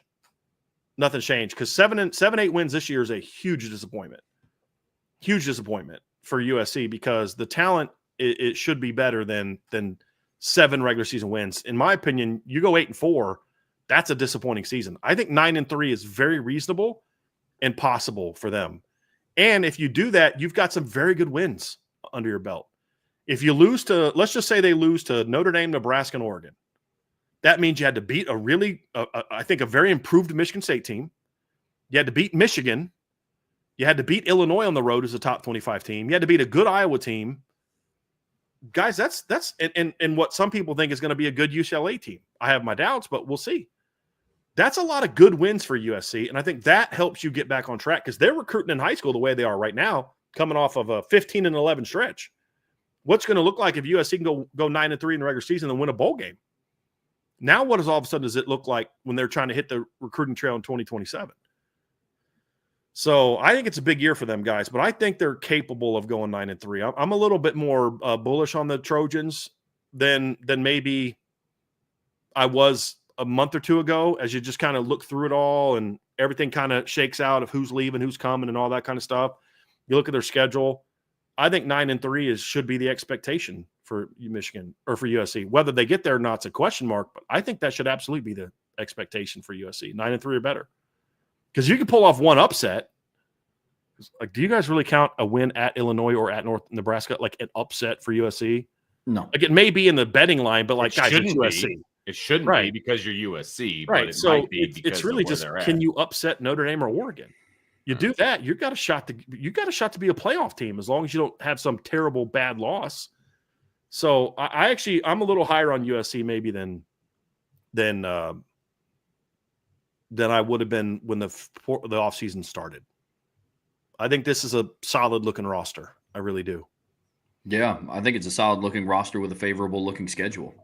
I mean, it's not beyond the realm of possibility that USC enters a Notre Dame game undefeated. Like, that's not an impossible feat. And if they are, they've got some really good wins under their belt. Yeah, absolutely. I mean, look, fact of the matter is USC was pretty good at home last season. The only 2 losses in the Coliseum last year was to Penn State, a college football playoff semifinal team by 3 points in overtime, by Notre Dame, the team that played for the national championship game. That carries some weight. A red zone interception pick 6 away from tying. Yeah. In the fourth quarter. Right. I mean, it was, and USC had a lead in the fourth quarter against Penn State. They just blew the lead. The only team that they did not have a lead against in the fourth quarter last season was Notre Dame. Yeah. That's it. They didn't have a lead the entire second half. Well, actually, they never led in that game at all. But in every other game they lost, they had a lead in the fourth quarter. Yeah. Every single one. Well, absolutely. And I mean, you go and you look at some of these teams on there, like there's no, until you get to the back half of the schedule, there's no like unknowns. Like I know Illinois, like to me, you know what Illinois is. They went 10-3 last year. I think that's the ceiling of what this team is too. Like that's a good year for Illinois if they go 10-2 again. But that's not going to sneak up on anybody. You know, Michigan, look, until proven otherwise, if you stop the run, you can beat Michigan. Yeah. Even if their quarterback's better, guy, who they thrown to? Well, that's what I'm saying. Look, yes, their quarterback's better, but to what? Like in 2017, Notre Dame's defense was going to be better than 2016. I didn't care who the defensive coordinator was. I knew they were going to get better. It could be worse. Right. That's what I'm saying. It's like Michigan's quarterback play is going to be better. And it's like, yeah. And that's like if in December I was sitting there, I was like, man, I bet you it's going to be hotter in July than it is today. It's like, yeah, duh. Like yes, Michigan's quarterback play will be better this year, but that's marginal. I mean, yes, I hope you're better than Davis Warren. I think it'll be a lot better relative to that, but the question mark still is, who are you throwing to? And if you're concerned about USC as a secondary, I like USC's secondary a lot more than I like Michigan's pass catchers. Sure do. You know, and so you know what Michigan's going to be. If you can stop the run, you can beat them at home. At Notre Dame, I don't have them losing to it. I don't have USC beating Notre Dame in South Bend. I don't. But what does work in USC's favor is, unlike the last time they came to South Bend, you know what this Notre Dame team is. You know how talented they are. You're going to have sample sizes from Miami and Texas A&M and Arkansas and Boise State. And you'll have nothing to lose. Exactly. No, there's going to be zero pressure on you. Even if USC's undefeated, there's going to be zero pressure on them coming in Notre Dame unless Notre Dame has somehow a couple losses. Yeah. Yeah, absolutely. And then the back half is where it gets a little bit more interesting. On the road against Nebraska. On paper, that should be a tough matchup. And it could be. I'm not naive to that fact. I just don't know what Nebraska is going to be this year. Right. Have the potential to be good, or they could be 7-6 again. That is a matchup of two of the toughest teams to evaluate in the Big Ten going into the season. Yes. That Nebraska versus USC game. And this game could be one, Trev, that is, which way do they both go? Mm-hmm. I mean, if you look at Nebraska's schedule up to that point in time, it's a relatively manageable schedule. They've got Cincinnati, Akron, Houston Christian, Michigan at home, Michigan State at home, at Maryland, at Minnesota, home against Northwestern before they go to USC, or they host USC. It's like IU schedule. They're at USC, excuse me. But like, could you imagine that could be a top 25 game? Yeah. Like it could be. And then the question is, like you said, USC, then the 3 of the last 4 challenging games. And then you look at Nebraska after USC, they got to play at UCLA, at Penn State, home against Iowa. So like that game is going to determine a lot for both of those teams, who I think we both would say they've got a chance to be a lot better, but they've got to show it.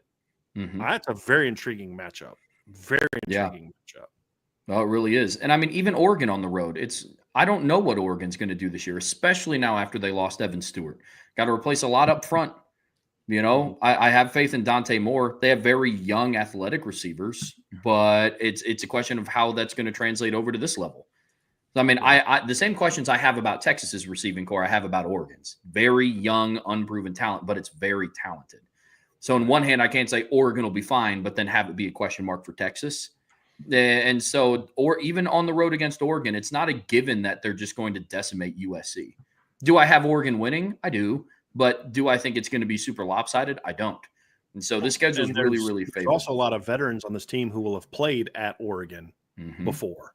Yep. So, I mean, they played at Oregon in 2023. Now, there's not a ton of guys on the roster left from that game, but there's plenty.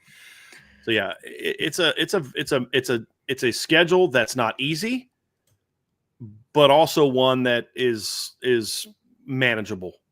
If you're truly turned around, if USC's back on track, that's a 9-win schedule. I'd say at least. Yeah, because if you look at USC last year, guys, I mean, they went 7-6. We talked about this. They went 7-6. One of their losses was to the national runners-up.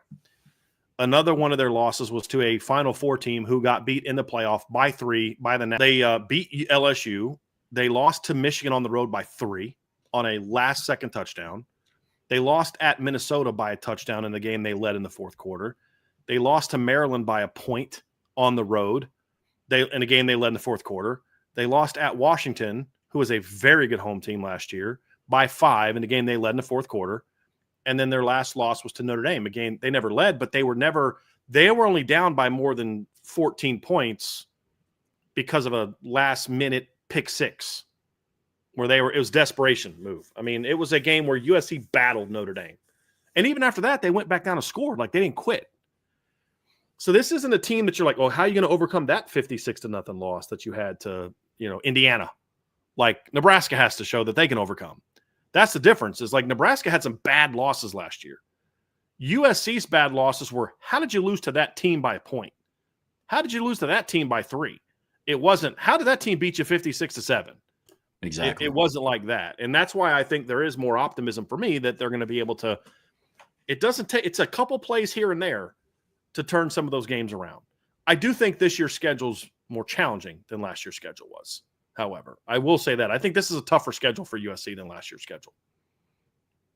Because your toughest game last year was what? Home games against Notre Dame and Penn State. This year you're playing 2 comparable teams. Now you got to play at Notre Dame and at Oregon. Plus you have to play at Illinois, at Nebraska. Like, those are going to be tougher games. But did they get any Big Ten road wins last year? I mean, did they win any games last year on the road? At Michigan loss, at Minnesota loss, at Maryland loss. Their only Big Ten road win so far is at UCLA. Bang. Don't worry, they'll pick up one in their first road game this year. They have yet to beat a traditional Big Ten team on the road. We joke about that, but I think that can be a mental block, guys. And you may laugh like it's only Purdue, but it's still the thought of we went on the road, out of our comfort zone, to a Big Ten team and beat them. May not seem like much, but this is a team that lost to Maryland on the road last year. I do think that notion of getting that win, we may all laugh and say it's Purdue, but to these players, it's like, dude, we can win in this league. We can go on the road and win in this league. And I think that helps them if they can play well. Because what could hurt you is you get beat or you play terrible. Well, I mean, if you go into Purdue and do what you should do, guys, I mean, that's should be a double-digit win. Well, I mean, I think that's the biggest issue. We talk all the time about how teams emulate who their head coach is. And when your head coach and the administration in your program spend all offseason whining about how hard it is to go on the road and win in your league, what do you expect a bunch of 18, 19, and 20-year-olds to think? I mean, that's just facts of the matter. And so that's going to have to change up top. But, yeah, a win against Purdue could jumpstart that for sure. So that's great stuff, guys. This has been a great discussion about USC. I'm very curious to see what this team can be. What I want to do before we get out of here, fellas, I gave my record prediction. I have USC at 9-3. I have them 9-2. I have them losing to Notre Dame, and I have them losing to either Illinois or Nebraska. I think they lose one of those 2 games. And then I have them going into Oregon on November 22nd and catching another loss. And then ending it with a UCLA win. They'll have some good wins in the season. I have them at 9-3 and making a pretty good bowl game. Because I think 9-3 against that schedule has USC absolutely in the top 25. I do. So probably top 20. 9-3 with that schedule is you're probably 18th, 17th, 18th. Well, and they get the something extra like that. prop up of being in the Big Ten and all that Right. fun stuff too. Right. So yeah, Right. you're So probably I not have them wrong about 9-3 playing in a pretty good bowl game. Trev, what's your record prediction for USC? As much as I hate to say this, I have them going 10-2, and with their losses being Notre Dame and Oregon. And you have them winning both Illinois and Nebraska on the road. That's huge. I do, because I think like Illinois on the road. Like I said before, we've seen what this team is. Like, we know what Illinois is, and I think they're just going to be that again. And I don't mean that as a knock. They went 10-3. Right. It's just had a heck of a season last year. But they just kind of are who they are. Yeah. And then I am on more of the lesser side of Nebraska. I think they're going to be better this year, but what's better? 8-5, not 7-6, you know? So that's kind of where I have them maybe. So, but I have them losing to USC, or I have them losing to Notre Dame and Oregon. And I don't think they're going to be able to pick up a big enough marquee win to get them into the playoff discussion. But I think they're going to be ranked in the top 25 when they come to South Bend. Vince, I think if USC's 10-2, as long as their 2 losses are competitive, I think they're a playoff team. I agree. I agree because they'll be the 4th place Big Ten team if that's the case. I think Illinois will be ranked. I think you'll beat a ranked Nebraska team, my opinion. And I think one of Iowa or Michigan State will end the season ranked as well. And just 2 losses. There's a lot of, like, the SEC, they're going to beat each other up. Sure. I think you know it's going to be. I think they're in the conversation at least. And I think, Trev, you would agree with that. They're at least they're going to be in it like Alabama, South Carolina, Ole Miss were at the end of the year. You would at least say that at 10-2. Whether they make it or don't, you think they're not going to get dismissed like no one's going to talk about them. I think they're in the conversation for is the committee going to put them in? Oh, in the conversation, absolutely. Yeah. I don't see it happening because what's going to hurt them is they're not going to start the season ranked. And while I do think some of these teams will be ranked that they beat, I don't think they're going to be ranked high enough for them to be like, like USC needs to be in the playoffs, definitively. But here's the thing. They're going to have if that is the case, if they go 10-2 with the record that you have them at, they will have 1 Big Ten loss. Yeah. They'll probably be playing for the big. That's a good point, because it's impossible for more than 2 teams. It's impossible for 2 of Ohio State, Penn State, Oregon, and Michigan to be undefeated, right? Because they all play each other for the most part. So how those tiebreakers work out, and because people will dismiss the Notre Dame loss because, if Notre Dame's as good as we think they're going to be, they will dismiss that loss because it was at home and all those other things. And Notre Dame's really good, right? That's what I'm saying. So they'll dismiss that one. And they'll be like, they got 1 conference loss, and So I think they're in at 10-2 personally, unless it's 10-3 and they lose in the Big Ten championship. What does that look like? Get killed by Penn State or Ohio State. You know what I mean? Yeah, exactly. But I think 10-2. They're absolutely in the conversation. So we got to wrap this up, Vince, with your. Well, I'm not as enthusiastic as you guys. I go 8-4. I think that stretch that you guys were talking about, Michigan State, Illinois, Michigan, Notre Dame, I think that's going to be a very interesting stretch. I think that they will lose to Illinois on the road. I think they lose 1 of Michigan State and Michigan. Then they lose to Notre Dame and they lose to Oregon. There's their 4 losses for me. So you still have them with some good wins, though, Vince. You have them beating one of the 2 Michigans. You have them beating Nebraska on the road, and you have beating Iowa. But 8-4, we're at least having a conversation about Lincoln Riley's future. And they kind of go into the offseason with some question marks and things like that. If they can go 8-4 and win their bowl game, I think people settle down a little bit. That's especially if the wins and losses are to who you've talked about. I think a key to their playoff resume, if they're at 10-2, is how good is Michigan. Right. I think that's a big part of it. Yep. Is Michigan 9-3? To be honest with you, I said they lose 1 of Michigan State at home. I think it might be Michigan State. Because you're overlooking Michigan State. You're coming off a bye week. You're fired up to play Michigan. You want payback for last year. And you're coming off a big win on the road against Purdue. And while we're all like, well, it's 1-11 Purdue, coming in. But they need that win. They need that win. Mindset exactly. Wise, right. And so now they're coming in confident against Michigan. It's just Michigan State. And I think Michigan State could get them. Yeah. Yeah. So I can see that. Yeah. I could see that's where I'm at. But that's going to do it. That's going to do it, guys, for our USC prediction show. check them out. They play Notre Dame week 7, of course, but check them out all year. They're a Big Ten team, so we get to watch them all the time. It's not Pac-12 after dark for USC anymore. We get to watch them on the Big Ten network and all that kind of fun stuff. So check out USC, and we'll see who's right. We have 3 completely different predictions here. 8-4, 9-3, 10-2. We all think USC will be improved. That's I think the only conversation is that's true. Part of it's how improved, right? But then I think also part of it is we see some other teams as making improvements as well, right? Which is going to be part of the challenge that USC will have as well. We think Nebraska's going to be improved. We think Michigan State's going to be improved. We think Michigan, Iowa are going to be improved, which is what I think. Even though there's 2 elite teams on their schedule, but there's a lot of really good teams after that. So I actually think 8-4 or better is they took a step. Point in the right direction. Step in the right direction, exactly. But is it a big enough step? That's the question. Is it a big enough step for USC people? If they keep the majority of their current recruiting class together and win their bowl game, I think it is. Yeah. As long as they don't get embarrassed in the 2 losses to Notre Dame and Oregon, which guys they didn't last year. No, they didn't. I agree. Say whatever you want about Lincoln Riley and the job he's done, but they didn't have any blowout losses last year.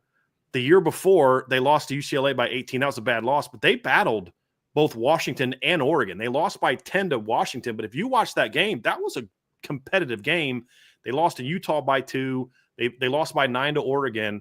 They battled in that game.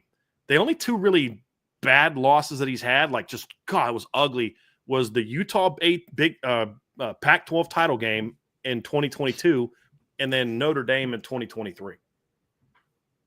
You could argue at UCLA in 2023 wasn't good either. But all those losses, they've been competitive in a lot of those games. You just got to figure out a way to stop being competitive in losses and start being competitive in wins. Absolutely.